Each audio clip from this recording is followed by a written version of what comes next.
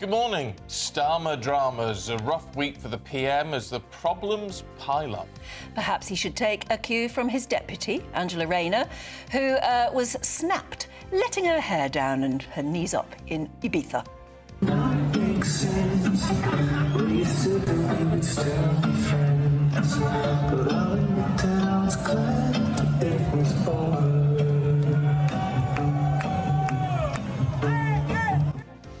Meanwhile, Oasis fans hold their breath as tickets go on sale to the public today, but a tout's already ruining the party. Details of the frosty relationship between Princes William and Harry certainly were unveiled because they crossed paths at a recent family funeral but didn't even exchange looks.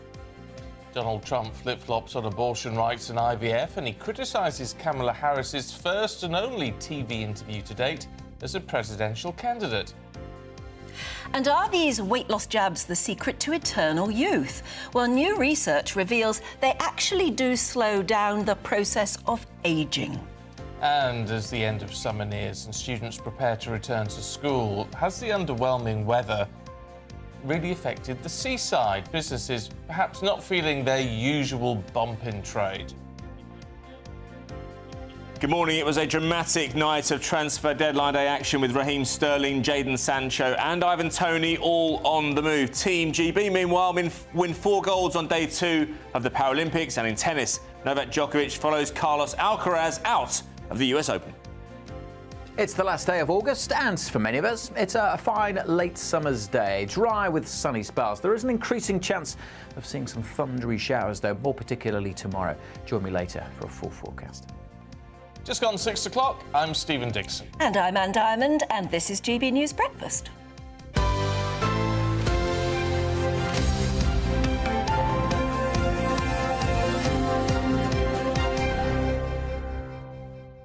I know everyone's moaning about the weather and saying it's not been a great summer holidays. I don't think the weather's been that bad. It's been quite good. To be honest, I think it's been all right. Really? Yeah. I'm not impressed. We've had quite a few warm days. Yeah. Quite a few very sunny days. Is that the most we can hope for? Quite a few warm days. I mean, It's we all haven't right, had a though. proper summer. Can't A please now summer with the weather, should can be you? one of those, a month or so of just gorgeous weather. Yeah, well, we haven't had that, but it's No. been all right. It's not like It's not over yet. it's not rained all the time. It's not over yet. I think. But it's over for the kids, so that's the thing. Yeah, I suppose so. Yeah. Back to school. It's a long time ago. And the for me. poor politicians back to Parliament. Oh, what a shame. I know, they have to work for a living instead of popping over to Ibiza and having a knees up. Yeah. There's a lot of funny pieces in the papers today about Angela Rayner. Sort of how dare she go and enjoy herself in Ibiza. She's got form, hasn't she, for getting up on stage and having a bit of a dance? Yeah. 4 o'clock in the morning, she was there in the same frock she'd been wearing about 5 hours earlier or something at a meeting in Downing Street. Well, Michael Gove did it. Yeah, he did. Yeah, that was a conference, wasn't it, as well? It was, well, they all go partying and Yeah, I know. Yeah. The Tories have got a bigger reputation for that than any other party. Yes, it's not fair to have a go at her for enjoying herself and, having a picture. Oh, this is Michael Gove having a dance. Oh, that's right. Oh, talk about dad dancing. Oh, give it. Well, why not? Have a bit of fun. I don't know what sort of club he was in, but he Yeah. was having a very good time. Don't know what sort of dancing it is. I tell you what I've been mulling about over the last few days is so many people I've met just in the village, in the shop, and all the rest of it. People saying, oh, what's this country going to? This is just All after, going to what, the 6 dogs. weeks of Labour government. The country's going to the dogs, and I'm gonna pack up and move and live somewhere else. But will they? Well, the next question is, where would you go? Yeah. And I remember after one of these conversations, I went back, sat in my living room. I feel the same at the moment. I think, when Keir Starmer gets up and says it's going to get so much worse and the next budget is going to be a killer and all the rest of it, you think, where would I go instead? But this is the thing. I think if we don't give enough consideration to what we'd miss, and I'm not talking about tea bags and that kind of stuff, but just maybe some sort of basic freedoms and privileges that we take for granted. Nothing's springing to mind right now. But Well, that's it. No, exactly. A lot of people go to places like Spain, of course. But the issue there is, it's not that things are politically any better, it's just you don't think about it. as an expat? You get away from it. Yeah, you just get away from it. You're not as engaged with it, I guess. And are you probably don't tune... I don't know, we've got a lot of viewers, I know, that live all over the place. Spain, Cyprus, Greece. We've got, well, New Zealand, Australia. But, I mean, is that the answer, to go and live somewhere else? And then maybe you don't concentrate on the politics of the country you've gone to live in? Yeah. The key is thinking things through. I mean, I know people who've moved from the city to the countryside for various reasons, and it's not always what it's cracked up to be. Well, and they come back within 2 or 3 years. Much better than the countryside, eh? I don't know. You'd want to live in a city. Yeah, true. Well, now it's too Yeah, maybe. expensive to Well, I live in think a city. It's really expensive, it's crowded and dirty. Well, I think it's work that keeps you there, isn't it? That's the thing. Exactly. Yeah. And I think given the choice, people would live a bit further out of town, especially with the prices and the differential's so much now. But certainly when you get to sort of retirement age, I mean, and I know you're thinking of retiring as early as possible, aren't you? Next week. Sort of. Next We're week. moving back up north. Are you? That's what we're doing. We're going to move back Move up out of north. London? Well, we're not in London. We're sort Yeah. of South Mids, technically. Why But up north? Just because you feel at home there? Yeah, that's where we're from. And it's home. So somewhere around... Cheaper to live, is it? It's cheaper to live, Yeah. but all the Not the areas families you're there looking. as well. Yeah, So well, close- that's very true. Closer to both the families. You see, Is your that's- phone on? Oh, yes, sorry, yeah. That's what's attractive to me about, as you near retirement, thoughts of retirement, you think, where would I retire? And so you would be living a slightly different life anyway, because you Yes. wouldn't be working so much. My fear has always been... Where would you go then? Well, I'm very keen on Cyprus because I know Cyprus. But Eleni in Makeup's trying to convince me to go and live on a Greek island. She said because she's there's Greek. she's Greek, yeah. There are these beautiful Greek islands where it's common to live to about 100 plus. Because the lifestyle is easier, the diet is better, the sunshine is good for you, and that's very tempting. And I know I've met a lot of expats in Spain who just love the life there and live a gentler, quieter My life. fear was always feeling isolated, somewhere just a little bit cut off. You'd make friends, though, wouldn't you? Not people like me, no. Oh, really? Would. Anyway, let me ask you, especially if you are watching from somewhere like that, and you've made that decision to just get the heck out of here and not interest yourself particularly in the politics of the country you moved to and live a retired lifestyle. Maybe you're working from a different... Because, again, remote working is possible now where it didn't used to be, and it's acceptable now since COVID. It's Digital acceptable nomads. to work from home where it wasn't before. Oddly, Neil in Budapest says, move to Budapest. Great place. Give us a reason. Been there 3 times. Yeah? Yeah. Great place, yeah. So, there you go. Okay. Anyway, Love to hear your recommendations. yeah, let us know. And your story, why you're there. Right, let's have a look at politics now, because it's been quite a sort of week for the new Labour government. The Prime Minister foreshadowing that painful budget in October and a backlash to the proposed smoking ban. Yeah, but despite that, the Deputy Prime Minister, Angela Rayner, has been spotted raving away with a top DJ at a super club in Ibiza. Well, the footage shows Ms Rayner dancing in the DJ booth while being cheered on by the crowd at High Ibiza on the Spanish party island. I bet she's really popular when she goes, because she's so recognisable. Yeah, and she just gets on with it. Yeah, absolutely. Political commentator Peter Spencer joins us now. Is that the highlight of your political week as well, Peter? Or are there more serious things to think about? Well, I have to say that Angela Rayner isn't exactly, from what I can make out, the Barbie girl in the Barbie world. I think she should take a few tips from John Travolta, maybe, but no, of course. I mean, in the scheme of things, this is a mere detail. I mean, the one takeaway from that is the fact that, yeah, she's Mrs. Normal, and what's wrong with that? But no, the big story of the week is, without any question whatever, Keir Starmer's blood, toil, tears and sweat speech in the garden at Downing Street. And I have to say, the one thing he did not promise was a rose garden. And clearly his objective is to make the narrative stick that the country has been in a make, do and mend mode for the last 14 years. And now the place is completely threadbare, and so it's going to cost, and we're all going to have to chip in to make the country work more effectively. And it has to be said, wherever you look, crumbling schools, record waiting times in hospitals, the list goes on and over, not to mention sort of prisons bursting at the seams. Wherever you look, there is stuff that has gone wrong and needs fixing. And unfortunately, that is going to mean a fair few of us, I fear, putting our hands in our pockets when the taxman comes knocking on the door. But the important thing for him is to make that narrative stick. And one advantage he has in this regard is the fact that the Conservative Party is engaged in a leadership contest, and while the children are nattering among themselves, so to speak, the Tory press, the Telegraph, and the Mail are acting, as it were, in loco parentis, doubtless with the Daily Express trotting along behind them like some nutty old granny. But that doesn't have the same clout as the Conservative Party speaking with one voice, and so that will, I think, work to Starmer's advantage, that he creates the narrative and there isn't an alternative on offer.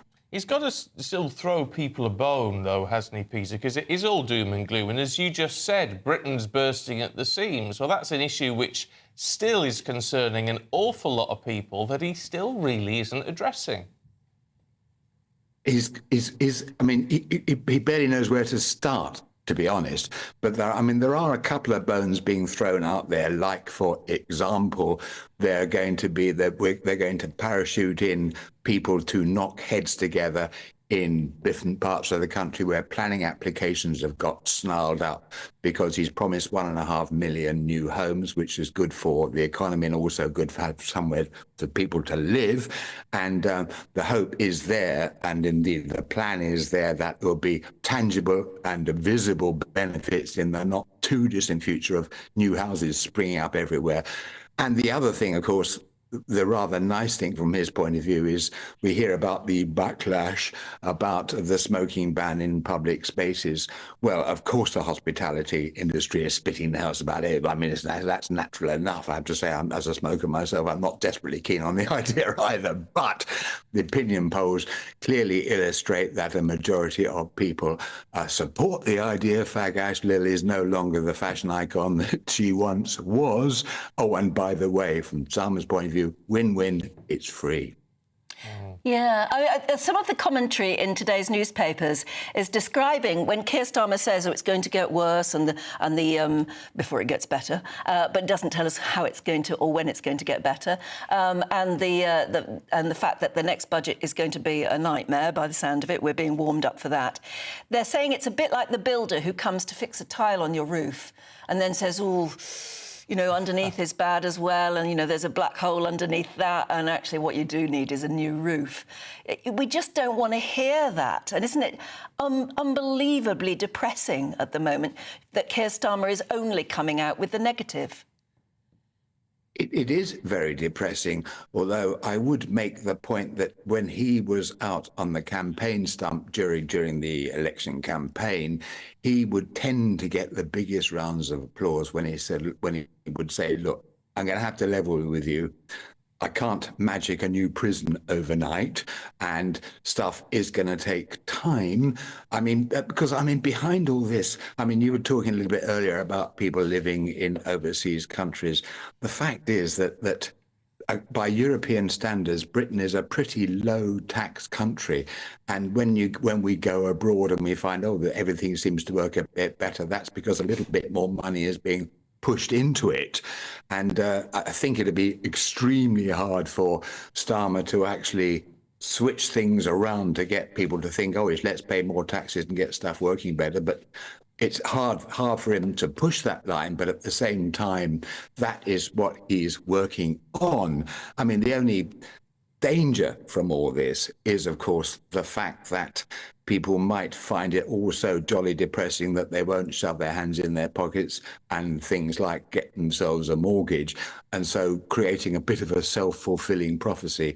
But on balance, he is hoping, and I think he's going to stick with it right through to the budget and beyond, that stuff has got to be fixed, and it's got to be fixed. You have got to fix the whole roof, not just a few slates here and there. And everybody knows that nothing really works. The important thing from his point of view is to get it clearly established in the public's mind that that's down to the Tories, not down to him. OK. Peter, for now. Thanks very much indeed. Yes. In fact, you've already been in touch telling us where we should move. Darren says, hi all at GB News. I'm just on my lunch break in Perth, Western Australia. Oh, very nice. I love life down under, having moved here in 2022. But I miss the UK terribly, especially, surprisingly, the politics and the rain. Oh, Isn't that weird? Don't be daft. Martin says Texas or Wyoming for me. Ooh. The only thing I would miss would be the football. Yeah, well, you can still watch it on the telly, can't you? And Philip says, bonjour. I live and work in Malta and love it. But I'd retire to Gozo if they didn't keep overdeveloping it. That's the thing, they do keep building. Kelvin says, I'm a retired expat from the Manchester area, now living in beautiful Coeur d'Alene, Idaho, USA. I'm loving the beauty, the sunshine, and I'm living the dream. Oh, there you go. That's Gosh, very nice you're living the indeed. dream, let us know. How and where and when and how do you afford it? Yes, how do we do it? Now, the Prince of Wales and the Duke of Sussex, well, sort of reunited on Thursday. Well, they were in the same room for the funeral of their uncle, Lord Robert Fellows.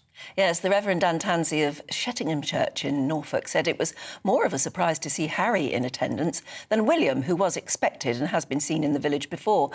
But whilst he was holding the reception, he didn't remember seeing the brothers talking to each other at all. Let's talk to Royal correspondent and writer Michael Cole. I mean, this comes as no surprise, Michael, does it, that, you know, they're even behind closed doors, they still don't want a lot to do with each other. Good morning, Stephen. Good morning, Anne. You know, this is a great story. Is he Houdini? Is he James Bond? No, he's Super Prince. In one bound, he's from teeming Los Angeles to the sleepy Norfolk village of Snettisham. Nobody saw him coming. His PR people said he wasn't coming because of concerns about his personal security. The villagers didn't let on. And yet, there he was, in the flesh, with the bristly ginger beard, sitting discreetly, it was said, at the back of the church, St Mary's, for the memorial service for his late uncle, Robert Fellows, who was married to Princess Diana's older sister, Jane. He wasn't expected. It was a big surprise. Nobody saw him on a scheduled flight. So how did he get there? Did he fly in a private plane to nearby RAF Mara? We don't know. We do know that his older brother also entered discreetly, also sat at the back, but away from Prince Harry. They did not look at each other. Certainly Prince William did not look at Prince Harry. And talking about a reunion, well, there certainly was not one. The interaction, you couldn't say it was minimal, it was invisible. So what do we make of this? Well, the two brothers have always been close to their Spencer family, and they did admire Robert Fellows, who was the late Queen's private secretary. But what are we to read into that? There they are in much, much happier days with their father. If it was an attempt by Prince Harry, and it may well have been, to open up a peace feeler to his brother, well, I don't think that's going to happen. There's going to be needed a great deal of fence mending before that relationship is ever stable and friendly again. Shall we say about fences, about as much fencing as it would need to enclose the whole of the 20,000-acre Sandringham estate. So it's odd, but it's quite clear that Prince William is in no mind to forgive his younger brother for all the slights and the unkind things he said, and also written in his autobiography, ghostwritten by an American journalist, like I said, biggest seller in the world, biggest selling autobiography ever written, and the paperback edition has just come out this week too. Interestingly, perhaps this is also a token of, shall we say, an attempt at reconciliation. Prince Harry has not added any chapters or forward or afterward to the book, and he's not going to be promoting it. But it's still out there, and it says some bad things about our family. Prince William could probably cope with that, but his younger brother did an unforgivable thing for most men. He criticised his wife. He criticised Kate, Princess of Wales. So no meeting of the brothers at all, no reconciliation, and indeed no reunion. Yeah, we'll leave it there, Michael. Thank you very much indeed. Yes, it's far too much to call it a reunion, even though the press are sort of trying to wish that upon them. There's no way. No. No, I think the damage has probably been done now. Some things you just can't go back on. You could argue, though, that Harry's trying. He's showing up occasionally, isn't he? Yes, but there's things that have been said. I know. Would you forgive? I And don't even know. stuff that hasn't made the press that you just think is not. It's going to take an awful long time, even if it does ever happen. Right, it's 6:20. Let's have a look at some of the other stories heading into the newsroom this morning. Well, Brazil's Supreme Court has ordered the immediate and complete suspension of X, formerly known as Twitter. The Brazilian Supreme Court and Elon Musk have been in a public feud for months after X failed to comply with legal orders to block certain accounts accused of spreading fake news and hate. Responding to the decision in a series of posts on X, Mr. Musk said Brazil is shutting down the #1 source of truth. A 14-year-old girl has been killed after a Russian strike on the eastern Ukrainian city of Kharkiv. It hit a playground, according to officials. At least 5 other people were killed, dozens more injured in the strikes, which also hit a residential building in the city near the Russian border. The strikes came just hours before Mr. Zelensky dismissed the head of his air force. Today's the day for thousands of Oasis fans. Tickets go on sale to the public this morning for their upcoming reunion tour. It comes after an incredible week for the band. They've just recorded their best ever week on the UK albums chart, 15 years after they broke up.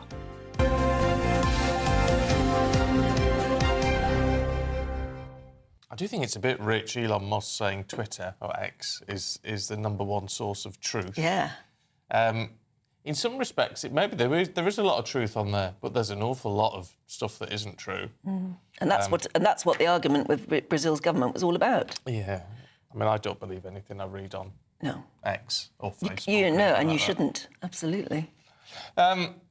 Right, we've been moaning about the weather. Should we see what actually it's going to do for us today and maybe into tomorrow as well? Here's Alex. A brighter outlook with Box Solar, sponsors of weather on GB News. Morning, welcome to your latest weather update from the Met Office here on GB News. The weekend set fair for the majority. Certainly today, most places going to be dry with sunny spells. A bit chilly out there this morning, and we will see the breeze picking up across the south, where also there will be quite a bit of cloud, certainly by this afternoon. There's a little bit of mist and fog around first thing, but that is clearing away, and then we'll see sunny spells for the vast majority. But in the south, we do need to keep our eyes on the skies because there is the potential for 1 or 2 showers to come drifting in later on, particularly across parts of the southwest. There is that breeze as well, temperatures into the low 20s but feeling cooler. Further north the winds are lighter, temperatures in the high teens or low 20s, so similar feeling day to yesterday. Now in the south and particularly the southwest there is going to be more cloud this afternoon and the possibility of 1 or 2 scattered showers moving by, even the potential for 1 or 2 heavy ones, but I suspect most places will stay dry, and certainly across North Wales, Northern England, Northern Ireland and the majority across Scotland. It's a good looking day for the last day of August, plenty of fine, bright weather, lots of sunny spells and temperatures getting up into the high teens. It will turn quite cool again, certainly across Scotland through the course of this evening. Further south, warmer and more humid air is arriving, which increases the cloudiness and increases the chance of seeing some heavy and thundery showers drifting up from France as we go through the night, but also during the course of tomorrow. And it does make for a warmer night across the south after a couple of cool ones, temperatures holding up in the mid-teens, but it will still again get down to single figures across northern Scotland. So tomorrow's a bit of a messy one. Generally for England and Wales there will be more cloud, but still plenty of hazy sunshine. The potential for some heavy showers at first over northern England, eastern parts of England and southern England in particular at risk for some heavy and thundery downpours, but they will be hit and miss. Many places won't see them and have another fine day, and generally through the weekend turning warmer and more humid. That warm feeling inside from Boxed Boilers, sponsors of weather on GB News. Well, let me say a good morning to Rosalind, who's been in touch. Says, good morning, we're watching you from a village in the hills of North Spain, close by the Camino Trail. We've been living here for 17 years, just about 90 people, and we're the only English ones. Our neighbours treat us like family. No regrets. Sounds very nice, Rosalind. When can we visit? Yeah, exactly. Answer to that one. Have you got room? Now, the Great British Giveaway keeps getting bigger, and our brand new one is the biggest yet. How do you fancy £36,000 in tax-free cash? Yeah, interestingly, when you work it out, and we were earlier, that's like having an extra £3,000 a month in your bank account for an entire year. But that's tax-free. Here's how it could be yours. This is your chance to win a £36,000 secret salary in the latest Great British Giveaway. That's like having £3,000 each month for an entire year. Extra cash in your bank account that you can do whatever you like with. Take a year off and keep it to yourself. You don't even need to tell the taxman, as it's totally tax-free. For a chance to win £36,000 in tax-free cash, text cash to 63232. One entry costs £2 plus one standard network rate message, or text bonus to 63232. 5 entries cost £5 plus one standard network rate message. You can enter online at gbnews.com/win. Entries cost £2, or post your name and number to GB08 PO Box 8690 Derby DE1 9TT. UK only. Entrance must be 18 or over. Lines close at 5 p.m. on the 25th of October. Please check the closing time if listening or watching on demand. Good luck. Best of luck to you. Going up and up and up. It is, isn't it? How can we afford it, I wonder? I don't know. Still, good fun if you win it. Still to come, sports news with Aidan. That's next.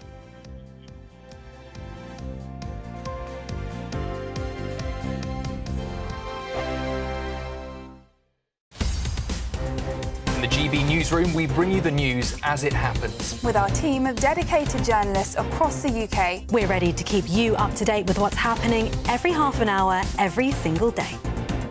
Bulletins here on GB News, the People's Channel, Britain's news channel. Join me, Camilla Tominey, for a frank and honest discussion with those in power that cuts through the spin and gets to the heart of the issues shaping our nation. You haven't confirmed that you want to stand as leader, but you haven't ruled it out either. This report basically says that he's not fit to stand trial. Is he indecisive? Incompetent? I deliver the dose of reality Westminster needs. That's the Camilla Tominey Show at 9:30 every Sunday on GB News, the People's Channel, Britain's news channel.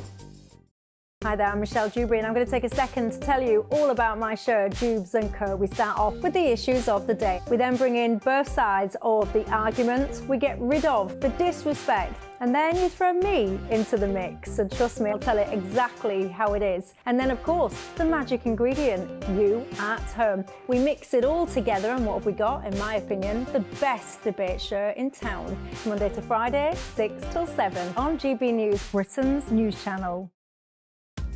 Are the newspapers getting you down? My wife didn't divorce me that month. Struggling to separate the wheat from the chaff? I know that it's a bit of a circus at the best of times. Well, don't worry. Headliners has got you covered. We'll take the burden of reading the day's news, and if we get depressed, who cares? It's an occupational hazard, frankly. That's Headliners on GB News from 11 p.m. till midnight, and the following morning, 5 till 6 a.m. on GB News, the comedy channel. Nah, just kidding. Britain's news channel. I'm Christopher Hope. And I'm Gloria Di Piero, bringing you PMQ's live here on GB News. Whenever Parliament is in session on a Wednesday at midday, we'll bring you live coverage of Prime Minister's questions. We'll be asking our viewers and listeners to submit the questions that they would like to put to the Prime Minister, and we'll put that to our panel of top politicians in our Westminster studio. That's PMQ's live here on GB News, Britain's news channel. Welcome to State of the Nation, daily plunge into the stories shaping our country. I'm Jacob Rees-Mogg, and Monday to Thursday we bring you the insights, the facts, the truth about how our country is being governed. Because what happens in Downing Street matters down your street. Tune in to State of the Nation every Monday to Thursday, 8 to 9 o'clock. Only on GB News, the People's Channel, Britain's news channel. I'm Andrew Pearce. This is GB News, the People's Channel, Britain's news channel.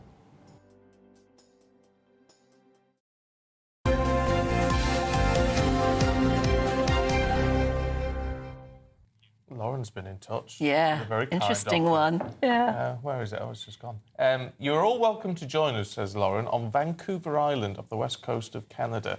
It's a lovely, slower pace of life. Yeah, but she says all your doctors love it here. Is that where our doctors are all going? Oh. In which case, it might be a good idea to go there because you'd get a sort of British doctor. Well, yes. Yeah. Well, nothing wrong with the And Canadian an appointment, doctor. maybe, yeah. It's going to be a lovely long weekend and the summer weather is lovely right to the middle of October. Oh, how very nice. I don't know if that's an invitation to everybody watching, but let's all go. Well, absolutely. Vancouver Island. Very nice too. Loving the show, but I'm getting ready for bed. That's all right. So we're an evening show for you. Right, Aidan's here with the sport. It was a bit of an old-fashioned transfer deadline day, wasn't it, yesterday? You could say that again, yeah. I mean, you know, we thought for years, or the last few years, that we were moving away from this frantic flurry of business late on deadline day, and there was a real rush last night because there are matches today and you had to register your players by a certain time if you're going to sign them. We've seen loads of money spent in this window, I think £1.7 billion, and it wasn't exactly loads of money exchanged yesterday. The key deals were loan deals. Raheem Sterling, we know that he's been struggling at Chelsea. His agency put out a call for clarification after he was dropped on the opening day prior to the fixture against his old club, Manchester City. It's a little bit of a strange thing to do, but it did at least tell the world that he's ready to move on now. He was out of the squad at Chelsea. He went to Arsenal late last night, which was a bit of a surprise because I thought he'd go to Manchester United. And it seems to be a move that's aimed at, you know, it could be good for the club. Obviously, he worked with Arteta at Manchester City when Arteta was on the coaching staff there. And crucially, Anne, he gives them title-winning experience. Arsenal are desperate to win a first title in 21 years. They don't have many players in their squad. For all their quality, all their undoubted attributes, they don't have many players in there who've actually been there, seen it and done it. Some of the players are quite young. Maybe he could just be that X factor that comes in there and plays off the left-hand side and just has that little bit of know-how, a little bit of experience, just is able to impart some knowledge onto the other players to help them get over the line. Ivan Toney was an interesting one, all the gambling problems from last year, the ban that he served for 8 months. There wasn't actually much interest in him in England. He was holding out until late last night, apparently, looking to get a move to one of the top Premier League clubs, but nobody was forthcoming, even at £40 million, which was relatively cheap for an England international who'd just gone to the World Cup and played off the bench. So he took the Saudi dollar. He went to Al Ahly for £40 million and he'll get paid £50 million over 3 seasons. So it's nice work if you can get it. Yeah. And Jadon Sancho was a good one as well. Out of sorts at Manchester United, had a good spell on loan at Borussia Dortmund last season, played in the Champions League final. He goes to Chelsea on loan to replace Raheem Sterling until the end of the season. So, as I say, you don't want to be that club, Anne, who does their business on the last day. You don't want to be the pantomime club, because it shows, it conveys an image that your club's desperate and that you don't have a plan and that you're just you're firing £50 notes out of a tank to try and fling some mud at a wall in the hope that some of it will stick. So, look, we'll know by the end of the season if the business has been good. But as I say, very old school last night. The Paralympics I haven't got into yet. Oh, you will? I will, yes, I will. It was day 2 yesterday. Day 2. We're doing OK. Oh, very well, very well. Very well. Second in the medals table now. 15 medals in total, 6 golds, 4 golds yesterday. Now, Tully Kearney has already won 2 golds on day 1 and day 2 now. She retained her 100-metre freestyle title, winning gold there, as I say, a second one in 24 hours. This is interesting. Jaco van Gas, who he's in cycling. He won the 3,000-metre individual pursuit. He'd been knocked over by a car last week. And he recovered. Yeah. He's had quite a colourful life. He was in the parachute regiment and got injured there. And he got run over by a car last week, but managed to get up and on his bike. These are extraordinary people, you know. Yeah, they are. And mind you, they're highly motivated. They've been wanting to be in this Olympics. He won the 3,000-metre individual pursuits. Back in the pool, where we've had some excellent success. Maisie Summers Newton retained the gold in the 200-metre individual medley in the swimming, and more success on the track in the cycling. Lizzie Jordan and Danielle Kahn, 1,000-metre time trial, gold for them. And we're second in the table behind China. And what did you predict in terms of medals the other day? You did. It was 100 to 140. Right. Well, I mean, I'd say that the key thing is golds, isn't it? You can have a lot of. We saw with the Olympics the other week. You can win. Well, in terms of the medal table, you need the golds, and they've come flying out of the blocks with 6 of those in the first 2 days, and with the hope of more today. Yeah. Well, fingers crossed. And in the tennis, Novak's out. He is 37 years old. Look, he won the Olympics a few weeks ago, so I don't think it's calling time, but it means that it's going to be the first time since 2017, when he had a quite bad year, that he's not won a Grand Slam. Now, he was beaten by the Russian 28th seed, 25-year-old Alexei Popyrin, and in 4 sets as well. He looks a little bit out of sorts, 49... Sorry, the Russian's playing as a Russian, is he? Yes, that's right, In the US Open? Yeah. Oh, that's interesting. That's right, yeah. So 14 double faults, 49 unforced errors, and he just looks a little bit out of sorts. And yes, look, time catches up with all players, don't they? But we saw Alcaraz go out yesterday. Flushing Meadows is a very, very tough... Well, it's a Grand Slam, so it's going to be difficult to win anyway. But I think they're suffering the schedule, Anne, because they've all gone deep into... You think of the back-to-back one after the other was French Open. You don't get much of a break before you go to Wimbledon. Then, of course, we had the Olympics, where Alcaraz and Djokovic both got to the final.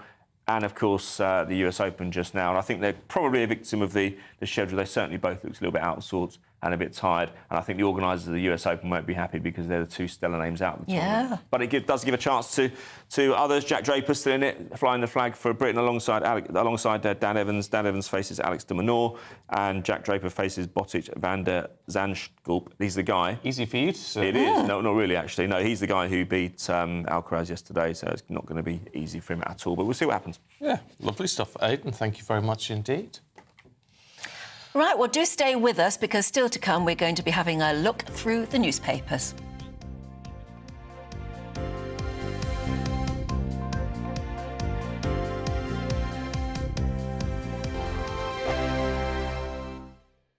This is GB News, Britain's news channel.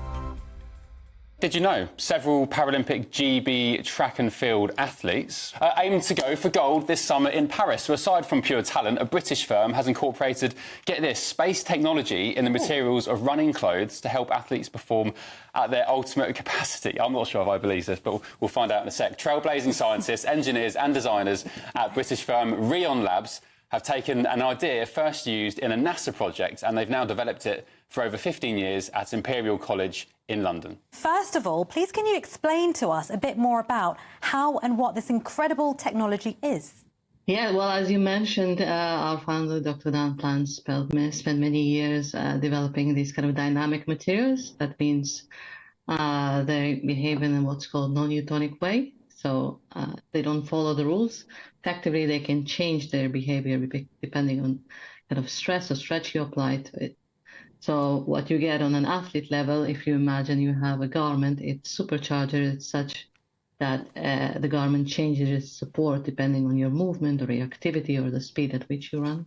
So you're saying that it generates, what, more sort of kinetic energy, is that right? Not quite. It makes you effectively make more out of your own energy. Spot the athletes with the wavy curves and stripes, you'll see that. So that's super polymer we have in combination with these stripes that are kind of built around the way your muscles moves. You said the difference between first and fourth place is a fraction of a percent.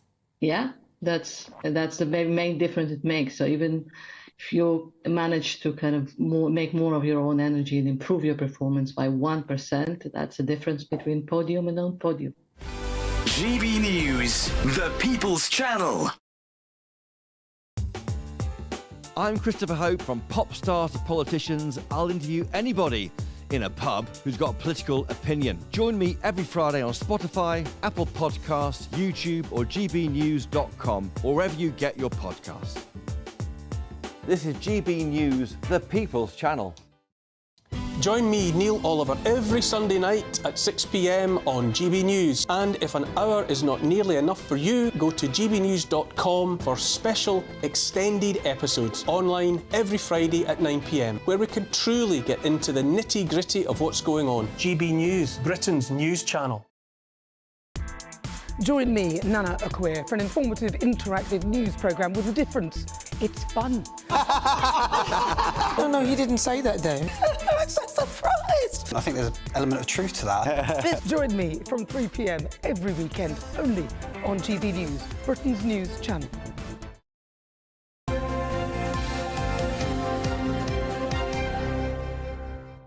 Let's have a look at some of the newspapers for you. The Eye leads with Labour not doing enough to help us with our energy bills. The Daily Telegraph reports that Ozempic has been hailed as a fountain of youth, which could turn back the clock on things like heart and kidney disease.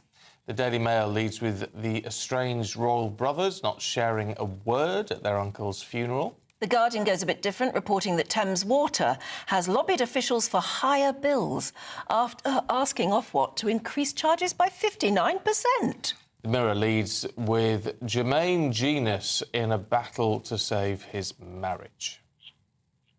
Well, joining us to go through the newspapers now, showbiz reporter Stephanie Tetchy and political editor of HuffPost UK, Kevin Schofield.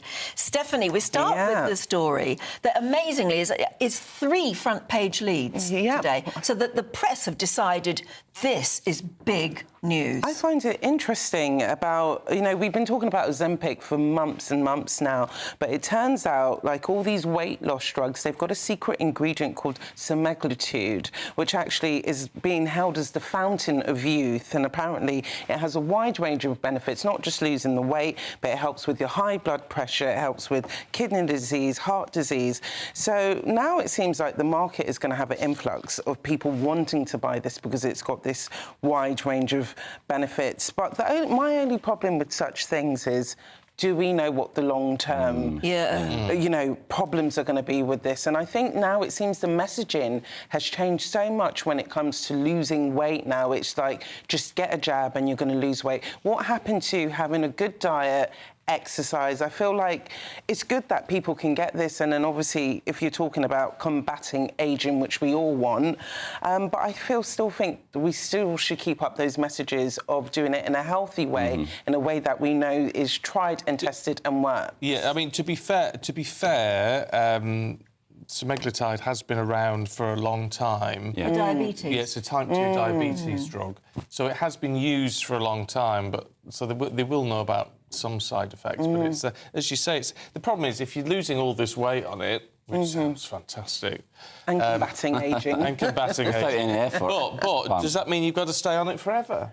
Well, I think you would have to, because my problem is what happens when you stop taking the injections? Like, are you just magically going to still look young forever and have a slim waist? I think, you know, most people you see, if you haven't changed your mindset when it comes to healthy eating and exercising, it'll be hard to maintain this. You see, this is a very big deal, important bit of research that's been done, I think, which is why it's on the front. It's the front page lead. It's a great Saturday story. It's a wonderful one. The researchers were from Yale and Harvard, and they found that semaglutide could reverse kidney disease, prevent heart failure, reduce untreatable high blood pressure, and cut the risk of dying from coronavirus by a third.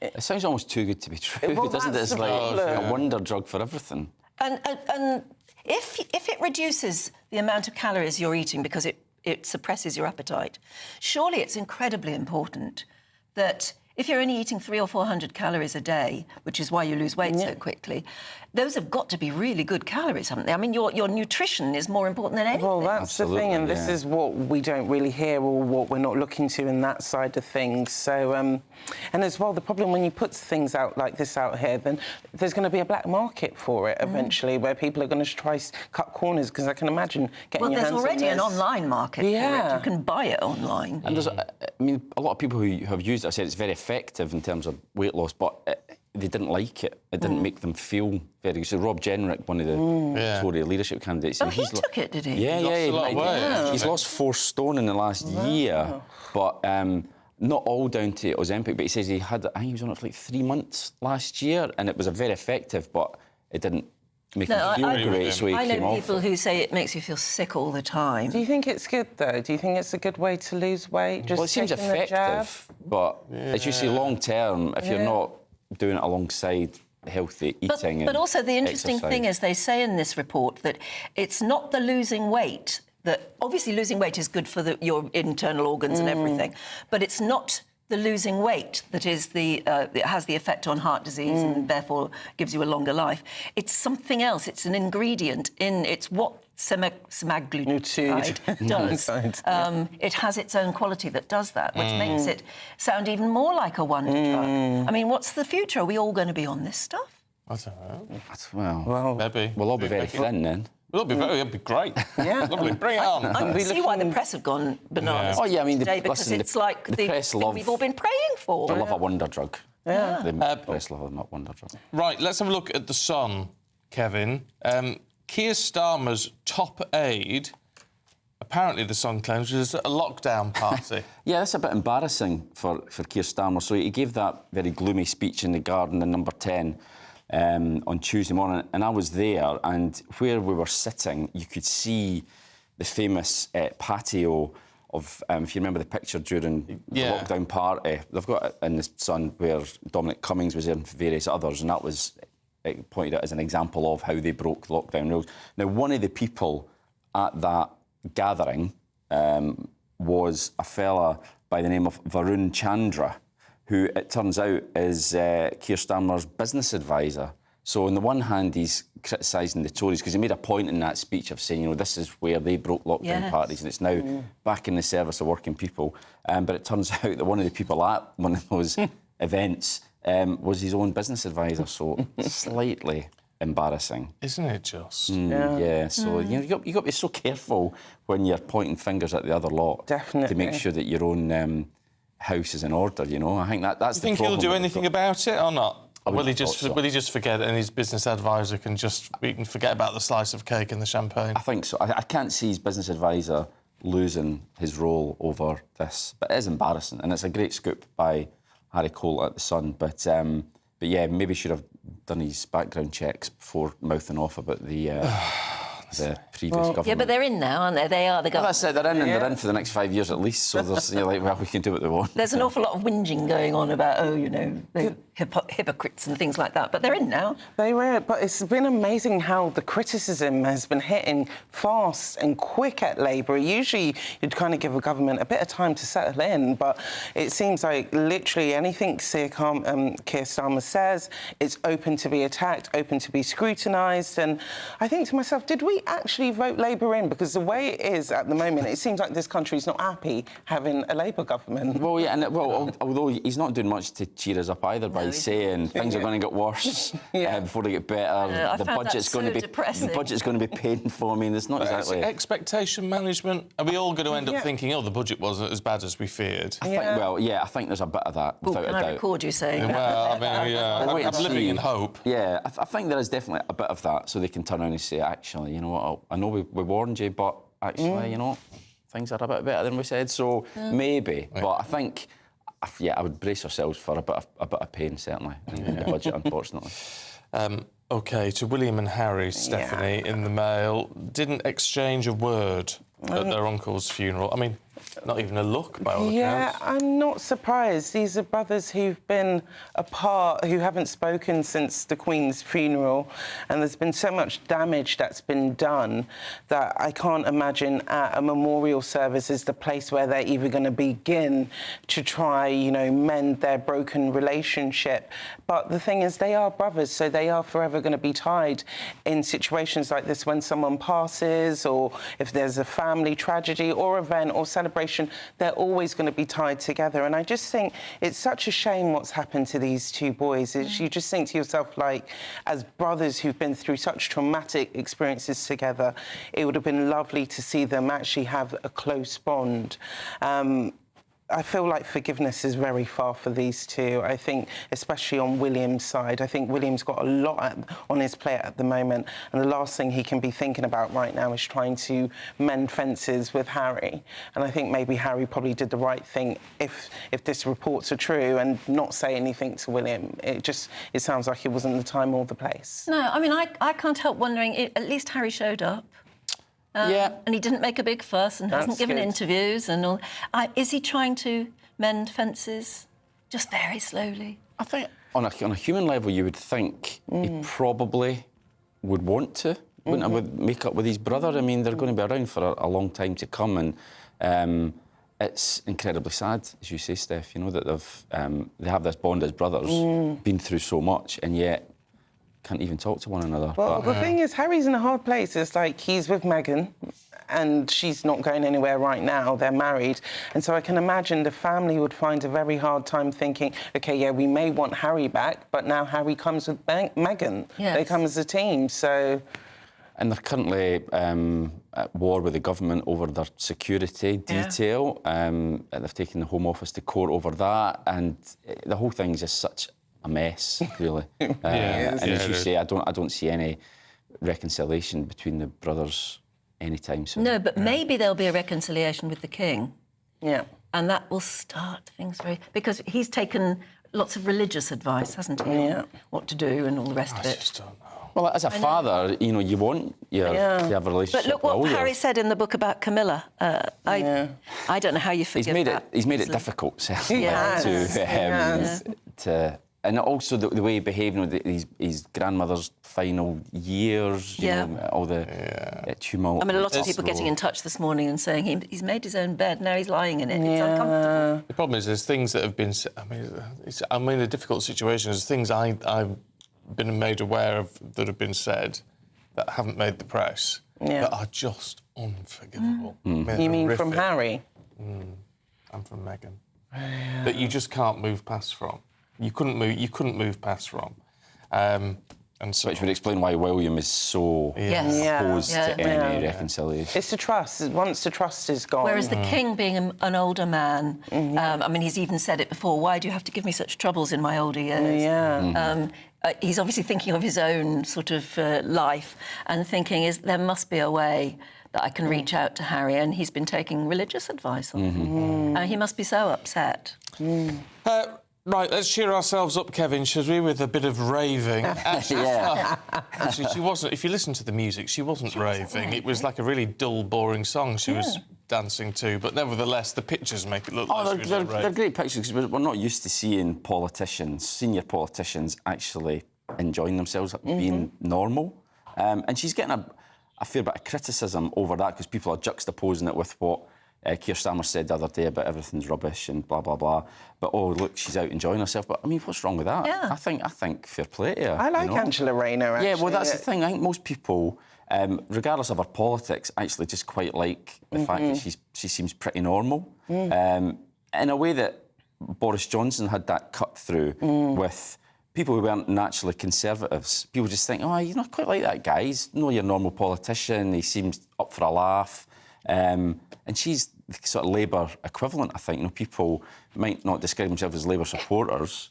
I don't know. Well, she's a very Marmite character. She is, absolutely. You know, I know. I speak to a lot of people who think, oh, I can't stand that woman. They don't know her. They just don't like the sort of vibe that she gives off. But I think having a go at her for being on holiday and having a bit of a laugh. You know, politicians have lives too. But you can't win, can you? No, you can't. And I think she's not pretending to be someone she's not. I think, you know, when she's in Parliament, she'll be one way, but then when she's got her time off, go to Ibiza and rave it up. Why not? Absolutely, yeah.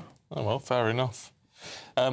But don't do it to ABBA's music, or you'll be in trouble. Stephanie, this is your story. It's about Donald Trump using ABBA music. At this point, I don't think Donald Trump's going to be left with any music to play his campaign, because there's just a growing list of people and artists and bands who are saying they do not want Donald Trump playing their music. And now ABBA, good old ABBA. If you've got ABBA saying they don't want you playing their music, then you're definitely doing something wrong in life.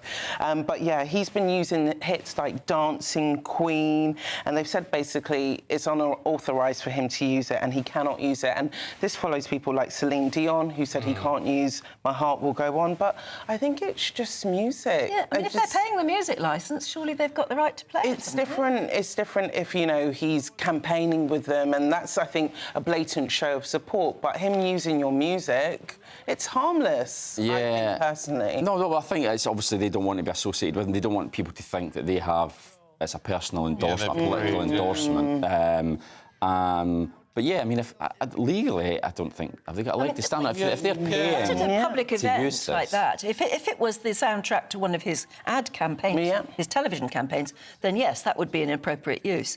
But I think just for getting the troops moving and a bit of a dance. You can ban it though. You can ban Can people you? who do it. Yeah. Oh, right. Yeah. Because you're basically paying for permission by paying the licence, so you can refuse to grant that permission. Right. Okay. I remember when David Cameron said he liked the Smiths. And Johnny Marr, the guitarist, says, right, you're banned from listening to the Smiths. You can ban him from listening to it, but I remember that. Worth a try. Right, thank you both very much indeed, Kevin and Stephanie. See you later. Let's get the weather now from Alex Deakin. A brighter outlook with Box Solar, sponsors of weather on GB News. Morning, welcome to your latest weather update from the Met Office here on GB News. The weekend set fair for the majority. Certainly today, most places going to be dry with sunny spells. A bit chilly out there this morning, and we will see the breeze picking up across the south, where also there will be quite a bit of cloud, certainly by this afternoon. There's a little bit of mist and fog around first thing, but that is clearing away, and then we'll see sunny spells for the vast majority. But in the south, we do need to keep our eyes on the skies because there is the potential for 1 or 2 showers to come drifting in later on, particularly across parts of the southwest. There is that breeze as well, temperatures into the low 20s but feeling cooler. Further north the winds are lighter, temperatures in the high teens or low 20s, so similar feeling day to yesterday.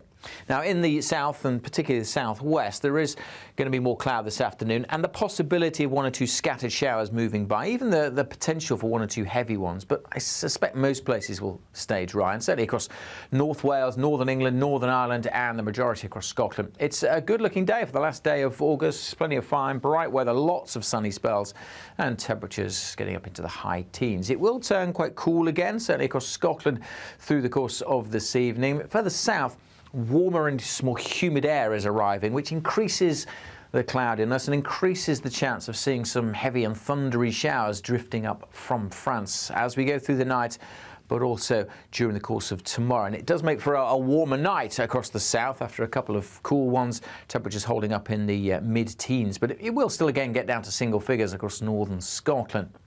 So tomorrow's a bit of a messy one. Generally for England and Wales there will be more cloud, but still plenty of hazy sunshine. The potential for some heavy showers at first over northern England, eastern parts of England and southern England in particular at risk for some heavy and thundery downpours, but they will be hit and miss. Many places won't see them and have another fine day, and generally through the weekend turning warmer and more humid. Looks like things are heating up. Boxed boilers, sponsors of weather on GB News.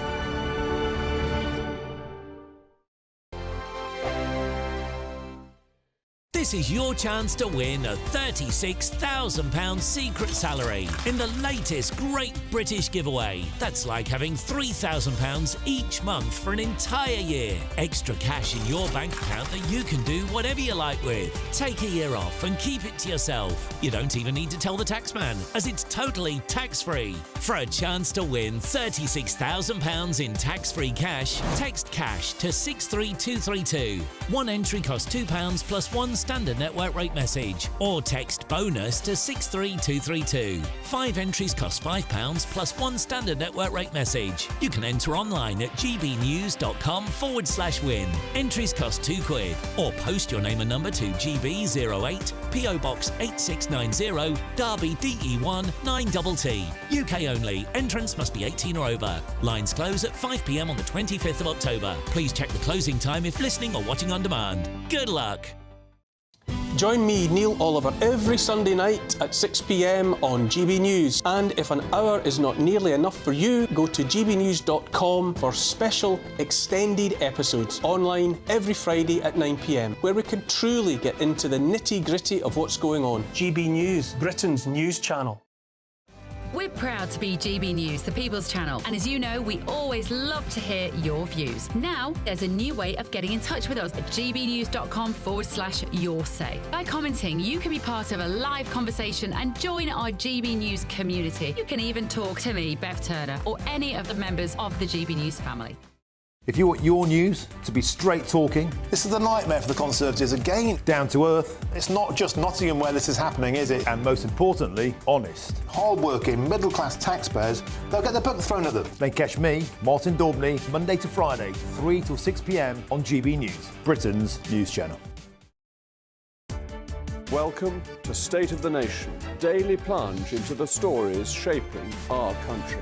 I'm Jacob Rees-Mogg, and Monday to Thursday we bring you the insights, the facts, the truth about how our country is being governed. Because what happens in Downing Street matters down your street. Tune in to State of the Nation every Monday to Thursday, 8 to 9 o'clock. Only on GB News, the People's Channel, Britain's news channel. Are the newspapers getting you down? My wife didn't divorce me that month.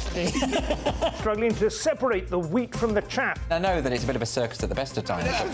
Well, don't worry. Headliners has got you covered. We'll take the burden of reading the day's news, and if we get depressed, who cares? It's an occupational hazard, frankly. That's Headliners on GB News from 11 p.m. till midnight, and the following morning, 5 till 6 a.m. on GB News, the comedy channel. Nah, just kidding. Britain's news channel.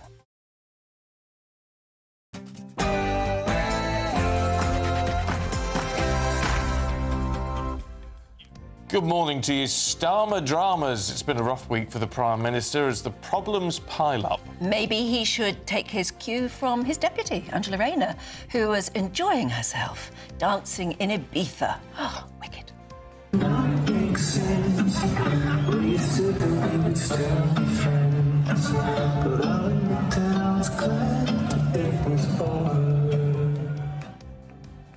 Meanwhile, Oasis fans hold their breath as tickets go on sale to the public today, but a tout's already ruining the party.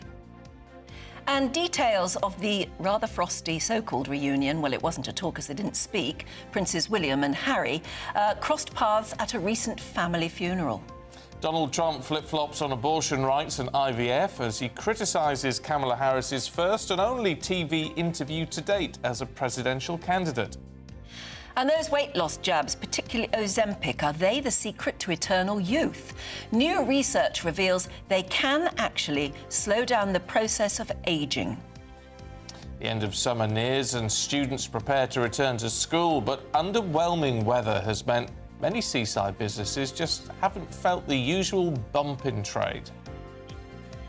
Good morning. Tennis superstar Novak Djokovic reflects on, in his words, some of the worst tennis I've ever played after following Carlos Alcaraz out of the US Open. At the Paralympics, Team GB win 4 golds on day 2 with the promise of more to come.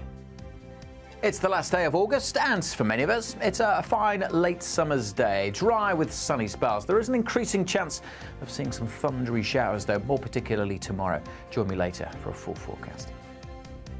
It's just gone 7 o'clock. I'm Stephen Dixon. And I'm Anne Diamond, and this is GB News Breakfast.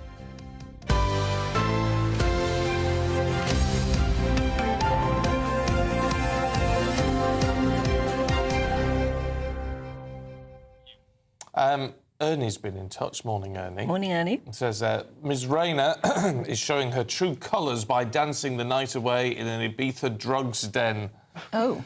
I don't know if that's necessary. It's a nightclub, isn't it? It is, not everyone. I mean, people have a view on whether drugs are going on in nightclubs. I'm but sure there was some drugs going on, because it tends to be in these places, doesn't there? But not everybody. Not a drugs den. I used to go to clubs in my younger days. I never did any of that, and guarantee you A few weeks ago, wasn't it? You were going clubbing. Brenda says, right, I'm Years officially ago. fed up of seeing that Rayner video. I'd sort of totally agree with you. So blinking what, you know? I don't know. yeah. Some people are infuriated because they some think moves. she's now Yeah, she's Deputy come on. Prime Minister, remember, Deputy Prime Minister. And is it befitting? You know, is it the right sort of behaviour we'd expect? I don't care. I've got to be honest, I don't really care. Away from politics, without thinking about the I'm not sort of having any political view. I'm just saying I don't really care. Does it really matter? She's just letting her hair down for... I don't know why she was going there, why she...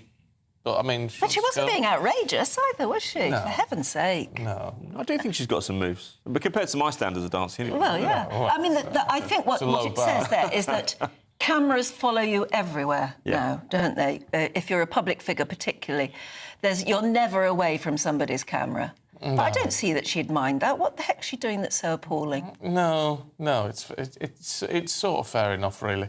However, it's upsetting a lot of people. It really is. In a week where we've had all this smoking ban stuff, we had this great doom and gloom speech from the Prime Minister and warnings of the budget that are going to be horrific, apparently, in October. So maybe that's why people are a bit fed up, thinking, well, why is she going and having a good time when the rest of us are sort of biting our nails, wondering what's going to come over the next couple of months. Political commentator Piers Pottinger is here. Good morning, Piers. I mean, it has been a week of doom and gloom, actually. It has, yes. And I think I don't blame Angela Rayner for going out and having a bit of fun, because there wasn't much fun for coming out of the government this week, and there's obviously going to be worse to come. From the way he was talking about the budget in October. I think it's going to be dreadful. Keir Starlin, as I call him, is back to old Labour. There's nothing new about this Labour. It's back to the 70s. Well, except the argument against that would be, well, you know, it's going to be tough because he's been left in a very tough situation. Yeah, well, I mean, every government plays that card. And also, a lot of this black hole has actually been created by what Rachel Reeves has done by handing out these huge pay awards to public service workers way above inflation. And in fact, everything this government has done so far has done the reverse of growth, which is what they keep talking about. It's actually driving the economy down. And everything they've done is penalise people, take things away from pensioners, put on a ridiculous tax on public schools, which is utterly unfair and purely out of spite.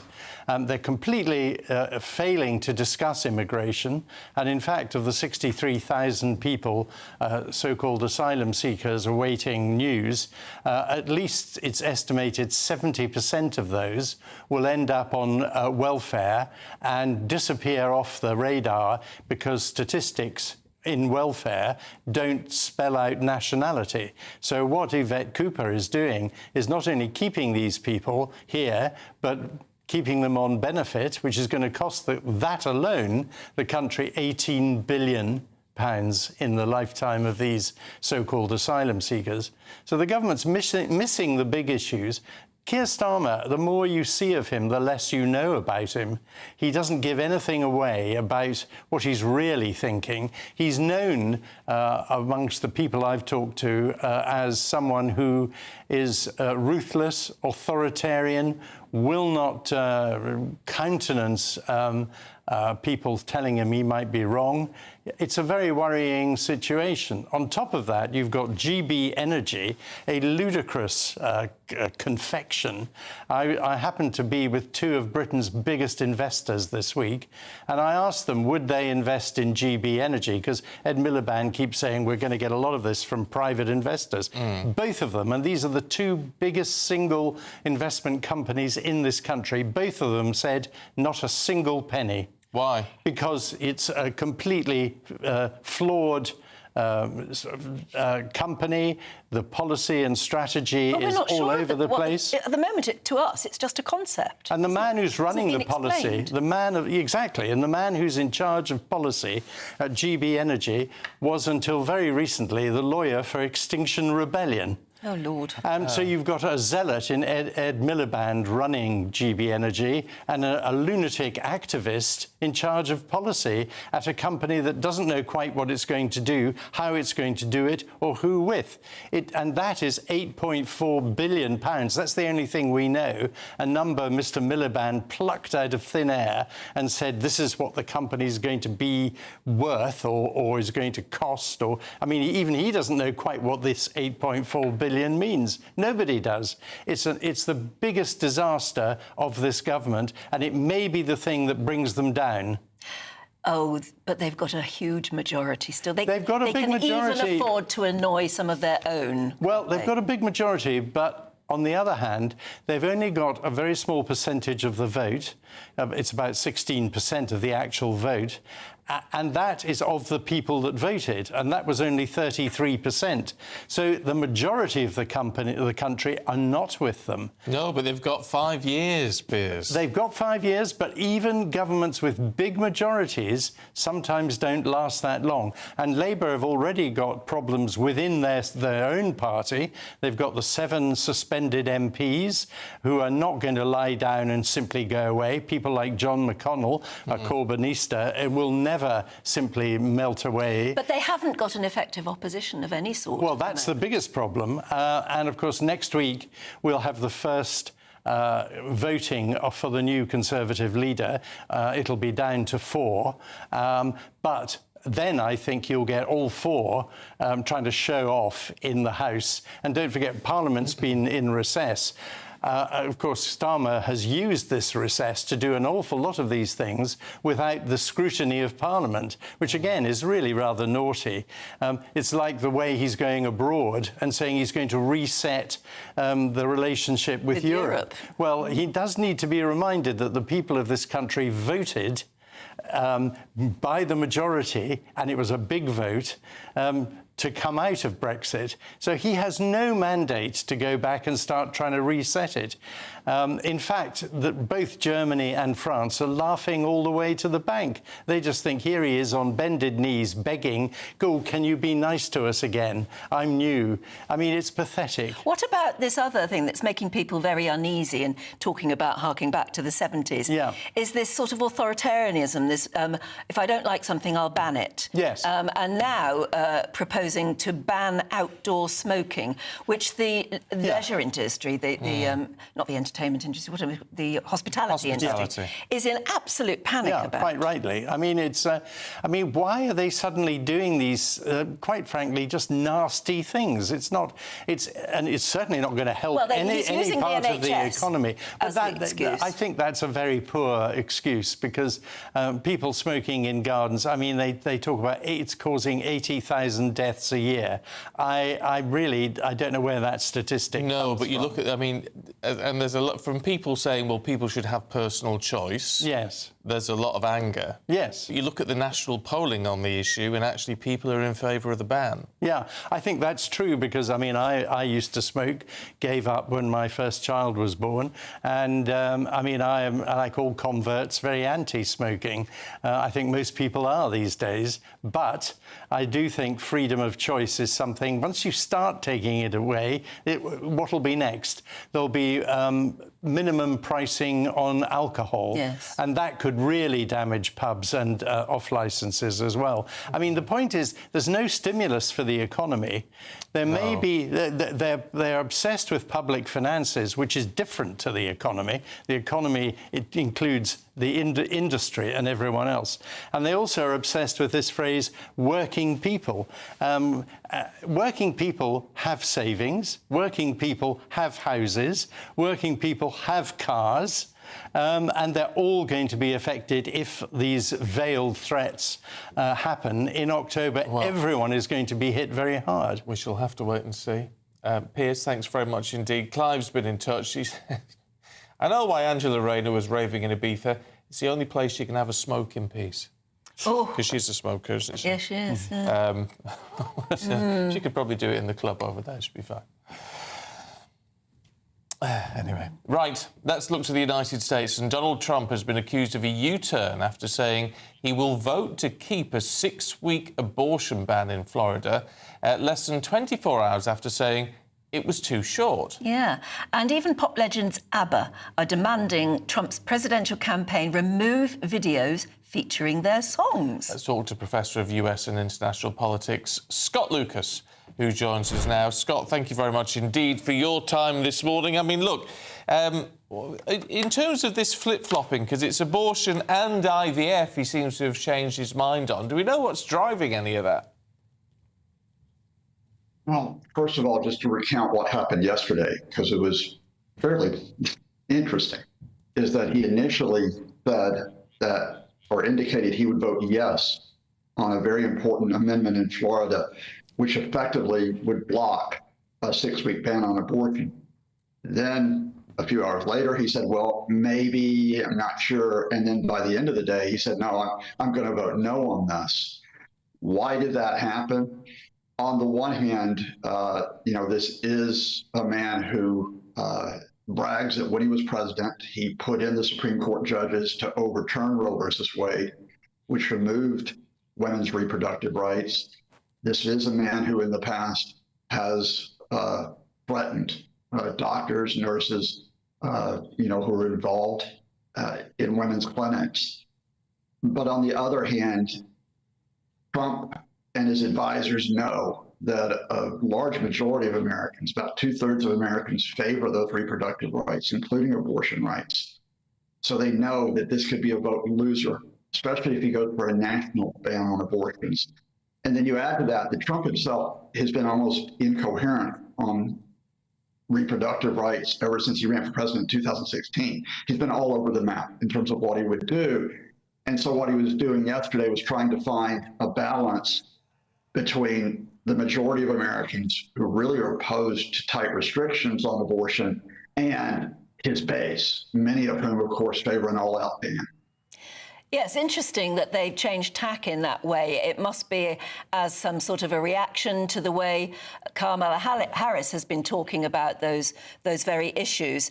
Just wondered what you thought, because we heard her give a great speech probably at the DNC, but she was put to the test in an interview the other day. Was it yesterday? And a lot of people saying that it was a really dismal performance. What did you think? Well, I'm sure Trump has said it was a dismal performance. Trump offered one word, which was boring. But from the standpoint of an analyst, rather than as someone in either camp, I thought it was a solid performance by her and Tim Walz, her vice presidential running mate. They were challenged on the issues by CNN's Donna Bash, including the economy, including immigration, including the environment. They set out their positions. I think Kamala explained very clearly where she is now on those issues. And I think, although she was a bit nervous, I think she did so with the command of what was happening. But I think the second more important thing is, I think you'll notice, folks, that the term that they kept hitting in that interview again and again was values, values, values. And the line, I think, the takeaway language is, we don't want a president who tears people down. We want a president who lifts people up. So I think in the sense of trying to get across that positive message, in the words of Michelle Obama, going high, versus what continues, to be honest with you, an insult politics by Donald Trump, who continues not really to talk about issues, but to attack Kamala. I think that high versus low is what they want to keep establishing going into the first presidential debate on September 10th. It's going to be an interesting watch, that's for sure. Scott, thanks very much indeed. Oh, it is. The interesting thing is, of course, although you did get some policy questions in that CNN interview, it was, in the States, what we're not getting really is policy from either of the candidates. No. Not really, which seems extraordinary. It is all about personality. Yeah, there was nothing you could grab hold of and say that is a deliberate policy. And she was asked what would she do on day one. And it was very vague. Her answer was just very, very vague. And a lot of people are concluding that she can deliver a speech if it's written and it's there on teleprompter. She can deliver well, and I'm sure she means every word of it when she does. But she's not so good just extemporising. No, but then do you need to be? No, not necessarily. We've had in the past we've had lots of leaders who aren't particularly good orators. It doesn't mean they're bad leaders, necessarily. Although we live in a different world nowadays where it's required of you. It is interesting that, Democrats saying let's lift everything up. Republicans are more attack mode, but the Trump base, like that. They like that. They're lapping it up. So I think it's too close to call. I don't like it when a leader stands up and says this country is broken. I really don't like that. It may be true, though, and that's what I believe that Keir Starmer's doing at the moment. It's going to get so much worse before it gets better, and I think that's not what I want to hear. It really isn't, but we did vote him in. There you go. Right, 17 minutes past 7. Let's have a look at some of the other stories heading into the newsroom this morning. Well, Brazil's Supreme Court has ordered the immediate and complete suspension of X, or Twitter as we used to know it. The Brazilian Supreme Court and Elon Musk have been in a public feud for months after X failed to comply with legal orders to block certain accounts accused of spreading fake news and hate. Responding to the decision in a series of posts on X, Mr. Musk said Brazil is shutting down the #1 source of truth. A 14-year-old girl has been killed after a Russian strike on the eastern Ukrainian city of Kharkiv hit a playground. At least 5 other people were killed, dozens injured in the strikes, which also hit a residential building in the city near the Russian border. The strikes came just hours before Mr. Zelensky dismissed the head of his Air Force. Today's the day, oh yes it is, for thousands of Oasis fans. Tickets go on sale to the public this morning for their upcoming reunion tour. And that comes after an incredible week for the band. They've just recorded their best ever week on the UK albums chart, 15 years after they broke up.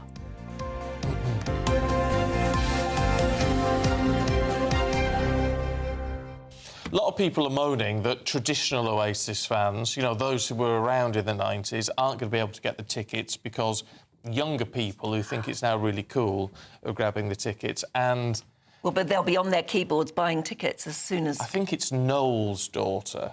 I think it's Noel's, I might be wrong, has launched an attack on all that, saying, well, you know, it's for young people should be allowed to go. There's loads of young fans. But I sort of think if you were around in the 90s, if you're a massive Oasis fan, you've been waiting all these years for a reunion, you should be able to get a ticket more easily. And what I want to know is the brothers have both said they don't want ticket touts to make a profit from this, and that if you buy a ticket from a tout, so if you're paying up to something like 6,000 for a ticket, you won't get in. How can they tell where you bought your ticket from? Don't know. There are a couple of resale sites which they say are approved, but they can only be sold at face value. Which I think is great. Yes. You know, so if you're only paying face value for a ticket, that's exactly how it should be. But how do you check? They must have some system in place. I don't know what it is. I don't know what it is. There must be, though. There must be. Absolutely must be. Maybe you have to prove that you bought it at a certain price by showing your credit card, you know... bill. I don't know. Everyone's going to be turning up with armfuls of paper. I don't know. There must be a way of doing it, otherwise they wouldn't have said it. But that's apparently what they're going to do, which would be great if it works. So don't buy these hugely expensive tickets. It's a scandal, actually. But if you really want to go and you've missed out on the first sale, you'd be tempted, wouldn't you? Well, if you've got that sort of money. Heck. Anyway, if you've got a view on that, let us know. If you're a big Oasis fan, we'd love to hear from you. gbnews.com/yoursay. Let's have a look at the weather. A brighter outlook with Box Solar, sponsors of weather on GB News. Morning, welcome to your latest weather update from the Met Office here on GB News. The weekend set fair for the majority. Certainly today, most places going to be dry with sunny spells. A bit chilly out there this morning, and we will see the breeze picking up across the south, where also there will be quite a bit of cloud, certainly by this afternoon. There's a little bit of mist and fog around first thing, but that is clearing away, and then we'll see sunny spells for the vast majority. But in the south, we do need to keep our eyes on the skies because there is the potential for 1 or 2 showers to come drifting in later on, particularly across parts of the southwest. There is that breeze as well, temperatures into the low 20s but feeling cooler. Further north the winds are lighter, temperatures in the high teens or low 20s, so similar feeling day to yesterday.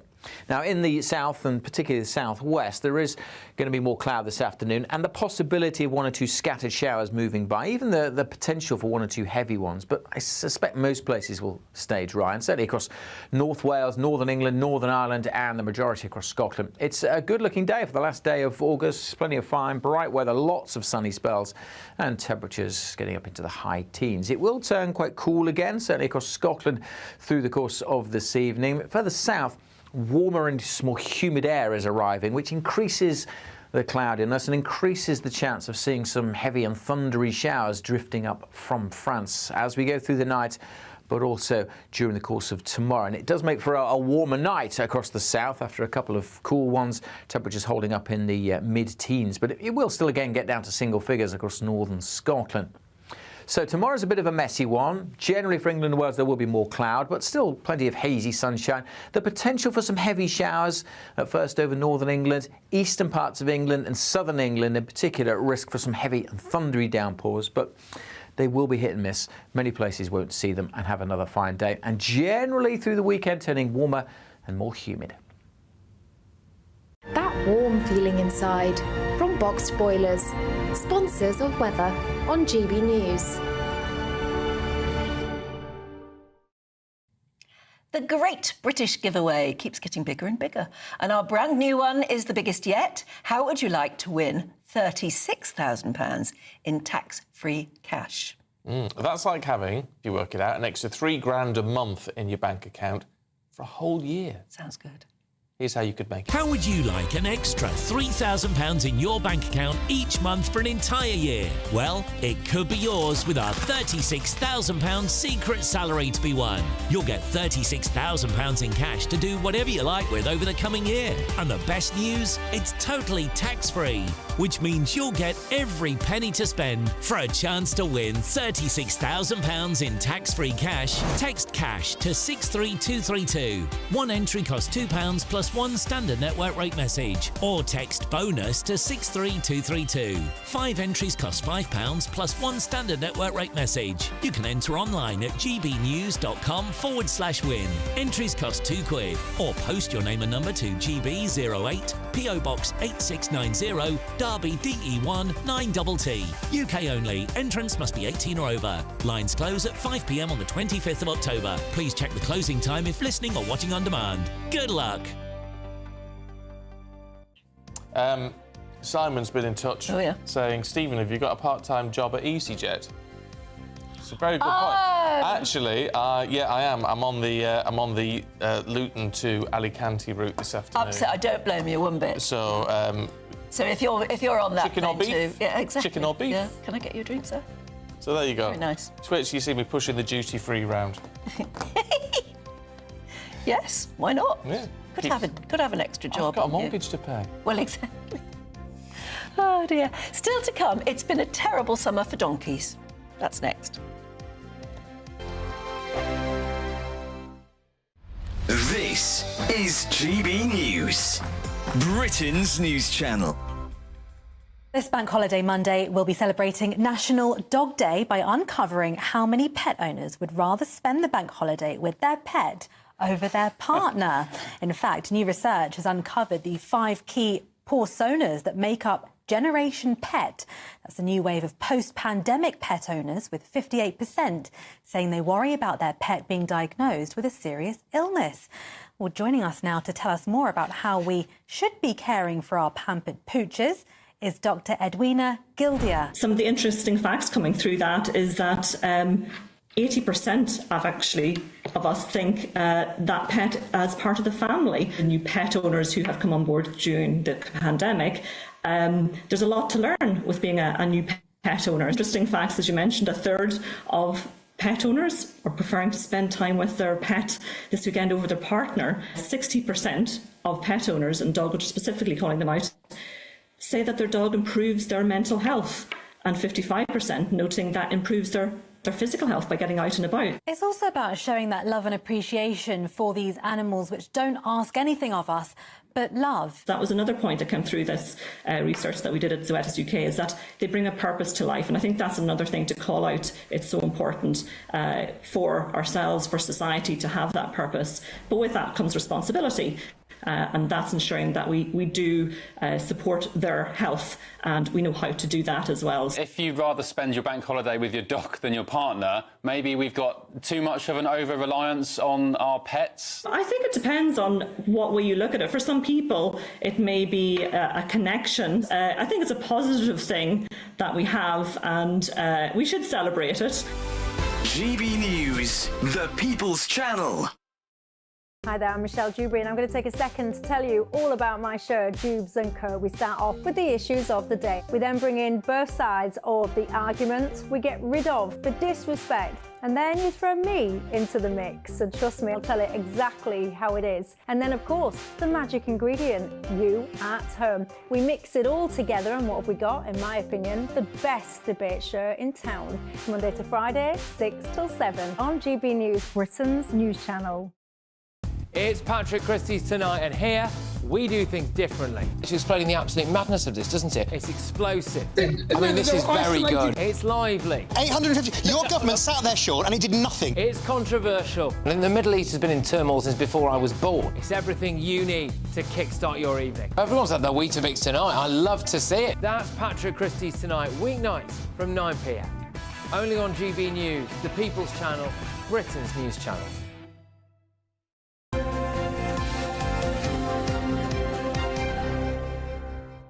This just made me laugh. Gillian, morning Gillian, says, is one of your morning producers an Oasis fan by any chance?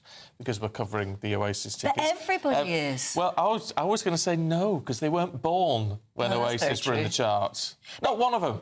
Everybody, I mean, they're all over the papers and everything's Oasis, Oasis, Oasis. It's big news. Is it? Yeah, I think it is big news. That I suppose it is. My question would be, will the concerts ever actually happen, or will they have a big bust-up beforehand? Ooh, they can't let their fans down now, can they? Especially once they've paid money. Done it before. I mean, they broke up before a big concert last time, didn't they? So it never happened. So I don't know. You know, they're volatile, those two boys. I know not everybody is a huge Oasis fan, but it is, it is big news. Yeah. Oh. Nigel says, keep your awful Oasis. Controversial, Nigel. Ooh. Not a patch on ELO, Fleetwood Mac, Eric Clapton, Paul Carrack, Bob Seger, The Stones, or Eagles, The Squeeze.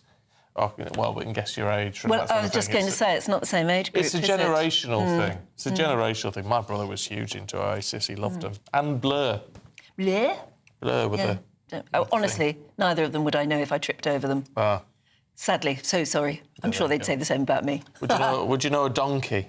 Oh, yeah, I love a donkey on the seaside. Have you been on a donkey ride on the seaside? I did as a child, yes. Yeah, I did too. I always felt sorry for the donkeys, though, because, frankly, they were going up and down the seafront, particularly Weston-super-Mare, I think we used to go to. They were famous for the donkeys.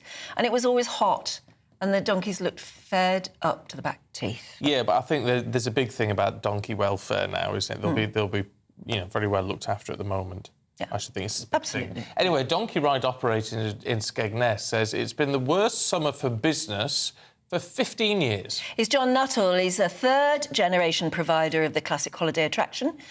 And he blames poor weather, and the higher cost of living for the seasonal slump. Well, with the Met Office highlighting a cooler, duller summer than usual, we sent our East Midlands reporter Will Hollis to find out more about just what impact that has had.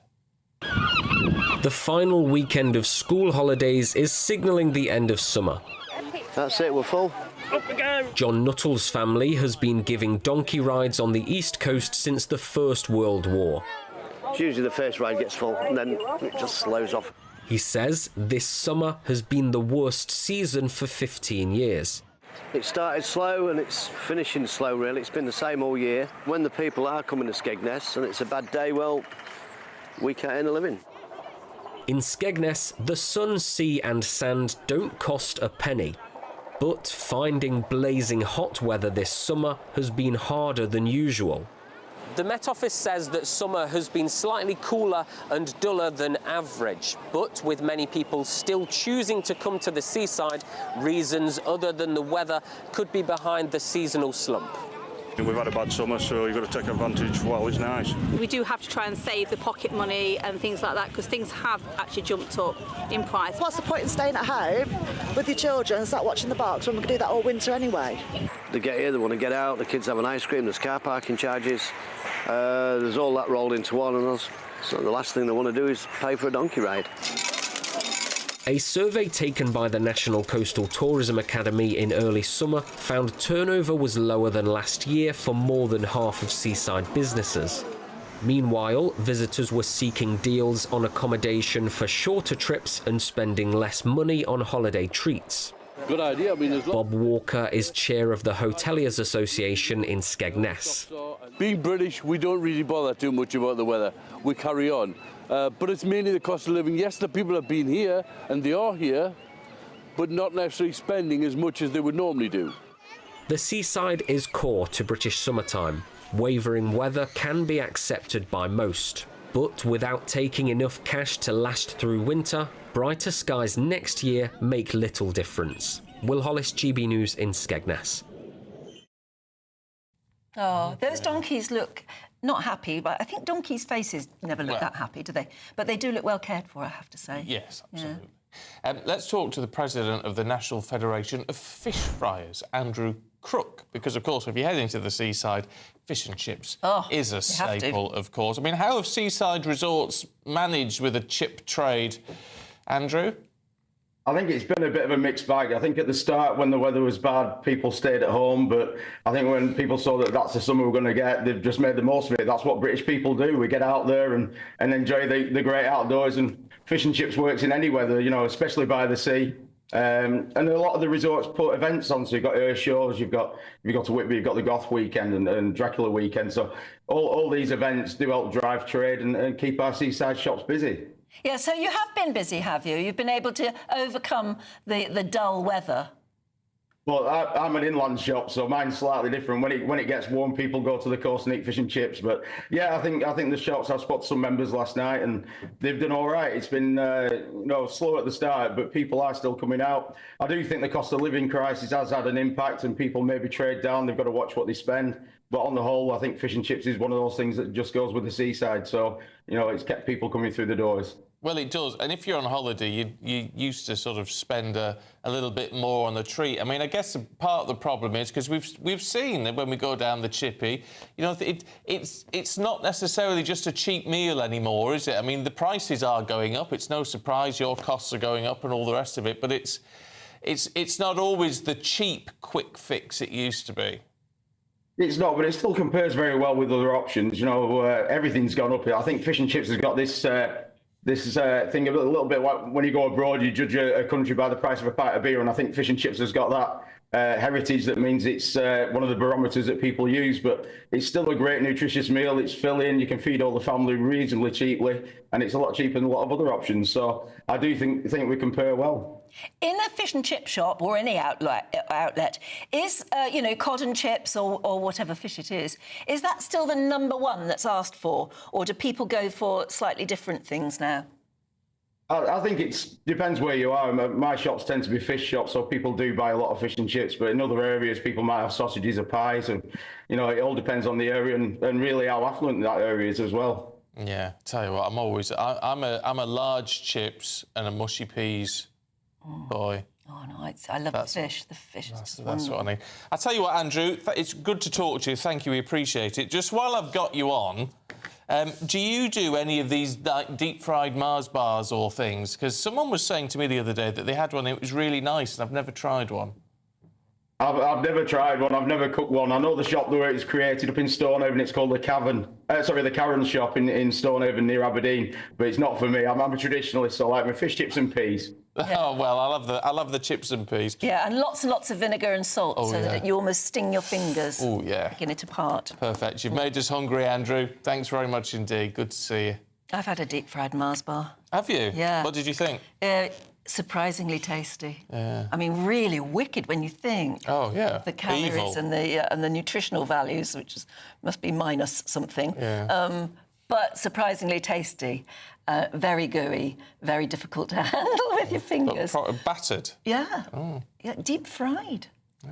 But yeah, you can deep fry lots of things. I want to try it. Yeah. I want to try it. But I do love going down the chippy. But nothing beats the fish and chips together. Mm. Yeah, there you go. It's great to be English sometimes. It really is. That's one of those things you have to experience. Fun. Right, we've got lots of sport heading away with Aidan. Latest on the Paralympics and the latest on transfer deadline day, which closed tennis. last night. Oh yeah, tennis as well.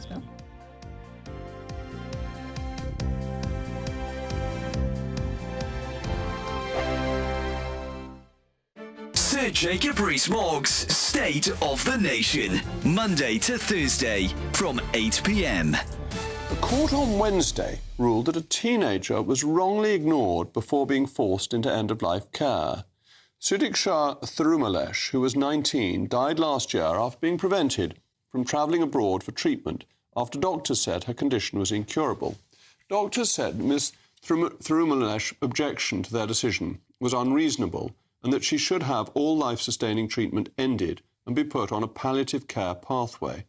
Last August, a ruling said that the teenager lacked mental capacity to make her own decisions, but 3 judges in the Court of Appeal overturned that decision last week. Lawyers said the move reaffirms the right of patients to disagree with their doctors. The teenager remained fully conscious while being treated by the University Hospitals Birmingham NHS Foundation Trust.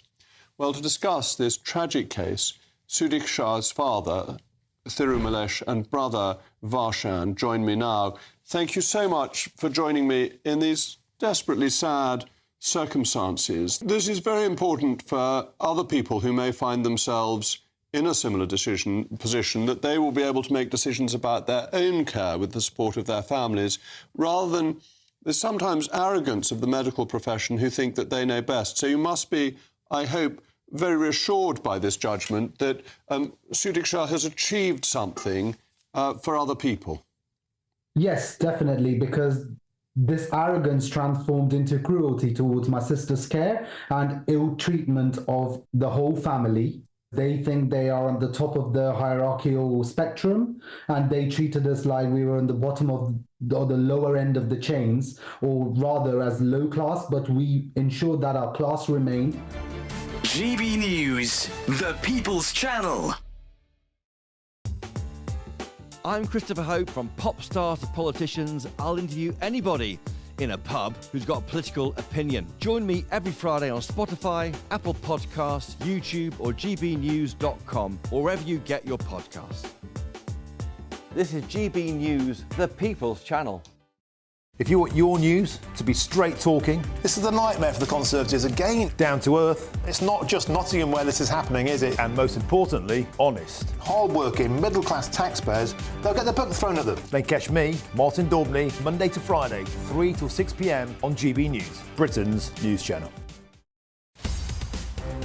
In the GB Newsroom, we bring you the news as it happens. With our team of dedicated journalists across the UK. We're ready to keep you up to date with what's happening every half an hour, every single day. Bulletins here on GB News. The People's Channel. Britain's news channel.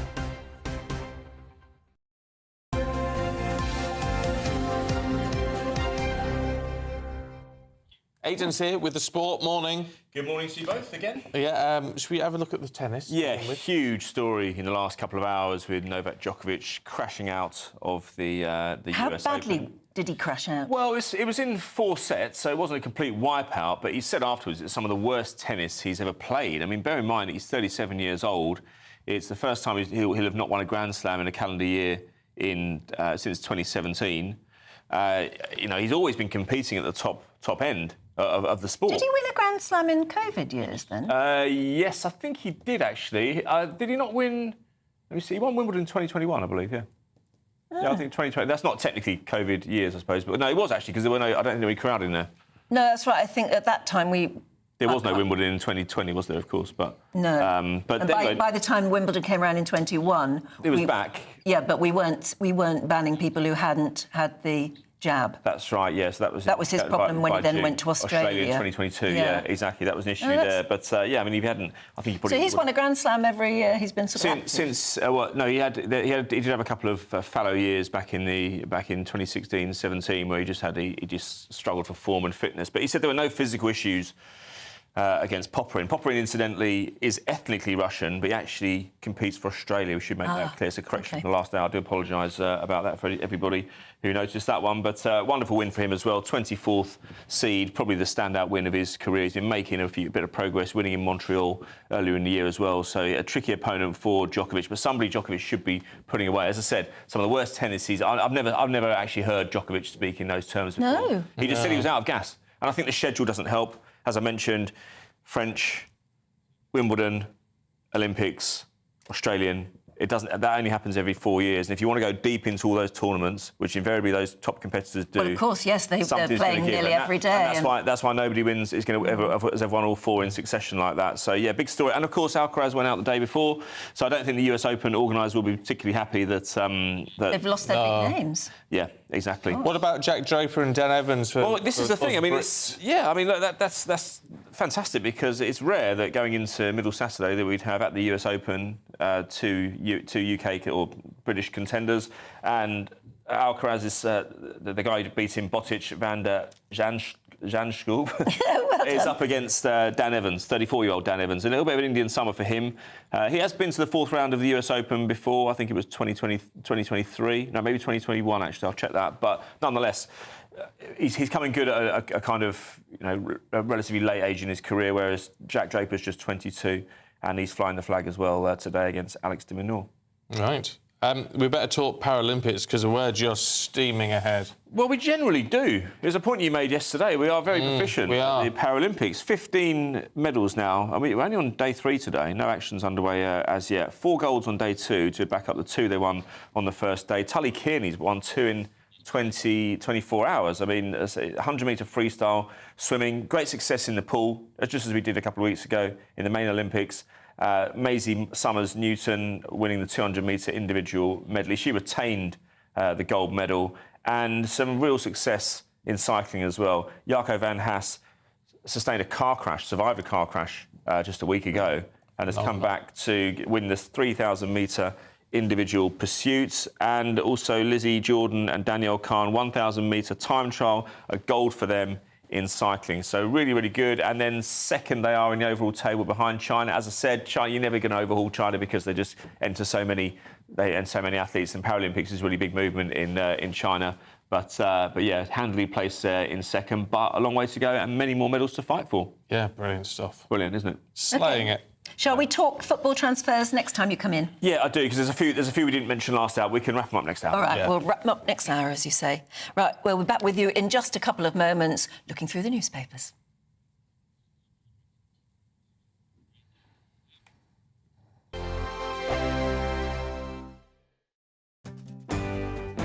I'm Bev Turner. Thank you for joining us on GB News, the People's Channel, Britain's news channel.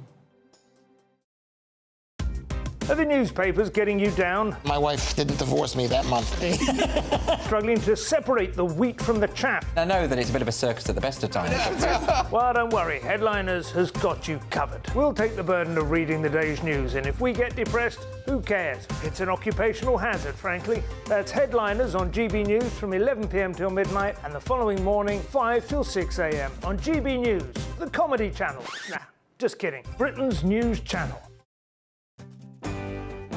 I'm Mark Dolan, and this is GB News, the People's Channel, Britain's news channel.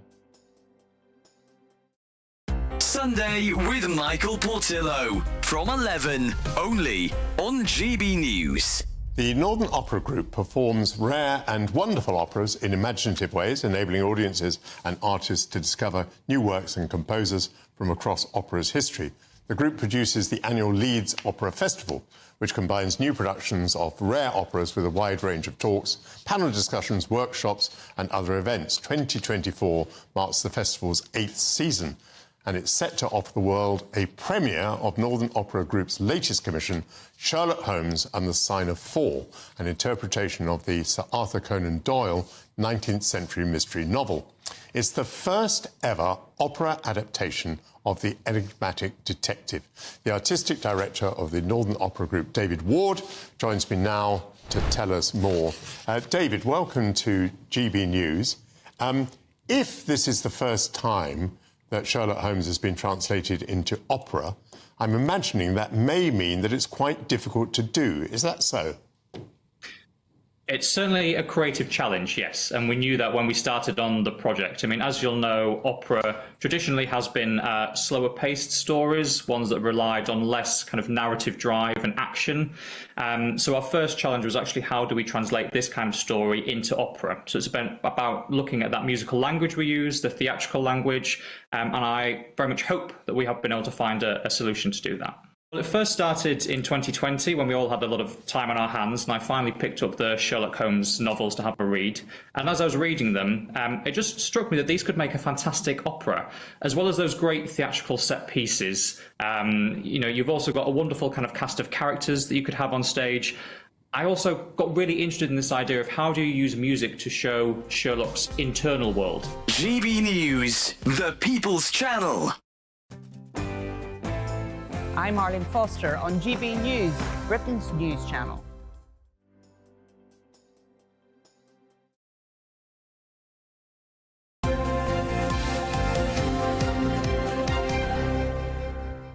Time to have a look through the papers this morning. Showbiz reporter Stephanie Tetchy and political editor of HuffPost UK, Kevin Schofield, are here. Good morning to you both. Good morning. Kevin, let's have a look at The Guardian, with Democrats praising the Kamala Harris interview. Yeah. Which is, I guess earlier on said, well, it was very solid. I mean... It was a bit boring. It was quite boring. I mean, this story, surprise, surprise, Democrats thought she was really good. Yeah. Republicans, not least Donald Trump, thought she was very bad. I think it just shows how polarised things are in America. There's probably a very minute proportion of the electorate are actually genuinely undecided, in the middle, who are willing to sort of give her a fair hearing, really. By now, we're so close to that election. People are set in their views. But, to be fair to her, she'd been criticised for not doing any sit-down interviews, and now she has done them. OK. We're just going to sort your mic out, Kevin, because it's playing up. We'll sort it out. Someone will be in immediately to whisk it off and give you a new one. I was talking a lot of sense for once. No, I know. That's why He was talking sense. That's why we don't like it. Stephanie, what do you make of it all? Because, there's so much excitement around her in the States, amongst, half of the states anyway, but we're not getting any detail, any policy from anybody at the moment. Well, that's the thing. I feel like she's just been... Obviously, she's been thrown into this quite last minute, and I feel like she's got quite a few things she needs to think about. She needs to come across as a good campaigner, but also as a good leader. And I think this is the problem at the moment with her. It's like, is she going to be the one to actually be a good leader following Joe Biden? How is she going to get on the world stage? But I think she's doing a good job. I think she's one of those women who she's had a lot of criticism, but I think she can bypass that and connect to the American audience. Oh, it's going to be interesting to see, Kevin, now that we've changed your mind. Hopefully, yeah. Yeah, did you watch the interview? Were you impressed? I saw bits of it. I thought it was quite a soft interview. It wasn't an Andrew Neil, Jeremy Paxman style grilling. No, when she gave a vague answer, it was left there. Yeah, exactly. There was no kind of follow-up. So I think she got a bit of an easy ride. And the fact that she did it with the vice president candidate as well was a bit odd when she didn't do it on her own. He was just sitting there. Yeah, it was slightly awkward, really. I've never seen that before. Now, the argument for it, they've said, is, well, because they've had to basically come into the last minute because Biden's only just stood... It's better for people to see them both together because they don't know who either of them are.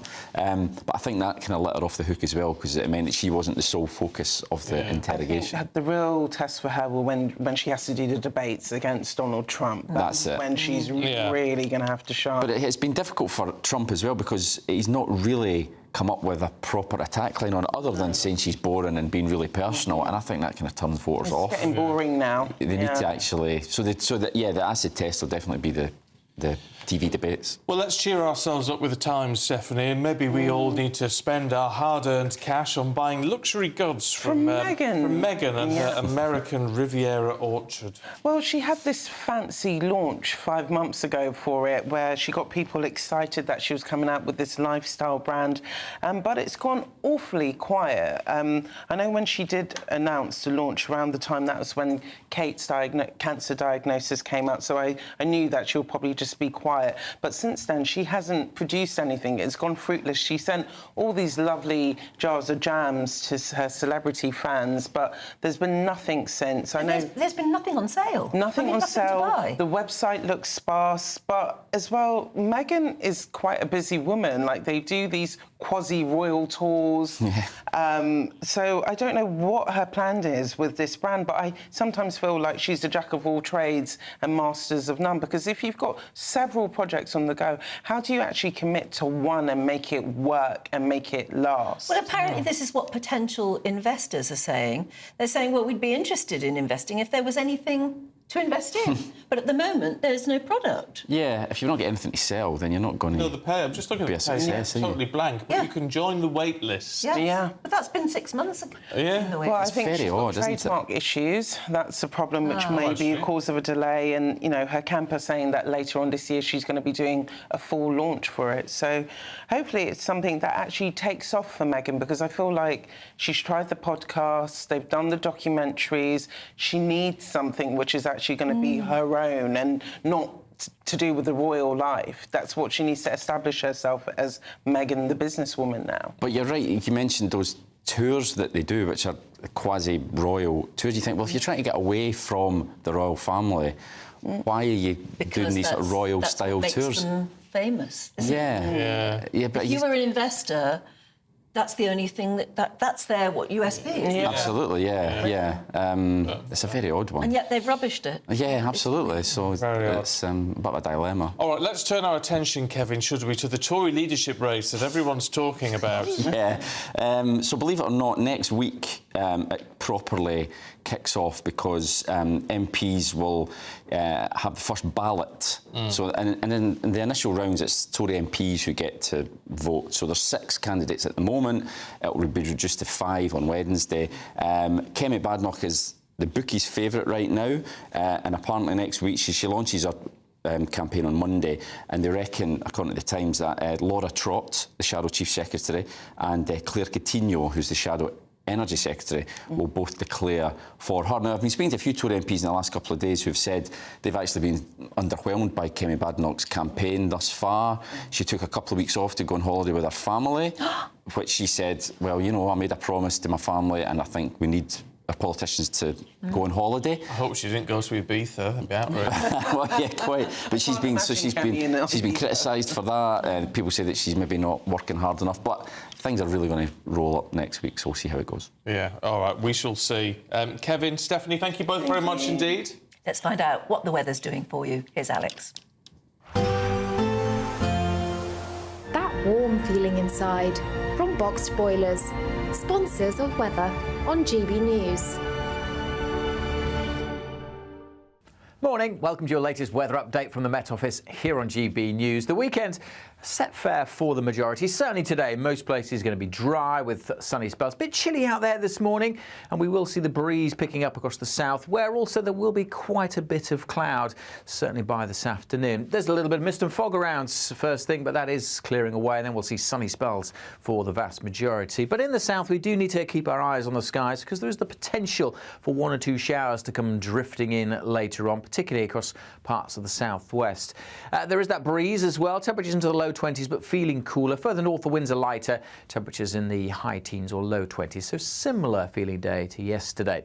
Now, in the south and particularly the southwest, there is going to be more cloud this afternoon and the possibility of 1 or 2 scattered showers moving by, even the potential for 1 or 2 heavy ones. But I suspect most places will stay dry, and certainly across North Wales, Northern England, Northern Ireland and the majority across Scotland. It's a good-looking day for the last day of August. Plenty of fine, bright weather, lots of sunny spells and temperatures getting up into the high teens. It will turn quite cool again, certainly across Scotland through the course of this evening. Further south, warmer and more humid air is arriving, which increases the cloudiness and increases the chance of seeing some heavy and thundery showers drifting up from France as we go through the night, but also during the course of tomorrow. And it does make for a warmer night across the south after a couple of cool ones, temperatures holding up in the mid-teens, but it will still again get down to single figures across northern Scotland.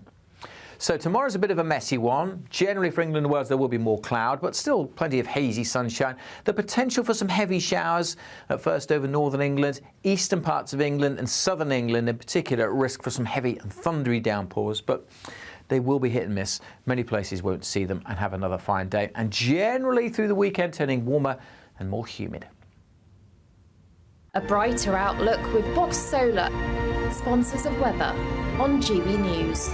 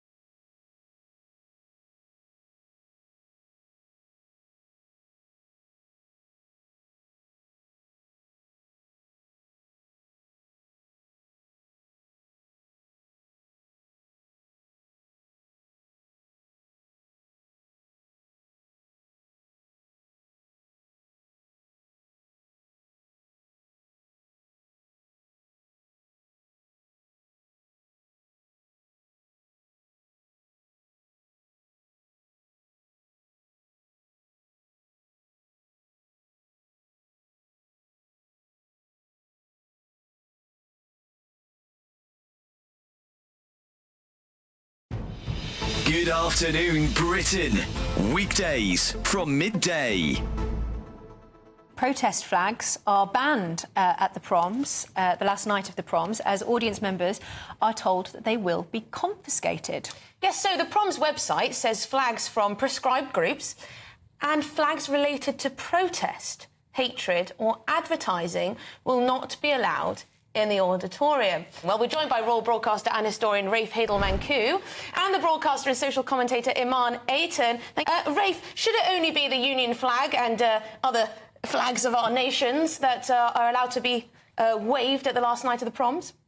Well, I certainly think we shouldn't be having any protest flags. You know, it's important to have somewhere in our public life that isn't overtly political. Every other public space seems to have been taken over by politics, and the whole point of the last night of the proms is to unify the nation. It's not an official event like, you know, the King's birthday, but it's unofficially a chance for us all to actually come together and have a bit of fun about our great history and celebrate all of that. Mom, what do you think of what Rafe's just said there? Surely we shouldn't have protest flags. The proms is supposed to unite people. It is always about unity, but in order to achieve unity, we do have to include all of the different opinions and thoughts. And so when we think of protests, like protest flags, I don't even know what that is. It's just people advocating for what they believe in. Well, I think it's really important to just focus on the first and foremost point, which is that we're talking about classical music here. Right? Let's not act as if this is British, it's European. You know, if you want to protest, you can just walk outside the Albert Hall, cross the road and go to Speaker's Corner in Hyde Park and have your protest there. The Albert Hall is for classical music. Everywhere. It's a treat and it's a great British tradition. GB News, the People's Channel.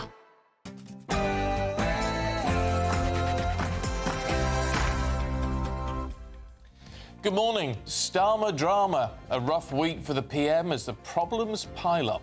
Perhaps he should take a cue from his deputy, Angela Rayner, who, my goodness me, was caught letting her hair down in Ibiza.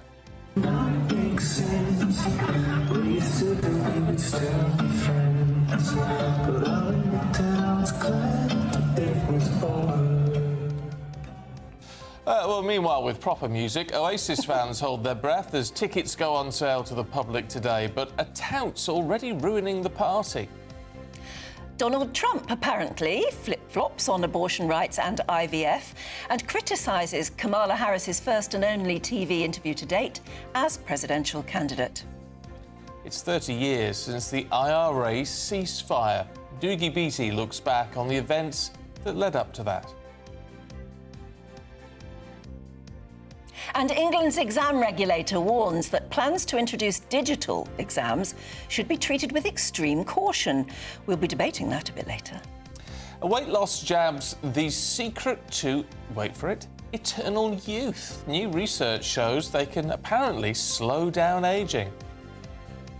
The end of summer nears and students return to school, but underwhelming weather has meant many seaside businesses haven't felt the usual bump in business. It was a dramatic night of transfer deadline day action with Raheem Sterling, Jadon Sancho and Ivan Toney all on the move. Team GB, meanwhile, win 4 goals on day 2 of the Paralympics. And in tennis, Novak Djokovic follows Carlos Alcaraz out of the US Open. It's the last day of August, and for many of us, it's a fine late summer's day, dry with sunny spells. There is an increasing chance of seeing some thundery showers, though, more particularly tomorrow. Join me later for a full forecast. It's just gone 8 o'clock. I'm Stephen Dixon. And I'm Ann Diamond, and this is GB News Breakfast.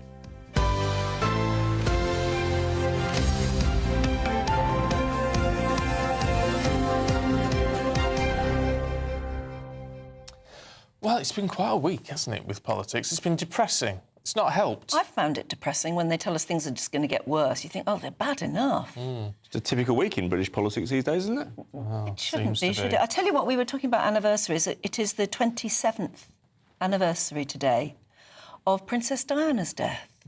And it's strange that we should be talking about her 2 sons and whether they'll ever get back together. And they must be only too aware that this is such a sad time for them at this time of year.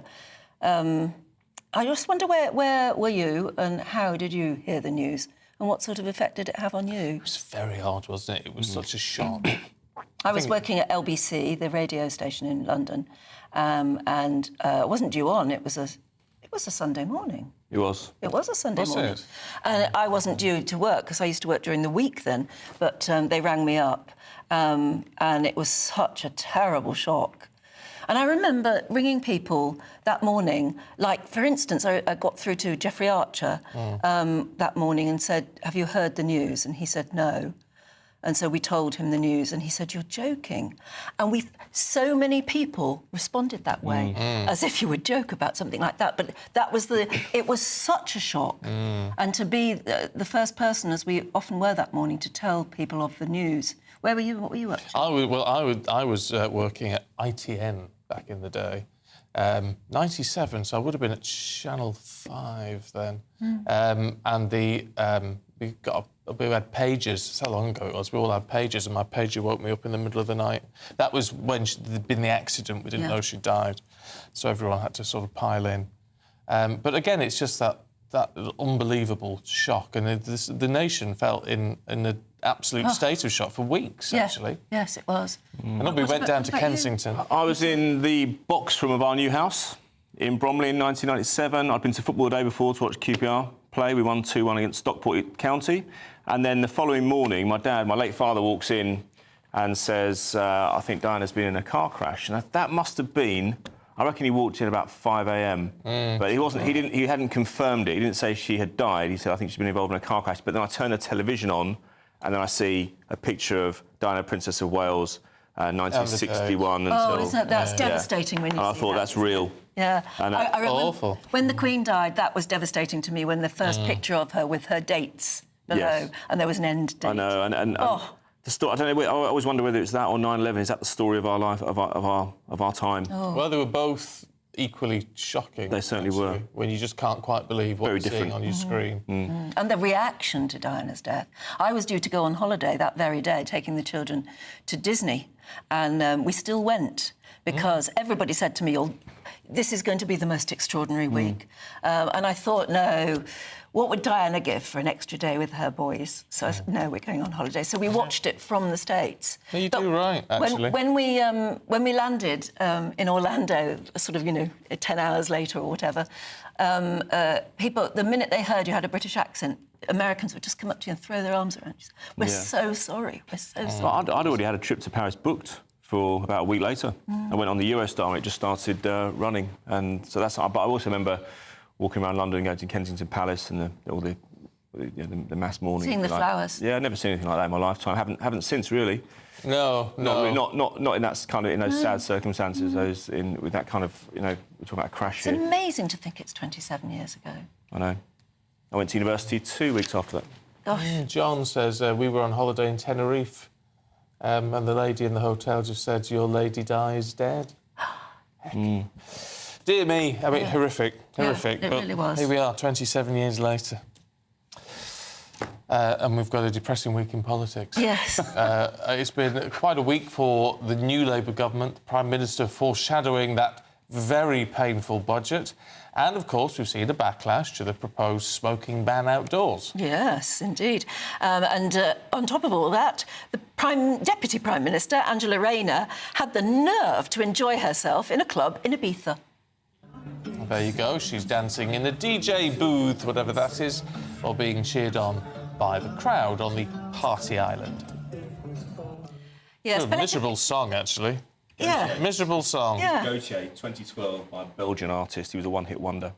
Well, I'm not surprised. Amazing facts. Gautye. There we go. Right. Not Gautier, the handbag designer. Yeah. OK. Well, there you go. There you go. You're going to get worked up about that. Political commentator Piers Pottinger joins us now. Actually, out of interest, where were you when you learned of Diana's death? I was in a car coming back from a holiday in France, and I switched the radio on, heard the news, and my wife was driving, and we sort of pulled over and stopped because it was just such a shock to hear. Yeah, it was. Absolutely extraordinary. But as you say, it's a very bad week for the government. And actually, one of the things that's happened that has been not very widely reported, partly because Parliament's in recess, but I think next week it'll heat up, is there's now a formal inquiry into cronyism and the people that the Labour Party have parachuted in using a thing called exceptions to the civil service rule to put Labour apparatchiks in civil service positions. In some cases, very senior, like Louise Tilsley in the Treasury, Ian Caulfield, which they had to back down on, but there are several others. And now Baroness Stewart, head of the Civil Service Commission, has written to the heads of departments asking them to give them information about every hiring since the election that were using these rules, because Tony Blair started this when he started the politicisation of the civil service, and Starmer and co are doing it again. And it's very, very serious, this, because... Has this never been done by the Tories, by the way? No. No, they've been very meticulous at this and very careful, because people were watching them much more closely.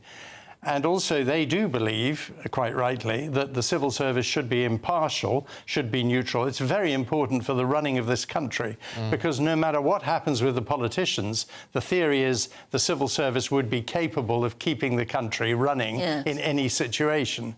Now, if you've just got your own, in very senior positions, your own political... I mean, Louise Tilsley was, until very recently, special advisor to Rachel Reeves. And she's now a very senior civil servant in the Treasury. And that seems totally wrong. And there's a lot of cronyism going on. We've seen it, of course. The worst example of cronyism is with the trade unions, who pay... Angela Rayner can afford to go to Ibiza, I'm sure, thanks to the generosity of her trade unions. It's also beyond belief to me that Keir Starmer took money from a Labour peer to buy his suits and glasses. I mean, he's not exactly hard up himself, although he'll be harder up in October after his own budget. But cronyism was always there, though, wasn't it? It's been there in the last 13 years of Tory government. There's always a degree of cronyism. It's very hard to avoid, because however clean you try to make things look, it can always look bad. But the Labour particularly have started this. Under Blair, he realised that politicising the civil service would help any future Labour government, and indeed work against the Conservative government, which it did, as we saw over the last 14 years. The number of times civil servants in various departments scuppered Tory legislation, it was actually quite shocking. And that's because the civil service now is much more politicised than it ever was. And that is a very dangerous thing. But the fact is, there is an official investigation now. So in the period of 7 weeks, he's got an official investigation. We've had the question about the Downing Street pass for Lord Ali. We've had 7 Labour MPs suspended, and 7's a big number to suspend the whip, and not for a short time, for over 6 months. I mean, it's not in 7 weeks. It's quite a lot to have achieved, and it's all negative. Yeah, but then of course we off the back of that, I mean all that is very important. Yeah. But it's also Westminster bubble sort of stuff, isn't it? Yeah. And what people are going to be really worried about is particularly the budget. Of course. Now, which from the horse's mouth, we're told, is going to be horrible. It's going to be terrifying, and it's going to hurt everyone. And it's certainly not going to help any growth in this country at all. The fact is, already, I think 10,000 millionaires have left the country. Or are planning to leave. Now, that means they take their money, their assets and their businesses with them, mostly. And that's not going to help growth. It's also not going to help the coffers of the tax authorities, because they won't be paying any. And it's all very well to say we're going to penalise the rich, they can afford it. But actually, it's short-term thinking, because the whole point about growth in this country is you want to create wealth, because wealth cascades down and keeps everyone in employment, able to own their own properties, doing all the things you want. And just to penalise this terrible phrase, if you've got broader shoulders, you've got to pay more, well, they do anyway. Most people who earn more pay more in tax. This idea that everything's totally unfair is not true. And the Labour Party, I think, are digging themselves a really deep hole. I think there'll be a one-term government. They'll be Keir out Starmer the wants next 10 time. years to fix the country. Yeah, well, he's not going to get it because people won't give him that time. They're already fed up with what happened after the last, admittedly, very poor 14 years of Conservative government. And they now are expecting some joy. There's no joy in anything he's saying. There's no aspiration. There's no vision. There's nothing to look forward to. But there might be in 12 months. I mean, that's He's not going to fix any of this in 12 months. But that's what he's got in his favour, isn't he? Yes, this is all doom and gloom, and it really is. However, he's at the very, very beginning of a 5-year term. Yes. And of course he's going to change that narrative round ahead of the next election. But everyone is so short-term now. People don't have the patience they used to have. No one is going to give him even a year. Already people are moaning and complaining. Already pensioners who lost their winter fuel allowance are saying, what am I going to do this winter? They're going to have a miserable winter. And also, this budget's going to come at the beginning of the winter, in the middle of autumn or the end of autumn. And that's not a good time to make people really miserable. There's a thing called Christmas coming up. What will happen when people say, oh, I can't buy a Christmas present, or I can't afford to travel there, or the trains are on strike again? You know, it doesn't take much for the public to really get agitated and aggravated. Maybe Keir Starmer thinks he can preach doom and gloom at the moment because that's the way he wants to do things. Maybe he can afford to get up our noses and make us have a miserable winter because there is no viable opposition to vote for. Well, at the moment, that's the problem. And also, don't forget, for the last few weeks, the Parliament's been in recession. So, of course, he's had no opposition other than the press, and most of them, of course, are left-wing, as we know. But other than... and that, of course, has given him the opportunity to do all these things unfettered. Hopefully, when Parliament reconvenes next week, we're going to see a bit more spark and a bit more him being called to account, and also him forced to actually open up and be a bit more truthful, because he's playing his cards still very close to his chest. And he's not in an election campaign now. He's the Prime Minister of this country, and he talks about transparency and how the party's changed, which it hasn't.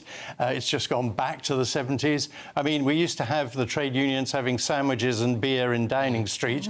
Now it's Prosecco and charcuterie platters, rather. You know, but it's back to that. And it's no question who's running this country now, the trade unions. Piers, thank you very much indeed. Loads of you getting in touch on that. June says people will not forget by the time of the next election. Well, we'll have to wait and see, won't we? But you've got to have a viable opposition to even call for votes of, no confidence and things like that. But then, again, in terms of that timescale, perhaps in 5 years... But look, we'll be so much healthier because we won't be breathing other people's cigarette smoke, even outdoors. No. Well, a chance if you ever... They'll be banning vapes next as well. Oh, there will be. Everything will get banned. Everything will get banned. But anyway. Right. Today marks the 30th anniversary of the Provisional Irish Republican Army, the IRA to you and me, announcing a complete cessation of military operations. The declaration came 18 months after a secret dialogue was launched between Republicans and the UK government under Prime Minister John Major. Well, let's talk to our Northern Ireland reporter, Doogie Beattie. I mean, a phenomenal moment in history, Doogie, and quite right that it is remembered. Well, it actually goes back further than those talks. You've really got to look at John Hume and Dr. Gareth Fitzgerald, the former Taoiseach of the Republic of Ireland. They were having talks behind closed doors for quite a while before that those talks with the John Major took place. And then you had the Hume Adams, Jerry Adams and John Hume, and then the Reynolds, who Albert Reynolds was the next Taoiseach, and John Major speaking. And really what had happened in Northern Ireland, all sides had came to a point where there was nothing going forward, especially in those working class areas. Even unionist and loyalist paramilitaries had fought themselves to a standstill. There was lots of breaking points of different factions. You know, you had the INLA, the IRA on one side, you had the UVF and the UDA on the other side, and they were starting to infight amongst themselves. And lots of young men from both sides of these communities were ending up going to prison for a very, very long time, destroying their own lives, and eventually through various back doors. And an old gaffer of mine, Tommy Gorman, who formerly worked for RTE, was very much instrumental in trying to bring those parties together. He was a great man, and he had trust on both sides of the communities. So there was lots of this stuff going on below the waterline, if you like, before that IRA cessation of violence actually took place. And when you look at where I'm standing now, I'm actually standing in Floggart, where they are searching for the body of Captain Narak, who was murdered by the IRA some 47 years ago. So all those years on, did things really come where they should have landed now? Not especially. They're not killing one another. That is a big part of this. Northern Ireland's economy has benefited greatly. I mean, you wouldn't recognise Belfast now if you went into it compared to it was in the 80s. But there is still an undercurrent, and that really comes because of what happened with politics after the Good Friday Agreement. Sinn Féin are a very, very fantastic PR machine. They are able to bring their people with them, and any European money and peace money that came from America, they ploughed into their own communities. They brought their culture with them, and they educated their people. In the loyalist side of communities, they very much seen themselves as still in control. Didn't put that money where they should have put it, didn't educate their people. And what has happened in those 30 years is you have almost seen a flip-flop of where the stations were, was who was at the top and who was in second place. We now have a Sinn Féin First Minister in Northern Ireland, and we have a unionist party, the DUP as Deputy First Minister. But interestingly enough, out of that was the two parties that led that peace agreement was the Ulster Unionist Party and the Social Democratic and Labour Party. And both of those in the past 2 weeks have had to look for new leaders because their vote has disappeared, and partly because with the Ulster Unionists of how their party is actually constituted in the first place, and with the SDLP, they are very much struggling to find a community that will vote for them. Doogie, we'll leave it there. It's amazing to think it's 30 years ago, but I must say the countryside looks wonderful behind you. It really does. Thank you very much indeed. Right, let's get a check on the weather for you today with Alex. A brighter outlook with Box Solar, sponsors of weather on GB News. Morning, welcome to your latest weather update from the Met Office here on GB News. The weekend set fair for the majority. Certainly today, most places going to be dry with sunny spells. A bit chilly out there this morning, and we will see the breeze picking up across the south, where also there will be quite a bit of cloud, certainly by this afternoon. There's a little bit of mist and fog around first thing, but that is clearing away, and then we'll see sunny spells for the vast majority. But in the south, we do need to keep our eyes on the skies because there is the potential for 1 or 2 showers to come drifting in later on, particularly across parts of the southwest. There is that breeze as well, temperatures into the low 20s, but feeling cooler. Further north, the winds are lighter, temperatures in the high teens or low 20s, so similar feeling day to yesterday. Now, in the south and particularly the southwest, there is going to be more cloud this afternoon and the possibility of 1 or 2 scattered showers moving by, even the potential for 1 or 2 heavy ones. But I suspect most places will stay dry, and certainly across North Wales, Northern England, Northern Ireland and the majority across Scotland. It's a good-looking day for the last day of August. Plenty of fine, bright weather, lots of sunny spells and temperatures getting up into the high teens. It will turn quite cool again, certainly across Scotland through the course of this evening. Further south, Warmer and more humid air is arriving, which increases the cloudiness and increases the chance of seeing some heavy and thundery showers drifting up from France as we go through the night, but also during the course of tomorrow. And it does make for a warmer night across the south after a couple of cool ones, temperatures holding up in the mid-teens, but it will still again get down to single figures across northern Scotland. So tomorrow's a bit of a messy one. Generally for England and Wales there will be more cloud, but still plenty of hazy sunshine. The potential for some heavy showers at first over northern England, eastern parts of England and southern England in particular at risk for some heavy and thundery downpours, but they will be hit and miss. Many places won't see them and have another fine day. And generally through the weekend turning warmer and more humid. That warm feeling inside from Boxed Boilers, sponsors of weather on GB News. We've got a new great British giveaway. It keeps getting bigger and bigger, and our brand new one is the biggest yet. It's £36,000 in tax-free cash. Yeah, so it's the equivalent of getting sort of £3 grand a month in your bank account for a whole year. And here's how it could be yours. This is your chance to win a £36,000 secret salary in the latest Great British Giveaway. That's like having £3,000 each month for an entire year. Extra cash in your bank account that you can do whatever you like with. Take a year off and keep it to yourself. You don't even need to tell the taxman, as it's totally tax-free. For a chance to win £36,000 in tax-free cash, text cash to 63232. One entry costs £2 plus one standard network rate message, or text bonus to 63232. 5 entries cost £5 plus one standard network rate message. You can enter online at gbnews.com/win. Entries cost £2, or post your name and number to GB08 PO Box 8690 Derby DE1 9TT. UK only. Entrance must be 18 or over. Lines close at 5 p.m. on the 25th of October. Please check the closing time if listening or watching on demand. Good luck. Yeah, best of luck to you. Now, do you remember doing your exams? I used to read. I remember writing pages and pages and pages. Like your hands used to hurt at the end of it. Yeah, they really did. So perhaps we all need to be, well, not us now, we're past it, but the youngsters need to be doing it all on computer. Is that the way to go? Surely it is, because that's what we do nowadays. But anyway, it's causing some concern. We'll debate that in just a minute. If you want your news to be straight talking, this is a nightmare for the Conservatives again. Down to earth. It's not just Nottingham where this is happening, is it? And most importantly, honest. Hard-working, middle-class taxpayers, they'll get their book thrown at them. Then catch me, Martin Daubney, Monday to Friday, 3 till 6 p.m. on GB News, Britain's news channel.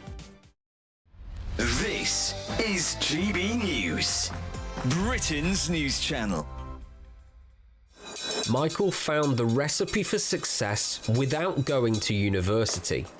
Instead, he went looking for answers inside of a kitchen. The 22-year-old has just finished a level 2 course in professional cookery at UCB, a college in Birmingham. When I started UCB, I was expecting to be so intense from day one, but it's not. It sort of builds up, so to the point where you get comfortable. And building that comfort is a huge part of becoming a chef, because you need to be comfortable being in your own skin. This week, tens of thousands of students get their A-level results. The college wants them to remember university isn't the only option after school, and West Midlands Mayor Richard Parker agrees. University is the right route for lots of our young people, but there are other pathways to getting access to qualifications that will give young people the skills they need to succeed in life. Further education principal Rosa Wells says apprenticeships and technical courses are also great routes to a career. Here at University College Birmingham, we offer vocational courses. These are hands-on technical courses that can give people a different opportunity, something different to school. So we've got brilliant facilities that really give students industry standard training. A skills shortage across the UK means youngsters learning trades are desperately needed. 36% of job vacancies are due to shortages. The Labour government's new body, Skills England, has been created to bring training providers and businesses together with local and national authorities plus unions to target trade gaps and regional requirements. Michael's now finishing his qualification, Where he goes next is down to him. GB News, the People's Channel. Join me, Nana Akwe, for an informative, interactive news programme with a difference. It's fun. No, you didn't say that, Dave. I'm so surprised. I think there's an element of truth to that. Join me from 3 p.m. every weekend, only on GB News, Britain's news channel. In the GB Newsroom, we bring you the news as it happens. With our team of dedicated journalists across the UK. We're ready to keep you up to date with what's happening every half an hour, every single day.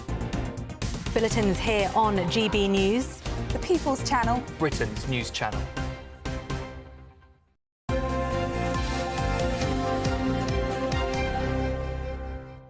It's 8:28 now. The head of England's exam regulator has warned that plans to introduce digital exams should be treated with extreme caution until there's certainty that all schools can run assessments fairly. Sir Ian Borkham, who's chief regulator at Ofqual, suggested a number of state schools have weak Wi-Fi systems, connectivity and security because of a lack of investment. Does that really make that much difference? Let's talk to the chairman for the Campaign for Real Education, former head, Chris McGovern, and the maths teacher and broadcaster, Bobby Seagull. Good to see you both this morning. Bobby, in a modern age, 2024, should we be really up in arms about the idea that some kids may do their exams on a laptop? I think it's about fairness for everyone. Obviously, like as an educator, I know the long-term future is digital exams because my students, you know, they're typing on their phones, they'll be using their tablets and iPads. So there's something that they'll be used to. But I think it's a real question of fairness because if you think about schools across the country, there'll be certain schools who are better invested. They've got, again, as you mentioned, they've got good connectivity, they've got good Wi-Fi systems, they've got good system security and really good resilience in their IT. For them, actually, I can see why this would make sense. But the reality is there are many schools like mine where IT is okay, but I probably wouldn't be fully confident in having all our assessments and exams on technology and laptops. So I think it's a case of, yes, I think evolution needs to happen, but not revolution. Like if it started next year, I think teachers in my school and schools like mine would be like, actually, this isn't probably fair on my students or our teachers. Chris, what do you think about that? Do we, presumably if you do your exam on a laptop, it's no very much different from doing it on a piece of paper. You don't have to be live on Wi-Fi, do you? I think the direction of travel is towards digital exams and also we have computers marking the exams, AI. There's real dangers, we've been pointing this out for some years, dangers in digital exams. For one thing, they're open to fraud. When the child writes with his or her pen or pencil, you know the handwriting. Well, when you see a digital script, you don't know who's actually written it. So we have a problem with security, but also we have a real problem, I think, with de-skilling pupils. Handwriting is a skill, which I think is important. And certainly children learn better when they're writing with their hands rather than looking at a screen. There's evidence to suggest that. So there's a place for digital exams, perhaps, but we shouldn't de-skill children by taking away the impetus towards using a pen and pencil. They mustn't think that somehow that doesn't matter anymore. It does matter. So from the point of view of security and the point of view of maintaining that skill, I think we should keep handwritten exams. There will be a place for some digital exams. The real danger in the future, though, will be when AI marks the exams. So when you're asked for an opinion, is Macbeth a hero, the AI will decide, and that's going to be very difficult in the future. So a lot further along the path, there are bigger dangers. In the short term, I think Ofqual, the government watchdog, are right to sound a word of caution. What do you reckon on the de-skilling argument, Bobby? And also the need to read, we need to read and write, the need to handwrite now. I mean, I sort of think it's quite important. However, I think I'm a dying breed. Yeah, again, if I speak to my students and I see their habits, they're very different. They don't switch on the television like we do. They have things on their phones. They're not really writing. Again, when they mess, again, the letters, they don't really exist for them. For them, everything is via email and technology. And again, for us, it sounds alien and dinosaur to say, oh, we need writing. Writing is a great skill. Of course, we admire it. We love good calligraphy. But for young people, the world does change. And we have to really question, what is the value of handwriting? Of course, as someone that grew up using handwriting, for me, it's important. But for my students, the ones who are 10, 12, 14, is it as important for them? I would say maybe not. So I think, yes, we should definitely embrace the digital exams. Again, I would say if it was next year, I'd be cautious, but I think this is the future of technology. Again, I think it's about trying to make sure that the technology is done in a sort of proper national strategy. Because at the moment, it does feel a bit piecemeal, but with a new government, there's a great opportunity to think about things from a big picture. Do we really need handwriting? Oh, that's a big question just in itself. Chris, what's your answer to that? Well, we know that you think handwriting's important. The point I was going to put to you was that you watch the average 12 to 15-year-old now, and they can type really fast. So you'd get more done, wouldn't you? You'd be able to write an essay that much more quickly. Yeah, and children are different these days. Baroness Greenfield, a leading brain scientist from the UK, wrote a book a couple of years ago, and it was called Mind Change. She said, we spend a lot of time talking about climate change, that's important, but we don't realise the effect of the digital technology on the human brain. We don't know the long-term consequences of this. Certainly, I can tell you, having taught in large comprehensive schools and also private schools for 35 years, the posh kids will learn to continue to write with a pencil, as well as using a computer. And I think, we ought to remember these are important skills. And when the computer goes down, you do need to handwrite. And also you learn, we know this research shows that if you're writing your own notes, for example, you learn more quickly than if you're using a computer screen. We're addicted to computers. It's educational cocaine. Get away from the addiction. We're not short of computers in schools. We're short of handwriting practice. We need both. I'm saying don't go along one narrow path. Read Darwin. If you go along one narrow path, you become extinct. All right, well, there you go. A bit of Darwinism to end us off. Chris McGovern, Bobby Seagull, good to see you both. Thank you very much indeed. I'm left torn after that. Yes, I am a bit as well. Because it's... things evolve. My handwriting is awful now. Used to be good. But I use handwriting so rarely. Yeah, well, I'm the same. I do like to make little notes. I always have my pen. Yeah. I do, and I agree with Chris in that if I'm prepping for something, if I make notes on the computer, it doesn't go in.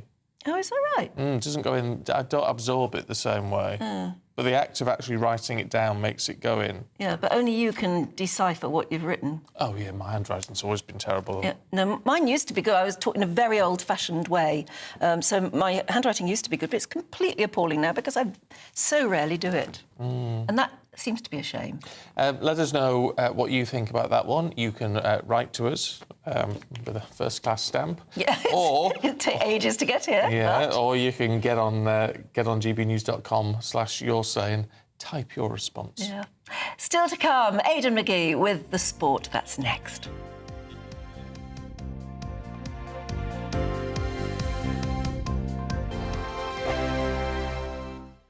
Join me, Camilla Tominey, for a frank and honest discussion with those in power that cuts through the spin and gets to the heart of the issues shaping our nation.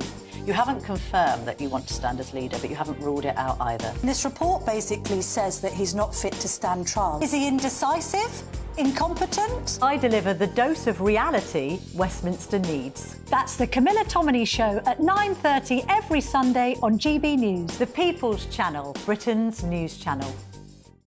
It's Patrick Christie's Tonight, and here we do things differently. It's explaining the absolute madness of this, doesn't it? It's explosive. I mean, this is very good. It's lively. 850. Your government sat there short and it did nothing. It's controversial. And the Middle East has been in turmoil since before I was born. It's everything you need to kickstart your evening. Everyone's had their Weetabix tonight. I love to see it. That's Patrick Christie's Tonight, weeknights from 9 p.m. Only on GB News, the People's Channel, Britain's news channel. This is GB News, Britain's news channel. Let's have a look at this story in the Telegraph, Charlie. And this is about Anglican Church, the Church of England, dropping the word church in favour of something a bit more modern sounding. Words such as community. Why are we afraid of the word church? Well, that's my question. I mean, you've got to assume that they think it solves some kind of problem. But I think, there are a lot of people who feel very strongly about their particular religious institution, whatever they all have different names, don't they? And if you rename one, do you have to rename all of them? Can we no longer use an individual name for different religions, community buildings? Are you religious? I'm spiritual. You sound like him. Yeah. No, certainly. Don't get any started on me. Do I believe in a God? Yes. Do I believe in any of the particular gods that are offered to us? Still undecided. I'm like you. I said exactly that. You two are the same. You two are exactly the same. What about you, Anna? Are you particularly religious? Well, I'm not a proper religious. I won't name myself as a religious, but I really do respect religions. And we have bigger problems to think about. Is it a sign of where we're at in this secular society? Yes. We're moving more and more towards that. The Anglican Church feels that the only way to be relevant is to take away any reference to church going, to being religious. I think if the substance of what you're offering is good, it doesn't matter what it's called. So if people are going to find solace and peace in a place that makes them feel better, they're not going to care too much about what it's called. So I think relabeling it, rebranding it, I don't know, maybe it'll help, maybe it won't, but it's going to certainly upset a lot of people, I should think. And people whose religion is important to them and kind of central to their lives, you can imagine. Absolutely. There's a reason Justin Welby is nicknamed by some quarters the Archbishop of Woke. Maybe this adds fuel to the fire, who knows? GB News, the People's Channel.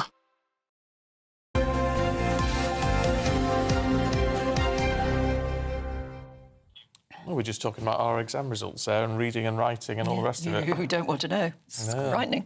It is frightening. Yeah. Let's ask Aidan McGee how many O-levels he got. That's the amazing thing, is that later on in life it really doesn't matter. GCSEs, I was the...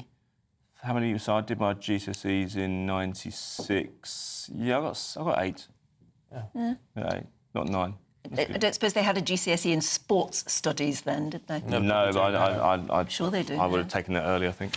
All right, let's have a look at football transfers, Aidan. Yeah, look, big night last night. It's a huge day in the football sporting calendar these days. Anyway, the transfer deadline day, it has been for years. I was part of it for, well, it just seemed like an eternity myself, standing outside football stadia until midnight.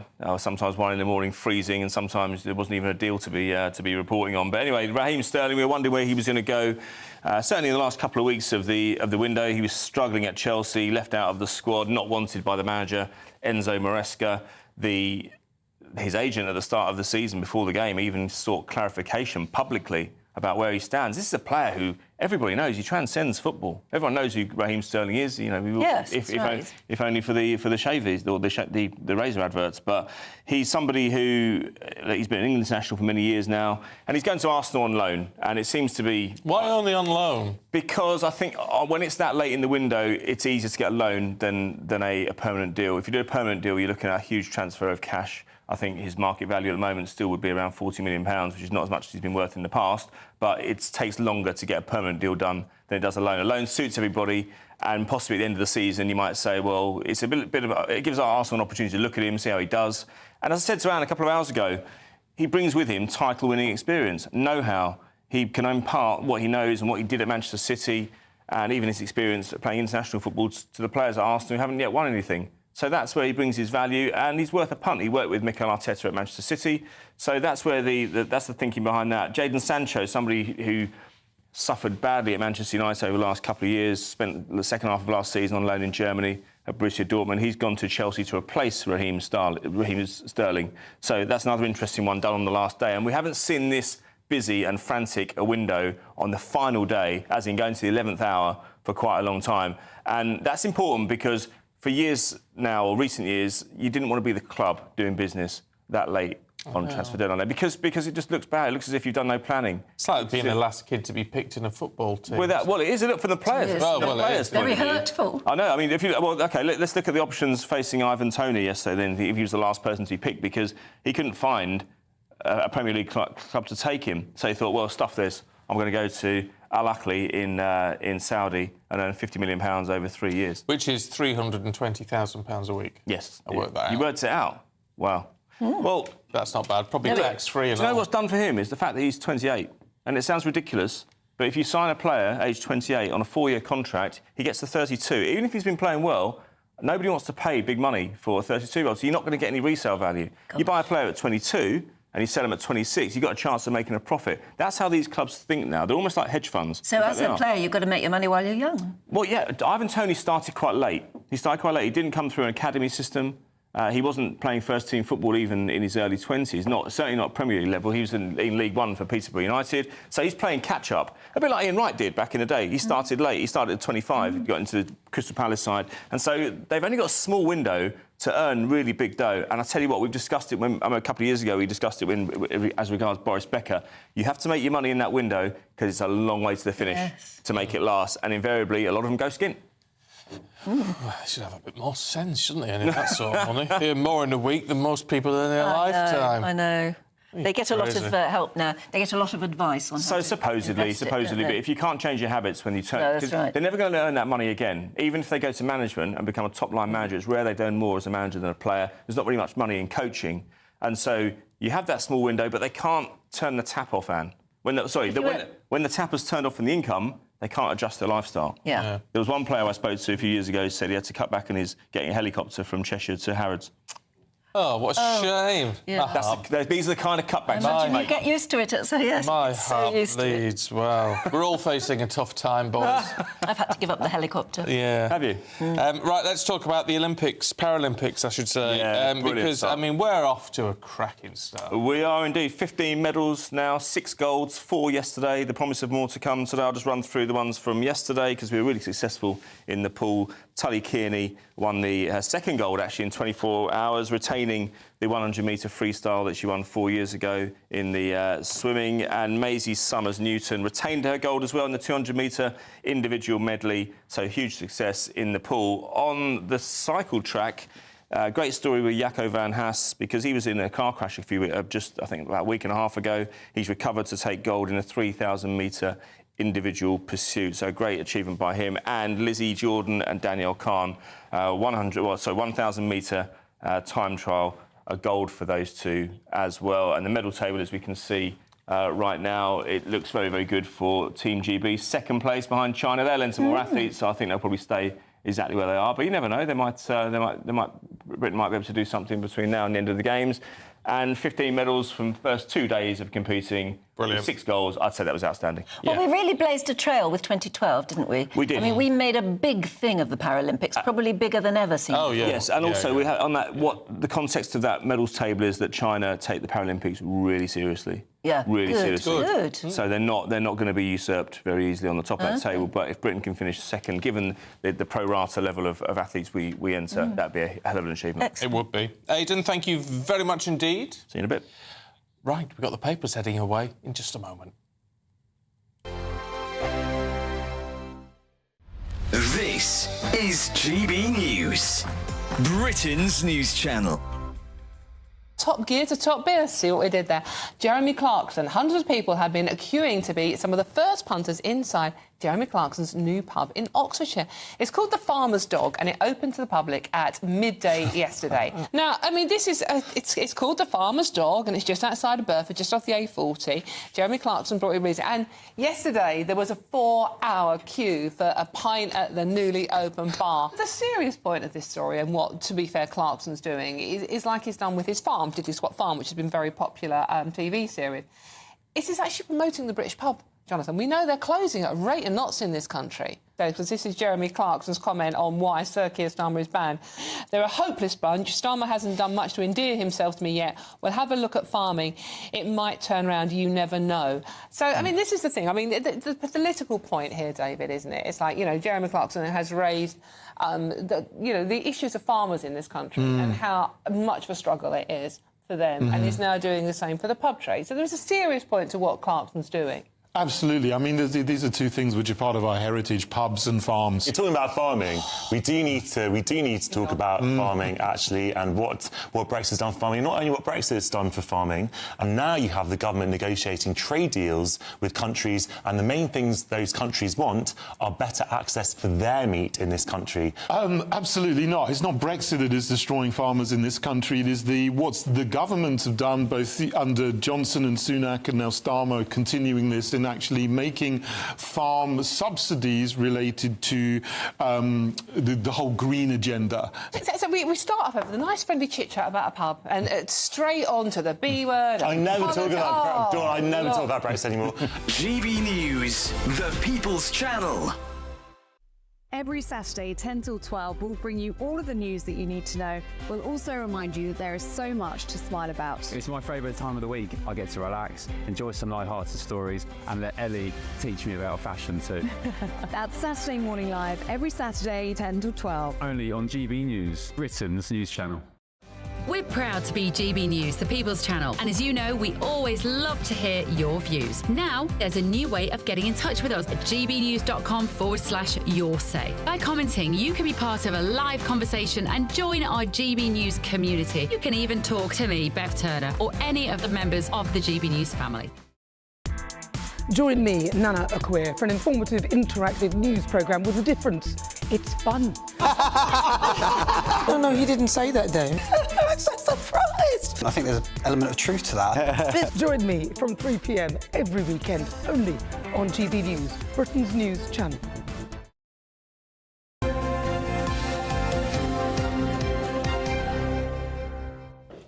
We were talking about writing before, the importance of writing. Handwriting. Ross says, aren't journalists supposed to have shorthand, 100 words a minute? Yeah, that ruins your handwriting as well, doesn't it? I mean, it's very old-fashioned. I used to be able to do T-line. Yeah, T-line. 100 words a minute. I was 120 a minute. Really? Yeah. And T-line? Yeah, T-line. Yeah. The only thing I can write in T-line now is T-line.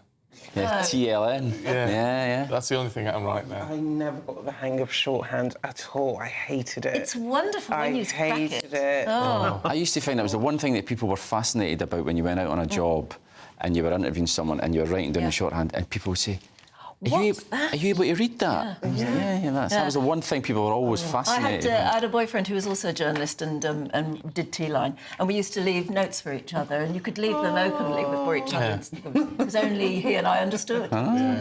Mind you, I could never read anybody else. No, it's always difficult to read other folks' shorthand, that's right, yeah. But my mum used to do, what was the other form of Pitman. Pitman, yeah. And because she was taught to be a secretary, so she did shorthand and the typing.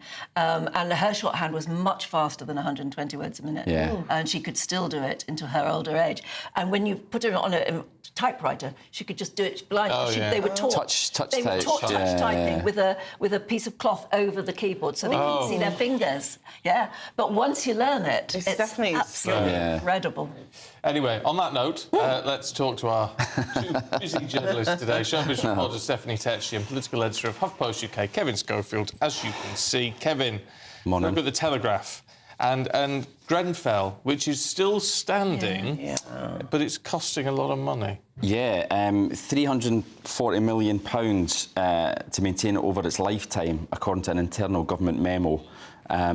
And people just don't know what really is going to happen to it long term. As you say, it's still standing, it's covered in tarpaulin, you drive past it and you see it, but no decision's ever been taken on what type of memorial will be there to all the people who sadly lost their lives. And we're still to wait to find out the findings of the inquiry, which is obviously going to be very critical of successive governments, local councils and what have you. It needs to come down. It's totally covered. And I thought when they put up the covering, there you can see it there, totally covered with the big green heart at the top. I thought what they'd probably do is disassemble it inside that covering, story by story, so that we wouldn't have to see it happening. But it's just been there and it doesn't seem to have done anything. It's quite haunting every time I just pass that building because... You feel terribly sad every time you pass it. And it's been 7 years and obviously families who lost loved ones, they're still waiting for answers. And I think, can you really move on to building something lasting without this actually being wrapped up with the inquiry? Yeah, it's difficult because there needs to be an agreement, and the families need to agree on what should replace it. It's right that there should be a memorial there, obviously, but it can't stand like that forever. There needs to be some sort of replacement, but it's difficult, isn't it, to try and decide what that should be. But we certainly don't begrudge the money. I mean, I don't think the money really matters, really, when you think all those people lost their lives. Terrible. I don't know. I think it's a waste of money. Well, got to be honest, I think it's a waste of money leaving it standing. I mean, you work out a memorial, but take it down in the meantime. It's just. But why is it costing so much just to keep? Yeah, well, that's the thing. Up? It doesn't. Like, the that's a lot of story. money. That's the unanswered question in the story: is why is it so expensive? But it says over its lifetime, so presumably that means that even when it's replaced, maybe it'll still. But we just don't know where that money is going. Stephanie, in the Telegraph, Noel Gallagher's daughter accusing Oasis fans of ageism and misogyny. She's so Gen Z, Anais Gallagher. We've only got 8 minutes till the website's probably already down. It is down, I've checked.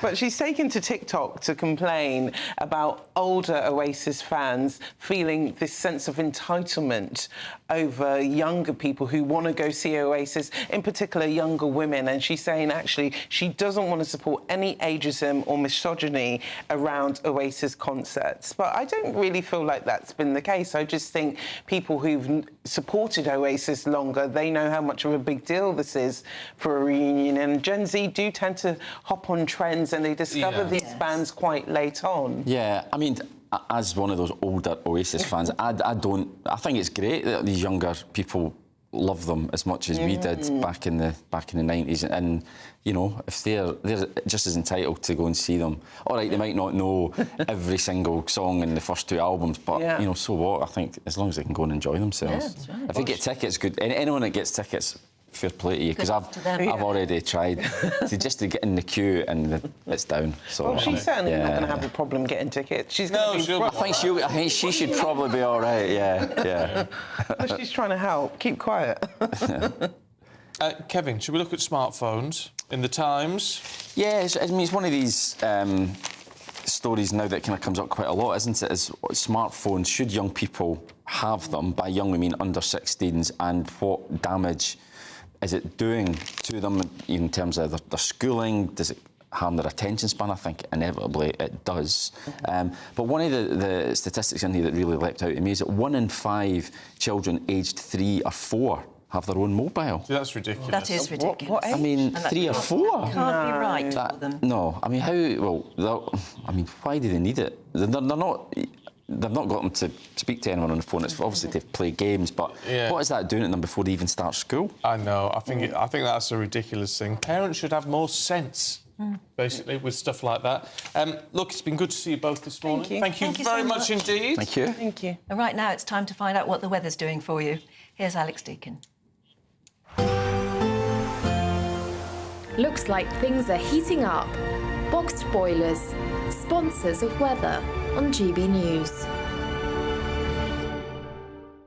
Morning, welcome to your latest weather update from the Met Office here on GB News. The weekend set fair for the majority. Certainly today, most places going to be dry with sunny spells. A bit chilly out there this morning, and we will see the breeze picking up across the south, where also there will be quite a bit of cloud, certainly by this afternoon. There's a little bit of mist and fog around first thing, but that is clearing away, and then we'll see sunny spells for the vast majority. But in the south, we do need to keep our eyes on the skies because there is the potential for 1 or 2 showers to come drifting in later on, particularly across parts of the southwest. There is that breeze as well, temperatures into the low 20s, but feeling cooler. Further north, the winds are lighter, temperatures in the high teens or low 20s, so similar feeling day to yesterday. Now, in the south and particularly the southwest, there is going to be more cloud this afternoon and the possibility of 1 or 2 scattered showers moving by, even the potential for 1 or 2 heavy ones. But I suspect most places will stay dry, and certainly across North Wales, Northern England, Northern Ireland and the majority across Scotland. It's a good-looking day for the last day of August. Plenty of fine, bright weather, lots of sunny spells and temperatures getting up into the high teens. It will turn quite cool again, certainly across Scotland through the course of this evening. Further south, warmer and more humid air is arriving, which increases the cloudiness and increases the chance of seeing some heavy and thundery showers drifting up from France as we go through the night, but also during the course of tomorrow. And it does make for a warmer night across the south after a couple of cool ones, temperatures holding up in the mid-teens, but it will still again get down to single figures across northern Scotland. So tomorrow's a bit of a messy one. Generally for England and Wales there will be more cloud, but still plenty of hazy sunshine. The potential for some heavy showers at first over northern England, eastern parts of England and southern England in particular at risk for some heavy and thundery downpours. But they will be hit and miss. Many places won't see them and have another fine day. And generally through the weekend, turning warmer and more humid. That warm feeling inside from Boxed Boilers, sponsors of weather on GB News.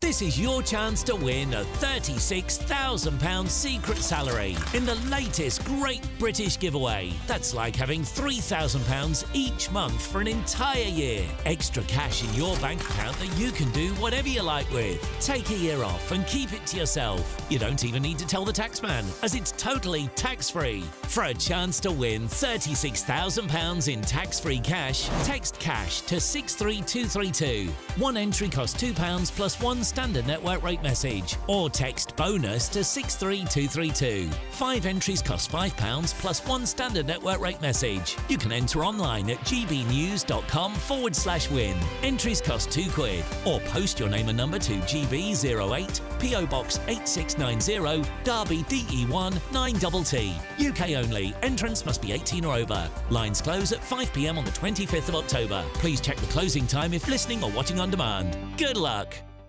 Sunday with Michael Portillo from 11, only on GB News. Joined now by the founder of Quintet London, Tanta Masulishvili, who channels her experience and fervour for fashion into her innovative brands which produce artworks on silk. You brought in some lovely things which we'll discuss in just a moment. Tell me a little bit about the complexity of printing an artist's idea onto silk. Is that a difficult thing to do? It's actually very simple, because we just simply ask our clients a set of questions to find out what they like, their experiences, their favorite objects, or anything they desire. We create out of this information preliminary sketch, show it to clients until it's perfect. We change it according to their needs. Are you saying that everything that you're doing here is personalised to a client? It's a commission from a client? Every single piece is totally unique. We make each individual piece for the client taste. So every single piece is totally different. And what is nice, for example, we do like wedding favors, corporate gifts, investors' gifts, and every single time we would match the theme throughout to the actual company theme and so on. Now, here we have a series of little silk ties. Am I right to call them ties? This one's actually called twillies. Twilly. Yes. I didn't know the word twilly. Yes. These have a name. So this is the name of your client in this case. This one is Amanda, I think. Exactly. So actually, these are our signature design. So if you want to give someone something quickly, but just simply add their names, you can order from our website, and you just simply need to insert their name, and we can produce it on your favorite color combination. But then, obviously, our main product is totally unique pieces which are bespoke. GB News, the People's Channel.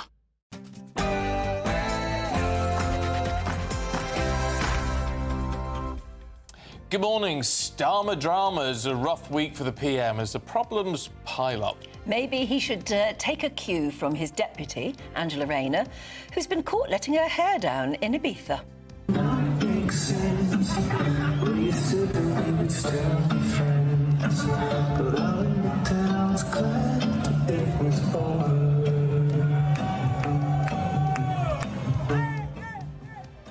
While Oasis fans hold their breath, tickets have gone on sale in the last 30 seconds. Guess what? The website's crashed already. It's 30 years since the IRA ceasefire. Doogie Beattie looks back on the events that led up to it. A weight loss jab's the secret to eternal youth. New research shows they can slow down ageing. And the end of summer nears and students return to school. But underwhelming weather has meant many seaside businesses haven't felt the usual bump in business. Tennis superstar Novak Djokovic reflects on, in his words, some of the worst tennis I've ever played after following Carlos Alcaraz out of the US Open. We look ahead to a packed day of Premier League action, and at the Paralympics, Team GB win 4 golds on day 2 with the promise of more to come. It's the last day of August, and for many of us, it's a fine late summer's day, dry with sunny spells. There is an increasing chance of seeing some thundery showers, though, more particularly tomorrow. Join me later for a full forecast. It's just gone 9 o'clock. I'm Stephen Dixon. And I'm Anne Diamond, and this is GB News Breakfast.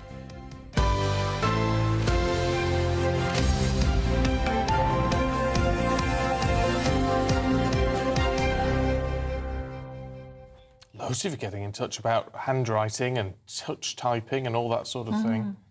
Maureen says, I was taught touch typing at school. I can still do it. I'm 73.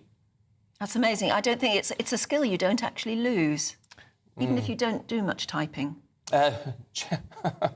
Chester says, I use a pen and paper now. I tried to use a computer, but it became impossible as the screen was covered in Tipp-Ex.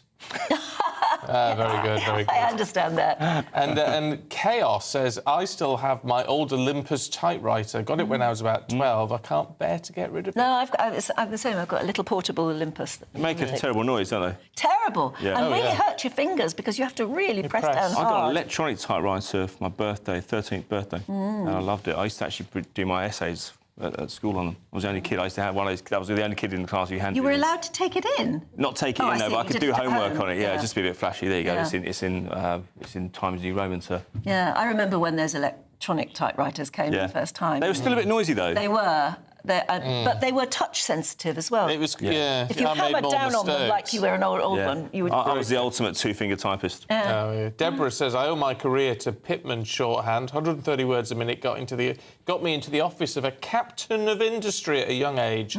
It was the springboard I needed. It's a real skill, all that sort of thing, but it's dying out a bit now. I was on when we did the shorthand course at Journalism College.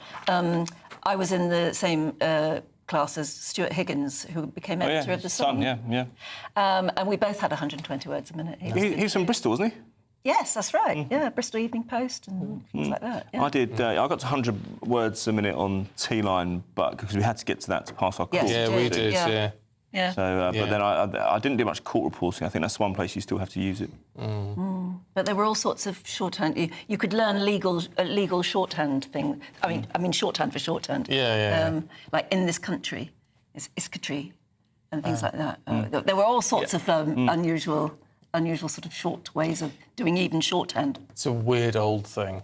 It is a weird old thing. I think people were very proud of it. It's a skill, isn't it? It's a skill, but unless you keep using it, mine's certainly gone now. If I wrote you a T-line message, would you be able to read it? No. Oh, that's a shame. No, wouldn't have thought so. Bet you could. I'll write one in a minute. Oh, you're right.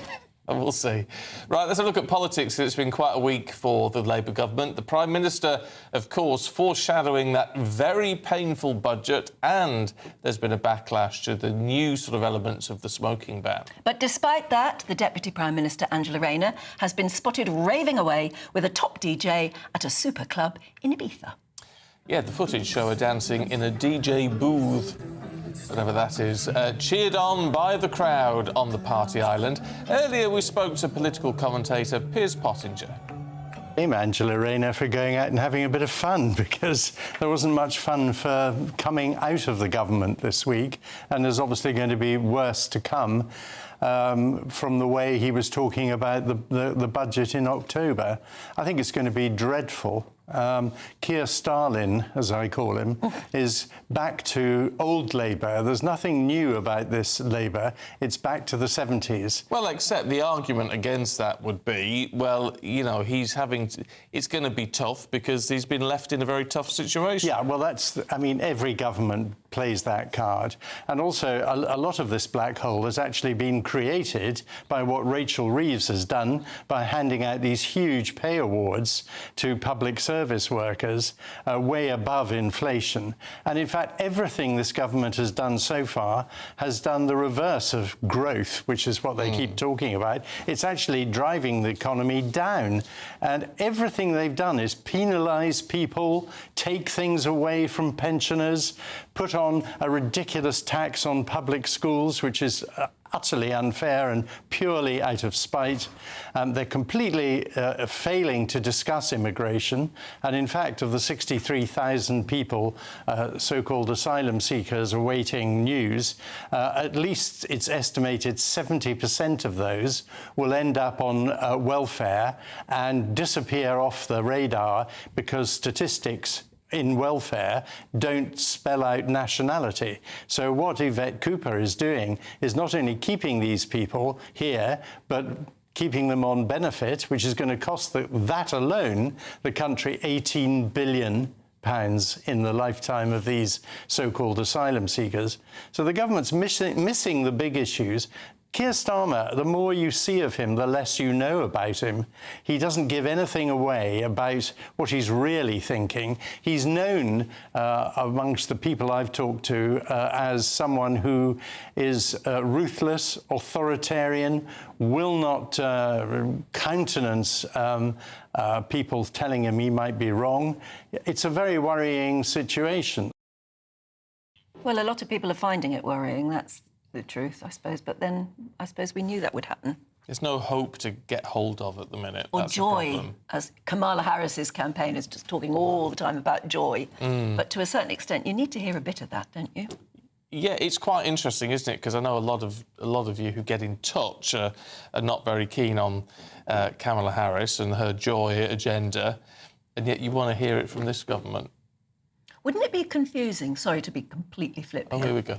If Kamala Harris comes on a state visit and meets the Queen, because one of them's Kamala and the other one is Camilla? Yeah. It's just that it's very difficult getting it right. It'd be a tongue tie for us. Wouldn't it? Yeah. Oh, there you go. That's an interesting one. Sorry, silly thought. It could happen at some point. Well, it could anyway. I mean, it's too close to call at the minute. It really is. So it's going to be interesting. September the 10th is the debate. The 10th? September the 10th, ABC, isn't it, on ABC, I think. And that's going to be very interesting. That will be a clincher, almost, won't it? I think it could be. It could actually sort out the election one way or another, unless they're both really on par. We shall see. Certainly for the floating voters. I mean, those who are die-hard one way or the other will vote the way they want to vote now. But we keep interviewing people who say there is a considerable number of floating voters, and they want to be convinced one way or the other. Isn't it crazy, though? A big election like that, and it will be down to, I don't know, a couple of 100,000 people, maybe. And a couple of swing states. Right, today marks the 30th anniversary of the Provisional IRA announcing their complete cessation of military operations. Yes, the declaration came 18 months after a secret dialogue was launched between the Republicans and the UK government under Prime Minister John Major. Well, let's talk to our Northern Ireland reporter, Doogie Beattie. In fact, I mean, how long were sort of pre-negotiations underway, Doogie? Well, you go back to 1987 with Dr. Garrett Fitzgerald and John Hume.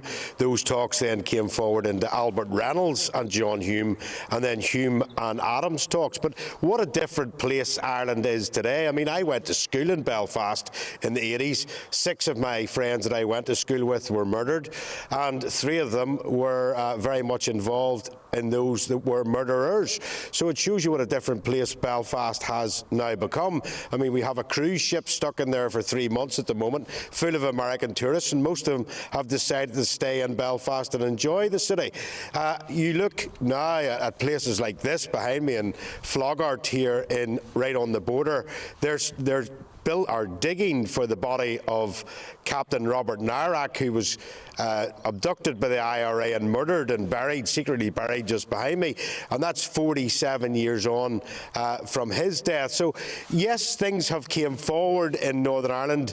Absolutely brilliant that they've come on so far forward. But politics, not only in Northern Ireland, but the whole of Ireland, has now changed. Those parties that were involved in the Good Friday Agreement, such as the Ulster Unionist party. Really, after the Troubles, they were the treble UC. They were an Ulster Unionist council, not really a party as such. And the leader of that, Doug Beattie, my namesake, has resigned last week because he still finds it hard to select candidates for election. And they were very much taken over by the Democratic Unionist Party. We're on the nationalist side of politics in Ireland. The SDLP, the Social Democratic and Labour Party, that was headed up by John Hume, the man that brought the peace process to Albert Reynolds and John Major. That party has now seen this week looking for another leader. Their leaders really last in these parties less than 5 years because they are really trying to find the ground where their core vote is, because Sinn Féin, that it is an absolutely brilliant PR machine, has took the culture of the nationalist side or Republican side of the community and got them to follow it, because they use their money from America, their peace money from America and Europe, to very much educate their people and give them a culture to hold on to, whereas Unionists very much put themselves away from any paramilitary involvement, and those working class areas of Belfast and other small towns that did have a lot of paramilitaries in it were still run by those paramilitary groups who really turned into godfathers of crime with drugs, armaments and everything else that went with it. So as much as Northern Ireland has really come on leaps and bounds, that underlying water that is still there under the waterline is really a problem for Unionists more than Republicans. But the immigration that's coming into Ireland is now seeing big problems for Sinn Féin as they try to ride two horses. So 30 years on from a peace process, yes, it's got better, a lot better, but it's already seen politics move in a different direction once again. Yes, extraordinary what's happened in the last 30 years. Doogie, thank you very much indeed. Lovely to see the sun out in Northern Ireland this morning. Now, we've been talking about this sort of throughout the programme. Whether you'd ever, especially if you disagree with the politics happening at home at the moment, you think, I'm going to throw it all away and I'm going to go and live somewhere else.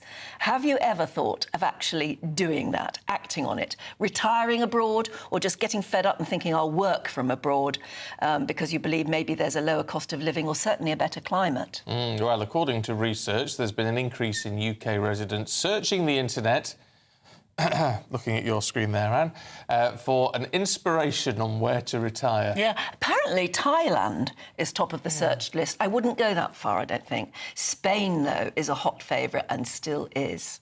Let's talk to travel editor for The Sun, Lisa Minot, who joins us now. Good to see you this morning. Morning. Do we know what is driving this? Is it the fact people are just fed up with the fact it seems very much doom and gloom over here, or is it that it's a cheaper cost of living over there? Houses are a good price? What's driving the demand? I think it's probably a combination of both. I think people are obviously looking to find a better life in retirement, and things have become increasingly more expensive here in the UK. We've got a cost of living crisis. And generally as well, I think it is that weather thing as well. People want a bit of warmth. We've had a pretty miserable summer up until this last couple of weeks. So I think all of those factors combine make it very sort of like something that seems very attractive to people to actually look about retiring abroad. How difficult is it to you know, just pack everything up and go? A lot of people talk about it and dream about it. Fewer do it. So what are the main problems? What are the biggest problems? Well, the biggest challenge, of course, is wherever you're going to settle, actually having a visa to retire to that country. Unfortunately, since Brexit, we're no longer able to just move to Spain or move to Portugal. They were the two most popular places for Brits to retire to. Now it involves having to prove that you have a certain amount of money that you can actually provide for yourself while you are living in that country. That's why Thailand, again, it's very attractive to people because the cost of living is so small. But actually, after that, it would be Portugal, I would say, that is the place that most Brits look at to retire to in terms of cost of living, and also the fact it costs only about €8,000 that you have to prove you earn every year to actually live there, as opposed to Spain, where actually it's now €28,000 that you have to prove you have every year to be able to live there. Yes, 28 grand a month would be very nice for anybody, wouldn't it? Yeah. I am slightly surprised at Thailand, though, because if only Such because... a change of culture. A huge change in culture and so far away from other loved ones that you may be leaving behind. I think that's definitely something that would be a consideration, but I've got friends who've just retired out to Thailand. For them, it was somewhere that they'd loved. They visited all of their lives and really fell in love with the people and the culture and the fact that it was so much cheaper. Excuse me, sorry. Housing is 76% cheaper than here in the UK. So you can actually afford somewhere really rather fantastic on, if you're selling up a house at home. The one thing they do miss, they say, though, is the change in the seasons, because it's always hot, it's always sunny, it's wet or dry, but it's always hot. And they definitely do miss that change in seasons, the sort of the spring and the autumn, which is, I think, something all of us would miss. What about you giving up any of the sort of rights we take for granted at home? What about your pension? What about any savings you may have? Do you have to transfer everything to a different country? It very much depends on each individual country's visa requirements, and it's very different for each country. Some countries you have to prove that you have a minimum amount of money in your bank account before they will even consider you for a visa. Others, it's about proving that you've got an income and that your pension will provide a certain amount of income. In most cases, though, you won't have access to healthcare in the same way that you would in the UK. You'd be paying a fee for any kind of medical treatment. So it's always something that has to be taken into account. But then sorry, I was going to say some people who write to us from Spain, and I think a couple of other countries, say the health treatment is better there than here.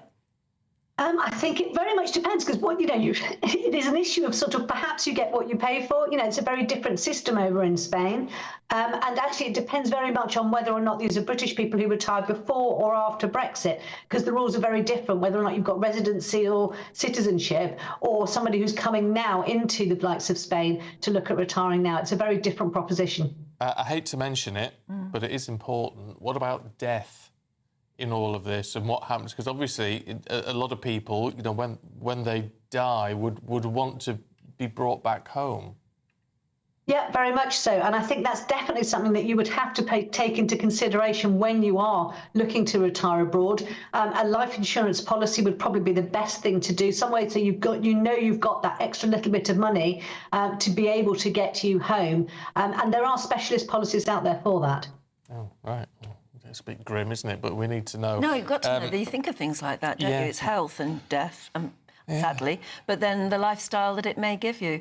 Great to talk to you. Thank you so much. You've made it even more exciting. She knows her stuff, doesn't she, Lisa? Well, you have to know your stuff if you're going to make a big move like that. Yeah, it's a big change. If it was me, I wouldn't want to go as far as Thailand or Australia or New Zealand or something like that. And I'd want to go where it was fairly near an easy airport for your family to come out and visit you. Yeah. And then because you wouldn't want to be far from the boys. No, but I'd want enough bedrooms so that I could say, anytime you want to come, you just come. Yeah. That would be nice. Would that apply to me as well? Yeah, I suppose. Although you haven't offered me yours. No. No, you see, it's not coming either, is it? No, it is. You're very welcome anytime. Oh, that's what I wanted. Thank you. Right, so let's have a look at some of the other stories coming into the newsroom this morning. Well, Brazil's Supreme Court has ordered the immediate and complete suspension of X, otherwise known as Twitter. The Brazilian Supreme Court and Elon Musk have been in a public feud for months after X failed to comply with legal orders to block certain accounts that were accused of spreading fake news and hate. Responding to the decision in a series of posts on X, Mr. Musk said Brazil is shutting down the #1 source of truth. A 14-year-old girl has been killed after a Russian strike on the Ukrainian city of Kharkiv. It hit a playground, according to officials. At least 5 other people were killed, dozens injured. The strikes also hit a residential building in the city near the Russian border. And the strikes came just hours before Mr. Zelensky dismissed the head of his Air Force.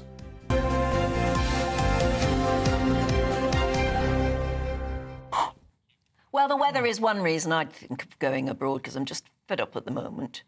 But hopefully we've got a few sunny days ahead, or at least warm days. Here's Alex Deakin.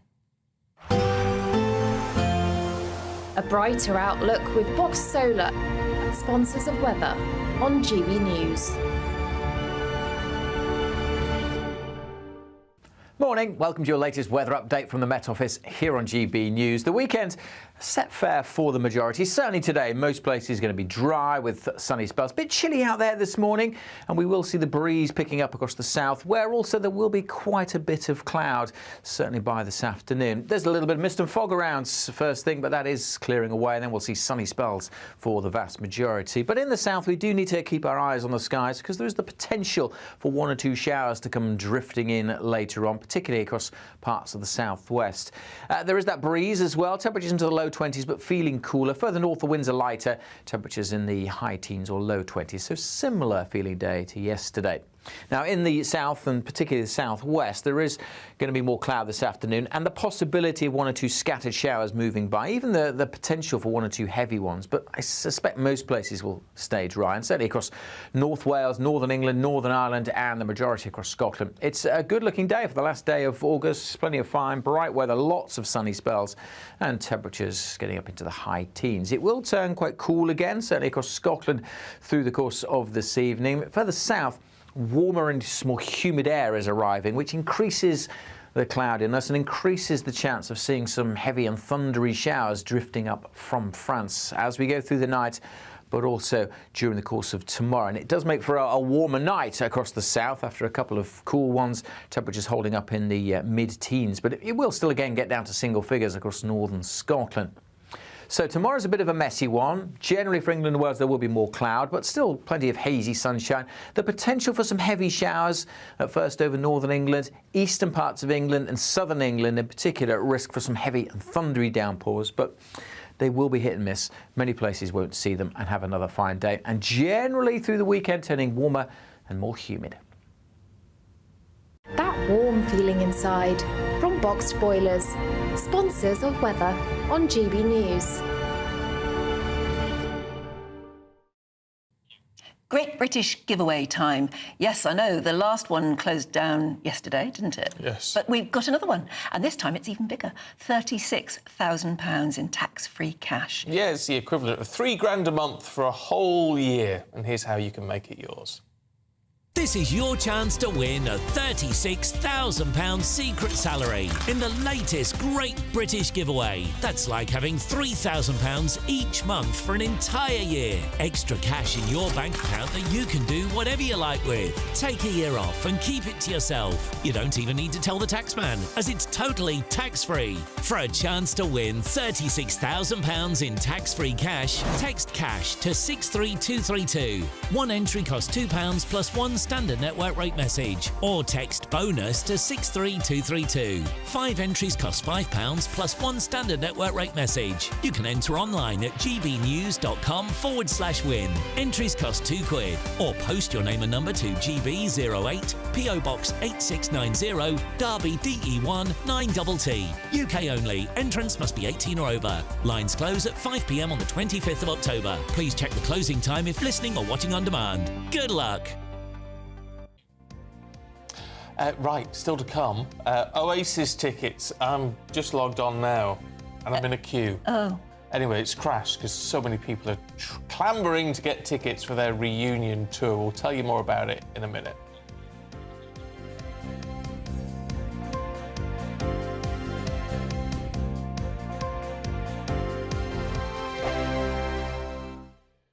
Hi there, I'm Michelle Dewberry and I'm going to take a second to tell you all about my show, Dubes & Co. We start off with the issues of the day. We then bring in both sides of the argument. We get rid of the disrespect. And then you throw me into the mix. And trust me, I'll tell it exactly how it is. And then, of course, the magic ingredient, you at home. We mix it all together and what have we got, in my opinion, the best debate show in town. Monday to Friday, 6 till 7 on GB News, Britain's news channel. Good afternoon, Britain. Weekdays from midday. It's a very difficult issue, this, right? As far as we know, the boxer with male chromosomes was born with female genitalia. Yeah, I mean, it's actually quite simple. You know, sex in humans is binary and immutable because we are mammals. And there is a minority of people who have disorders of sexual development. and that can affect a person's reproductive organs. But these people are male or female. And yesterday, what we witnessed was basically just glorified male violence against women and girls. The difference is, I mean, that happens every day all over the world. And the difference is that in every other circumstance, we consider beating up women to be wrong, but it was deemed acceptable by those at the IOC because they're claiming that it's sport, but it's not. It's violence and it's wrong. Peter, Lottie's right, isn't she, that we've been talking a lot recently about violence against women and girls, and regardless of whether this person is intersex or transgender, they have male chromosomes. That means they have a very, very distinct biological advantage that could actually be fatal to a female athlete competing against them. Well, of course, sport does need to be fair, and we do need to examine this case very thoroughly. There are reports that the boxer, Iman Khalif, was born a biological woman. She is not transgender. She is not non-binary. She is not intersex. She may have elevated levels of testosterone, but that's entirely natural. It's beyond her control. It's the way she was born. And that is why the International Olympic Committee has said that she falls within the rules. GB News, the People's Channel. I'm Christopher Hope. And I'm Gloria Di Piero, bringing you PMQ's live here on GB News. Whenever Parliament is in session on a Wednesday at midday, we'll bring you live coverage of Prime Minister's questions. We'll be asking our viewers and listeners to submit the questions that they would like to put to the Prime Minister, and we'll put that to our panel of top politicians in our Westminster studio. That's PMQ's live here on GB News, Britain's news channel.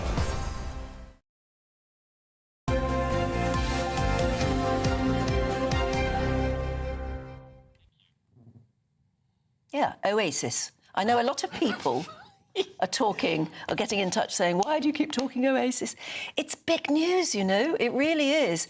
The tickets for Oasis, have you managed to get, you're still in the queue? No, I'm in queue. They're apparently live on general sale, although from time to time, apparently the website crashes.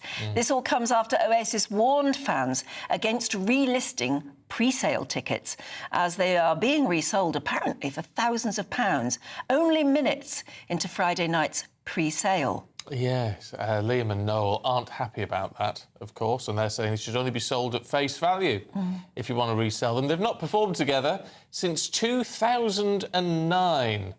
So it's been a long time coming. And I do have to tell you that Jules has been in touch. She said she got selected on the pre-sale ballot, so bought her tickets last night. She feels so lucky and grateful, and she is so excited. Oh, I'll bet you are. Well done, you got through. Well done. Let's talk to music journalist James McMahon, who joins us now. Great to see you, James. I mean, look, as I say, Oasis isn't everyone's cup of tea, but this is a Britpop phenomenon getting back together. No, I mean, it's no surprise the websites are all crashing left, right and centre. I mean, it makes me a little bit sad, kind of the desperation that you're seeing in so many people this morning, because really when Oasis announced their return, I think this is more than a music story. I think this is a story about culture in Britain right now. I think that's one of the reasons why it's so pertinent that I've been talking on this station all week about Oasis. It's a big news story because it says an awful lot about where we are as a nation and what we're looking for. And I feel like there's been so much misery and gloom in Britain in recent years that the idea of Oasis coming back, harking back to an amazing time in British history is a big story. And this morning, seeing so many people so desperately trying to get tickets and being disappointed by websites crashing and enormous queues and such like, it's been quite hard to see. I found it quite upsetting, to be honest. Yeah. But I do think that this reunion is going to work, and I do think that they are in it for maybe not the long haul, but they're in it for more than perhaps people are expecting. And there is a rumour that there are other dates that are being held, and I do think that more tickets will go on sale down the line. So if anyone is watching this and they are frantically refreshing a website trying to get tickets, just bear that in mind. As someone who knows people in the industry, The buzz is that there are other tickets that are being held. Ah, good. There are other dates that are being held. That will be great news to a lot of people. Do you think, though, I mean, it is a long time since these lads spoke to each other, let alone performed together. Do you think they'll be able to deliver? Yeah, of course. Like when they were the biggest band in Britain and they were writing and performing the best songs on the airways, they hated each other then. But also, as someone who has a brother, it's a lot more complicated than that, isn't it? I always find it fascinating with Oasis that I wasn't a music journalist when they swung around. I was a teenager that was hanging on every word they said. And now I'm a music journalist, and there's a lot of time in between. And I still don't really understand the dynamic of their relationship. I still think that they slag each other off in the press or on TV, and maybe Noel does it a bit less than Liam, but maybe Liam's more funny in how he does it. I still don't quite understand. I still don't know if they occasionally exchange messages on Christmas Day. I still don't know if if their siblings who would be cousins to each other associate with each other. Occasionally you hear things, and I don't know. Sometimes I just think the whole thing is a bit of a mystery. I don't think it's quite as cut and dried as maybe they present. So, but I think they could go on stage. I mean, when they were making their second record, Noel hit Liam around the head with a cricket bat. Oh. And they still went on to make 5 records after that. Do you know what I mean? Like there's a durability in them as brothers that I think that. I mean, I remember in 2009 I was at the festival and I was expecting them to turn up the following day to play.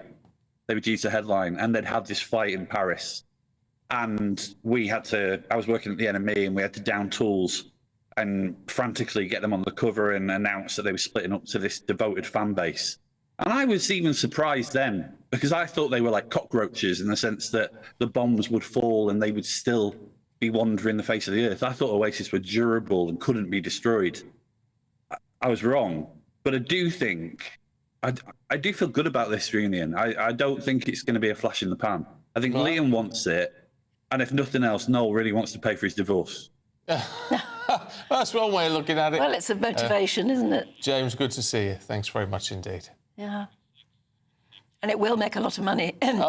But you're a bit cynical about whether they'll actually be able to hold it together. You do wonder, because they're so volatile. And let's hope they can. Let's hope they can, because, I mean, they've put them together and they are a phenomenal act. You know, and it's... well, for the sake of all of the people who are blocking, standing in a queue at the moment, I hope they get the tickets, and certainly I hope the brothers deliver. It's not just the two of them either, it's a whole band, isn't it? Yeah, but it's... I would be a bit miffed if I was some of the original Oasis members, because they've got part of Noel's band are sort of doing all that sort of extra stuff. So whether everyone who was originally in Oasis is getting a crack at the whip, nice to have it's nice to have a bit of excitement. Something positive to talk about, really, isn't something it? to look for. If you're a fan, it's something to look forward to next year. And we all need that. We do at the minute. Also, we've got lots to look forward to in the sport, because we're doing so well at the Paralympics. Ada McGee will bring us the latest in a minute.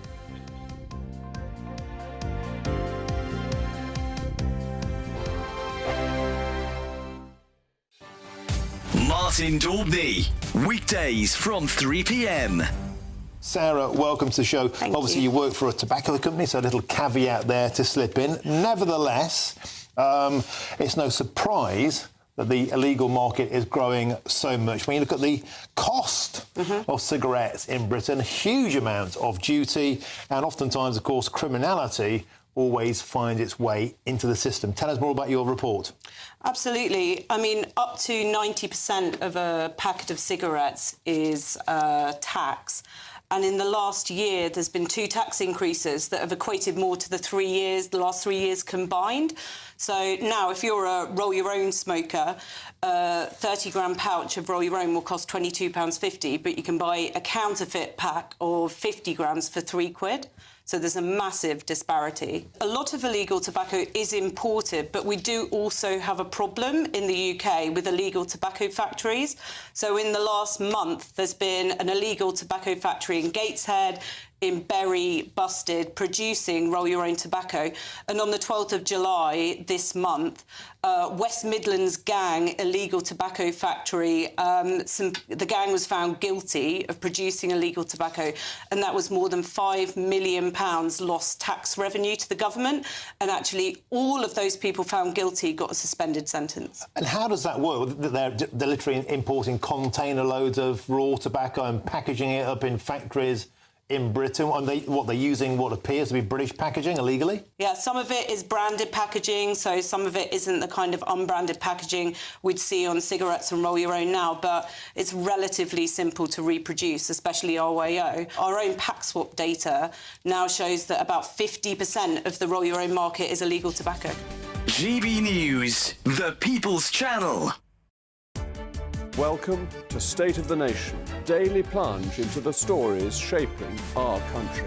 I'm Jacob Rees-Mogg, and Monday to Thursday we bring you the insights, the facts, the truth about how our country is being governed. Because what happens in Downing Street matters down your street. Tune in to State of the Nation every Monday to Thursday, 8 to 9 o'clock.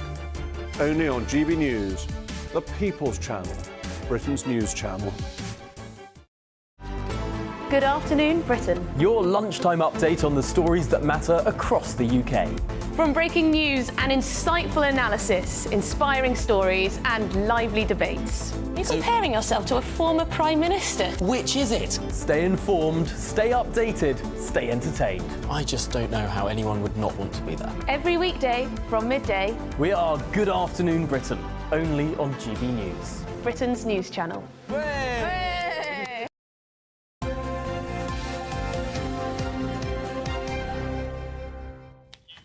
Time to go through all the sport now. Here's Aidan. What are we starting with today? I think the biggest story of the day, notwithstanding all the transfer stuff last night and the Paralympics, etc., but Novak Djokovic falling out of the US Open just a couple of hours ago is a huge story coming out. What was the score? He lost in 4 sets against Alexei Popyrin of Australia, an ethnic Russian, but competes under the Australian flag, born in Sydney, 24th seed. No mean player, nobody's saying that, but to beat Djokovic at the third round, I think it's 18 years since he was knocked out in that early in a tournament. I mean, I think 18 years ago is what, 2006? So that's a hell of a lot of consistency. It'll be the first time he hasn't won a Grand Slam in since 2017 when he had Did he do a post-match interview? He did, and he said it was some of the worst tennis he's ever played. He said that it wasn't a physical issue, he just felt out of gas. And I can understand why he would feel out of gas, because he's somebody who's expected and usually does go very deep into tournaments, just like Alcaraz. And it looks like Alcaraz suffered the same thing yesterday. He looked out of sorts as well. And it has to be, Anne, the schedule, because it's French Open, followed quickly on by Wimbledon, as we know. It's always a problem, those two going back-to-back quite closely. Then this year you had the Olympics. You only get that every 4 years, so it's a difference. And then going into the US Open, you don't get much of a break. And as I say, the average player, I know it is a shame. Well, they don't earn much money. But they were both right up through to the final in the Olympics. They were indeed. And they faced each other in the final at Wimbledon as well. So yes, that's true, yeah. They both said the same thing. They're gassed. It doesn't mean they're done, and it's certainly not Alcaraz. He's very young. But at the age of 37, science says that Djokovic cannot go on forever. But I think he would want to try and get that 25th slam if he possibly can. And who would have thought that in the US Open, Stephen, this year, that Djokovic and Alcaraz would be out while we've still got two GB competitors in Dan Evans and Jack Draper. I would never have thought it. No, I'm glad you're shocked. I'm shocked, yes. No, it may not have happened for quite a long time. No. It may not have happened, but yeah, look, so what stage are we at? We're going into the 4th round now. So right. Jack Draper and Dan Evans have been to the 4th round before, but never any further. That was in 2021 and 2023, respectively. Jack Draper takes on Botic van der Zandschulp. I've only had 2 days to learn that pronunciation. I still can't get it there. Botic van der Zandschulp. So he's the guy who beat Alcaraz yesterday. Oh, so he's going to all right, so he's good. He is exactly. Well, everybody at this stage Dan is Evans good, plays Alex de Minaur, I think. Isn't he? He's in a relationship with a British player, isn't he? I don't know, but those matches are going to be worth watching. Yes, they are indeed. So that's something for you to do this afternoon. I'm not sure the times on those, but listen, if you're a player at the 4th round stage and you looking at the draw and you think, wow, Alcaraz is out, Djokovic is out, you're going to maybe just start thinking about how far you can go. But 2 Brits are in. Yes, outstanding. Yeah. What do you want to do? We've only got time for one more story. Oh no! Well, let's look ahead to let's quick look ahead to the Premier League matches today. We've not mentioned that earlier. Arsenal first out the blocks, 12:30 against Brighton and Hove Albion. I don't think Raheem Sterling is registered in time to play in that game. I don't think he's quite match fit anyway because he's not played any minutes this season. Later in the day, not exactly a really sexy fixture list, you wouldn't say, but tomorrow you've got Man United v Liverpool, the biggest game in English club football, one of the biggest games in Europe. So that will just tell us how far both clubs have come in the first few weeks. It's been battled as the battle of the bald Dutch geniuses. Yeah. Because they're both managers are bald and Dutch. I don't know about genius though. No, I don't know. Well, bald and Dutch. Sure, I'm sure and they probably wear a tie just like yours, Stephen. Yeah. Well, at least I'm. Especially if they're flying EasyJet. Well, apparently. Off your tea? Off your tea? Yeah, for £19 for a sandwich. Yeah. Right, Adrian, thanks very much indeed. Here's a new sport for you. This is probably going to be in the Olympics in another 4 years. Plogging.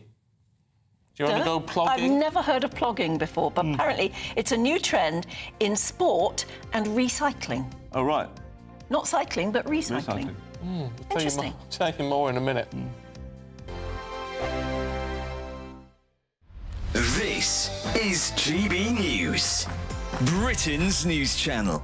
EasyJet is launching a new recruitment drive focused on attracting cabin crew members over 50 and those even considering retirement. Well, the initiative is called Returnships and is inspired by research that suggests that 75% of people over 50 years old believe that now is the ideal time to embark on a new career.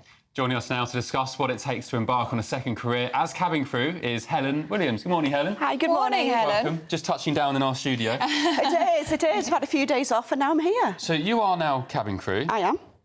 What inspired you to get into it? What did you do before? How did it all come around? Oh, so when I graduated, I took an office job with my grad scheme, and that job lasted 6 months, and I started working for a European carrier. I did just over 5 years at that European carrier and had an absolutely fabulous time. I then went on to a wet lease operation with an Irish carrier and another mainline UK carrier. I then decided to have time out. I had a business, I had a family, I had children, and last autumn I decided, why not? Let's go back and do it all again. So returning to that European carrier that I'd worked at when I was in my early 20s. And what is that like for you now, returning that bit older, having that life experience, having your children? Do you think that's been a benefit to you? It's absolutely been a benefit. I mean, the amount of parents that thank me for helping me with their small children when they're crying on a flight. I am that person now. When you went back for a second time, did you notice more sort of older people amongst your sort of colleagues? I did. So when I returned onto my initial course in March of this year, just over half the course were over the age of 30. Wow. Which was absolutely phenomenal. And I was expecting to return and be with a lot of younger, 18, 19, 24. I was expecting to be that dinosaur. And that first day of training, to find out that I wasn't the dinosaur, you have no idea how exciting that was. And they've gone on, that particular group, to be phenomenal crew members. GB News, the People's Channel. Every Saturday, 10 till 12, we'll bring you all of the news that you need to know. We'll also remind you that there is so much to smile about. It's my favourite time of the week. I get to relax, enjoy some light-hearted stories, and let Ellie teach me about fashion too.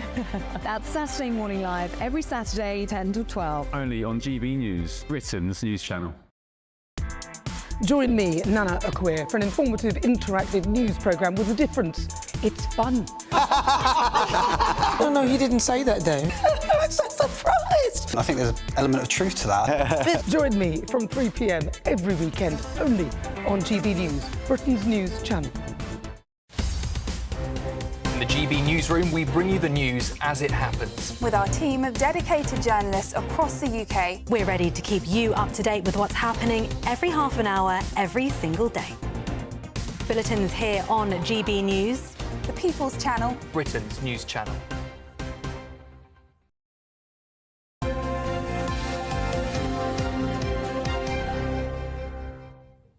Plogging. We promised plogging. Yeah, we've never heard of it, and I bet you haven't either. But Luke Douglas-Hugh is a plogger.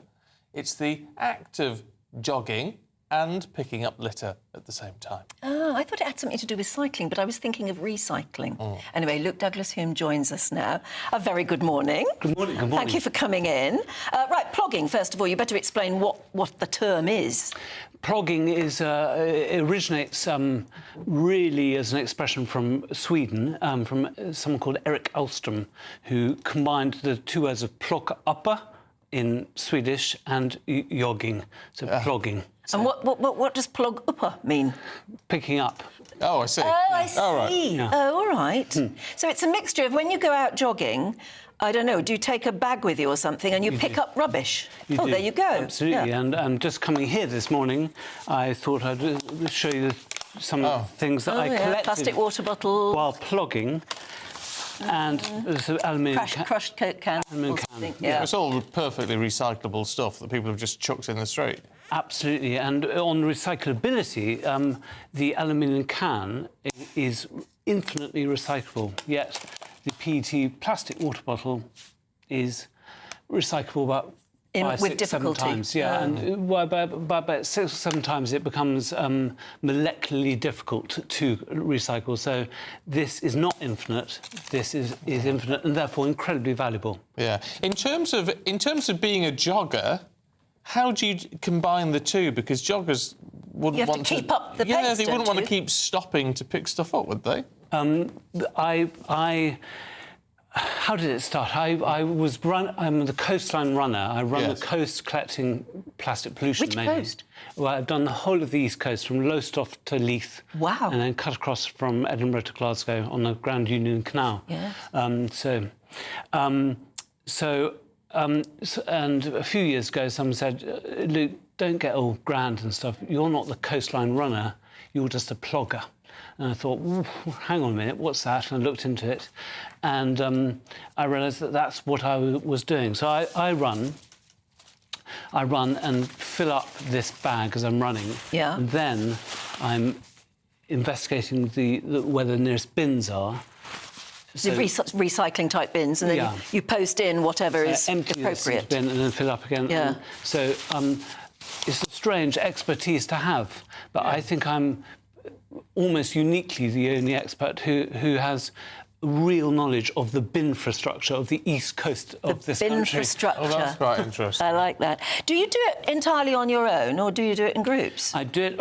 I originally started on my own. I got clapped off by a mayor in Great Yarmouth, but now more and more people join me, and It's a very curious thing. I've had town criers come out and greet and send me off, and a lot of us now run together, including actually councils and stuff. I have run with the leader of Folkestone Council, who's a keen runner himself, and he's in his 60s. It's jogging. I'm not evangelical about much, but just try jogging. Do you jog, Anne? I've tried jogging because I've met so many people who say once you get into it, you're hooked, and then you have to do it. Never got to that stage. Right. But what I find interesting is that, jogging, you could say, is just something you do for yourself, for your body. But what you're doing is something extra. You're making a difference. Do you think you make much of a difference? No. To be honest, I don't. I think, well, actually, no. OK, yes. But the difference is not so much on collecting stuff, because the scale of plastic pollution, particularly in the ocean, is just mind-blowingly terrifying. When you came in, you were carrying this, which I thought was a lump of concrete, but actually it's... polystyrene. Yeah. That's the sort of thing that I collect, as well as an enormous crisp lump of packets. polystyrene. Yeah. And so this I collected off the coast of Withensea, where I was with Withensea Town Council about a landfill issue there, and I collected this. And the thing is that it's so easy to do, to collect this off the beach and put it in the bin, because this, if left there within a couple of months, would have broken up and it'd be into those tiny little polystyrene balls. Polystyrene balls, which will last for centuries. So, well, then you are making a difference. Yes, I think I'm making a difference in raising awareness of not polluting our beaches so much, and I think that's having a difference. As far as the problem of waste pollution goes, it's only really systemic change that I feel that running plogging is not having a big difference. I'm really interested in systemic change, and that's why I work with Creating schools awareness. and with councils. Yeah. Well, look, it's important. It's really good to see you this morning. Thank you very much indeed. But it's an interesting move, isn't it? And actually talking about beaches, it's been pretty grim for beach resorts this summer. Certainly one sort of donkey ride owner said it's been the worst sort of year of trade he's seen for 15 years. Yeah. In fact, he's John Nuttall. He's a third-generation donkey owner, if you like. A classic holiday attraction, but it's been having a rough year. Well, the final weekend of school holidays is signalling the end of summer. That's it, we're full. Up we go. John Nuttall's family has been giving donkey rides on the East Coast since the First World War. It's usually the first ride gets full and then it just slows off. He says this summer has been the worst season for 15 years. It started slow and it's finishing slow, really. It's been the same all year. When the people are coming to Skegness and it's a bad day, well, we can't earn a living. In Skegness, the sun, sea and sand don't cost a penny. But finding blazing hot weather this summer has been harder than usual. The Met Office says that summer has been slightly cooler and duller than average, but with many people still choosing to come to the seaside, reasons other than the weather could be behind the seasonal slump. We've had a bad summer, so you've got to take advantage while it's nice. We do have to try and save the pocket money and things like that, because things have actually jumped up in price. What's the point in staying at home with your children and start watching the box when we can do that all winter anyway? They get here, they want to get out, the kids have an ice cream, there's car parking charges, there's all that rolled into one, and so the last thing they want to do is pay for a donkey ride. A survey taken by the National Coastal Tourism Academy in early summer found turnover was lower than last year for more than half of seaside businesses. Meanwhile, visitors were seeking deals on accommodation for shorter trips and spending less money on holiday treats. Good idea. I mean, Bob Walker is chair of the Hoteliers Association in Skegness. Being British, we don't really bother too much about the weather. We carry on. But it's mainly the cost of living. Yes, the people have been here, and they are here, but not necessarily spending as much as they would normally do. The seaside is core to British summertime. Wavering weather can be accepted by most. But without taking enough cash to last through winter, brighter skies next year make little difference. Will Hollis, GB News in Skegness. And those donkeys look just as fed up as me at the British summer at the moment. Well, they are. At least they're nice-looking donkeys. They are very bonny donkeys. Now, it's Saturday Morning Live next with Ellie and Ben. Good morning, you two. Hello, Good morning. Just on the donkeys, I mentioned it a few weeks back on the show, a similar story, and I said, "Oh, that's great, Will, get on the donkey." And we got so many emails and comments saying, "No adults on donkeys, kids only." Oh. So, FYI, just leave the donkeys alone. Do you know you get in trouble whatever you say, don't you? Yeah, you can't win. On our show today, of course, the big story of the day is Oasis. Tickets went on sale this morning. People stuck in a queue, like stretching from Land's End to John O'Groats online, metaphorically. Does Oasis mean anything to either of you? Not really, no. I like their songs, yeah. You're not fast because he likes all the US. I prefer sort of American punk rock, but I like Oasis. Not enough, though, to buy a ticket and travel to a gig and spend thousands on accommodation. Well, it was my era. It was my era. Would you be tempted? Oh, yeah, if I could get... I had a look today and the queue was massive, but, I mean, if I could get a ticket, I would go. It would be an event. Have you asked very nicely, GB viewers, to say, if anyone's got a spare ticket, let me know? No, I haven't. Well, I haven't done that because GB viewers, as you will find out, are not very keen on Oasis. No, they're all saying, why are you talking so much about Oasis? Well, it is newsworthy. I know. Well, it is. Pretty big. It is. Even if you're not a big Oasis fan. So we will be leading the show with that, I'm afraid. Oh, will you? Well, good luck with that. Yes. We're also going to be talking to a publican about the outdoor smoking ban. Ah, yes. All right, brilliant. Big news. OK, but that's it. Lovely. Stephen's like, Thank you. That's it. You're out of time. It's the weather. A brighter outlook with Box Solar, sponsors of weather on GB News. Morning, welcome to your latest weather update from the Met Office here on GB News. The weekend set fair for the majority. Certainly today, most places going to be dry with sunny spells. A bit chilly out there this morning, and we will see the breeze picking up across the south, where also there will be quite a bit of cloud, certainly by this afternoon. There's a little bit of mist and fog around first thing, but that is clearing away, and then we'll see sunny spells for the vast majority. But in the south, we do need to keep our eyes on the skies because there is the potential for 1 or 2 showers to come drifting in later on, particularly across parts of the southwest. There is that breeze as well, temperatures into the low 20s, but feeling cooler. Further north, the winds are lighter, temperatures in the high teens or low 20s, so similar feeling day to yesterday.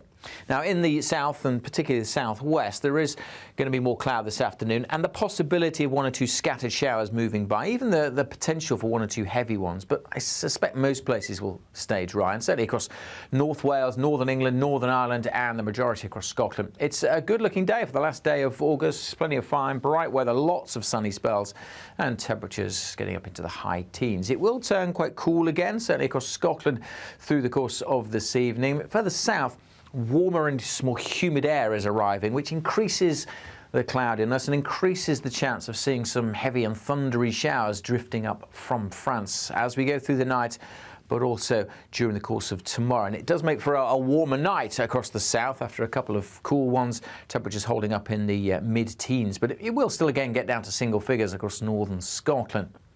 So tomorrow's a bit of a messy one. Generally for England and Wales there will be more cloud, but still plenty of hazy sunshine. The potential for some heavy showers at first over northern England, eastern parts of England and southern England in particular at risk for some heavy and thundery downpours, but they will be hit and miss. Many places won't see them and have another fine day. And generally through the weekend turning warmer and more humid. That warm feeling inside from Boxed Boilers, sponsors of weather on GB News. Hi there, I'm Michelle Dewberry and I'm going to take a second to tell you all about my show, Dubes & Co. We start off with the issues of the day. We then bring in both sides of the argument. We get rid of the disrespect. And then you throw me into the mix. And trust me, I'll tell it exactly how it is. And then, of course, the magic ingredient, you at home. We mix it all together and what have we got, in my opinion, the best debate show in town. Monday to Friday, 6 till 7 on GB News, Britain's news channel. Welcome to State of the Nation, daily plunge into the stories shaping our country. I'm Jacob Rees-Mogg, and Monday to Thursday we bring you the insights, the facts, the truth about how our country is being governed. Because what happens in Downing Street matters down your street. Tune in to State of the Nation every Monday to Thursday, 8 to 9 o'clock. Only on GB News, the People's Channel, Britain's news channel. This is GB News, Britain's news channel. EasyJet is launching a new recruitment drive focused on attracting cabin crew members over 50 and those even considering retirement. Well, the initiative is called Returnships and is inspired by research that suggests that 75% of people over 50 years old believe that now is the ideal time to embark on a new career. Joining us now to discuss what it takes to embark on a second career as cabin crew is Helen Williams. Good morning, Helen. Hi, good morning, Helen. Welcome. Just touching down in our studio. It is. I've had a few days off and now I'm here. So you are now cabin crew. I am. What inspired you to get into it? What did you do before? How did it all come around? Oh, so when I graduated, I took an office job with my grad scheme, and that job lasted 6 months, and I started working for a European carrier. I did just over 5 years at that European carrier and had an absolutely fabulous time. I then went on to a wet lease operation with an Irish carrier and another mainline UK carrier. I then decided to have time out. I had a business, I had a family, I had children, and last autumn I decided, why not? Let's go back and do it all again. So returning to that European carrier that I'd worked at when I was in my early 20s. And what is that like for you now, returning that bit older, having that life experience, having your children? Do you think that's been a benefit to you? It's absolutely been a benefit. I mean, the amount of parents that thank me for helping me with their small children when they're crying on a flight. I am that person now. When you went back for a second time, did you notice more sort of older people amongst your sort of colleagues? I did. So when I returned onto my initial course in March of this year, just over half the course were over the age of 30. Wow. Which was absolutely phenomenal. And I was expecting to return and be with a lot of younger, 18, 19, 24. I was expecting to be that dinosaur. And that first day of training, to find out that I wasn't the dinosaur, you have no idea how exciting that was. And they've gone on, that particular group, to be phenomenal crew members. GB News, the People's Channel.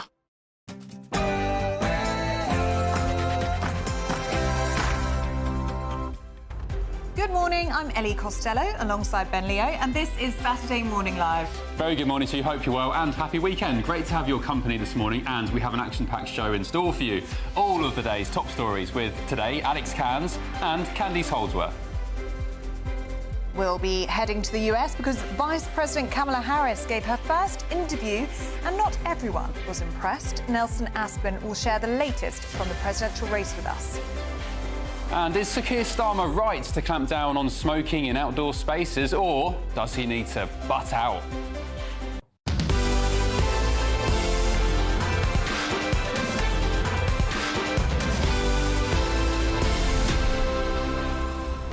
Now, if I was to say to you, what food reminds you of your childhood, what would you say, Ben Leo? Curly Whirlies, Chumps, Freddos, Space Raiders, do you remember those? Are they the crisps? Yeah, 10p. Yeah. So basically, back in the day when I was a kid, for £1, I used to go down the shop, get a can of Coke, Chumps, Space Raiders, and maybe something else, all for maybe 90p. OK.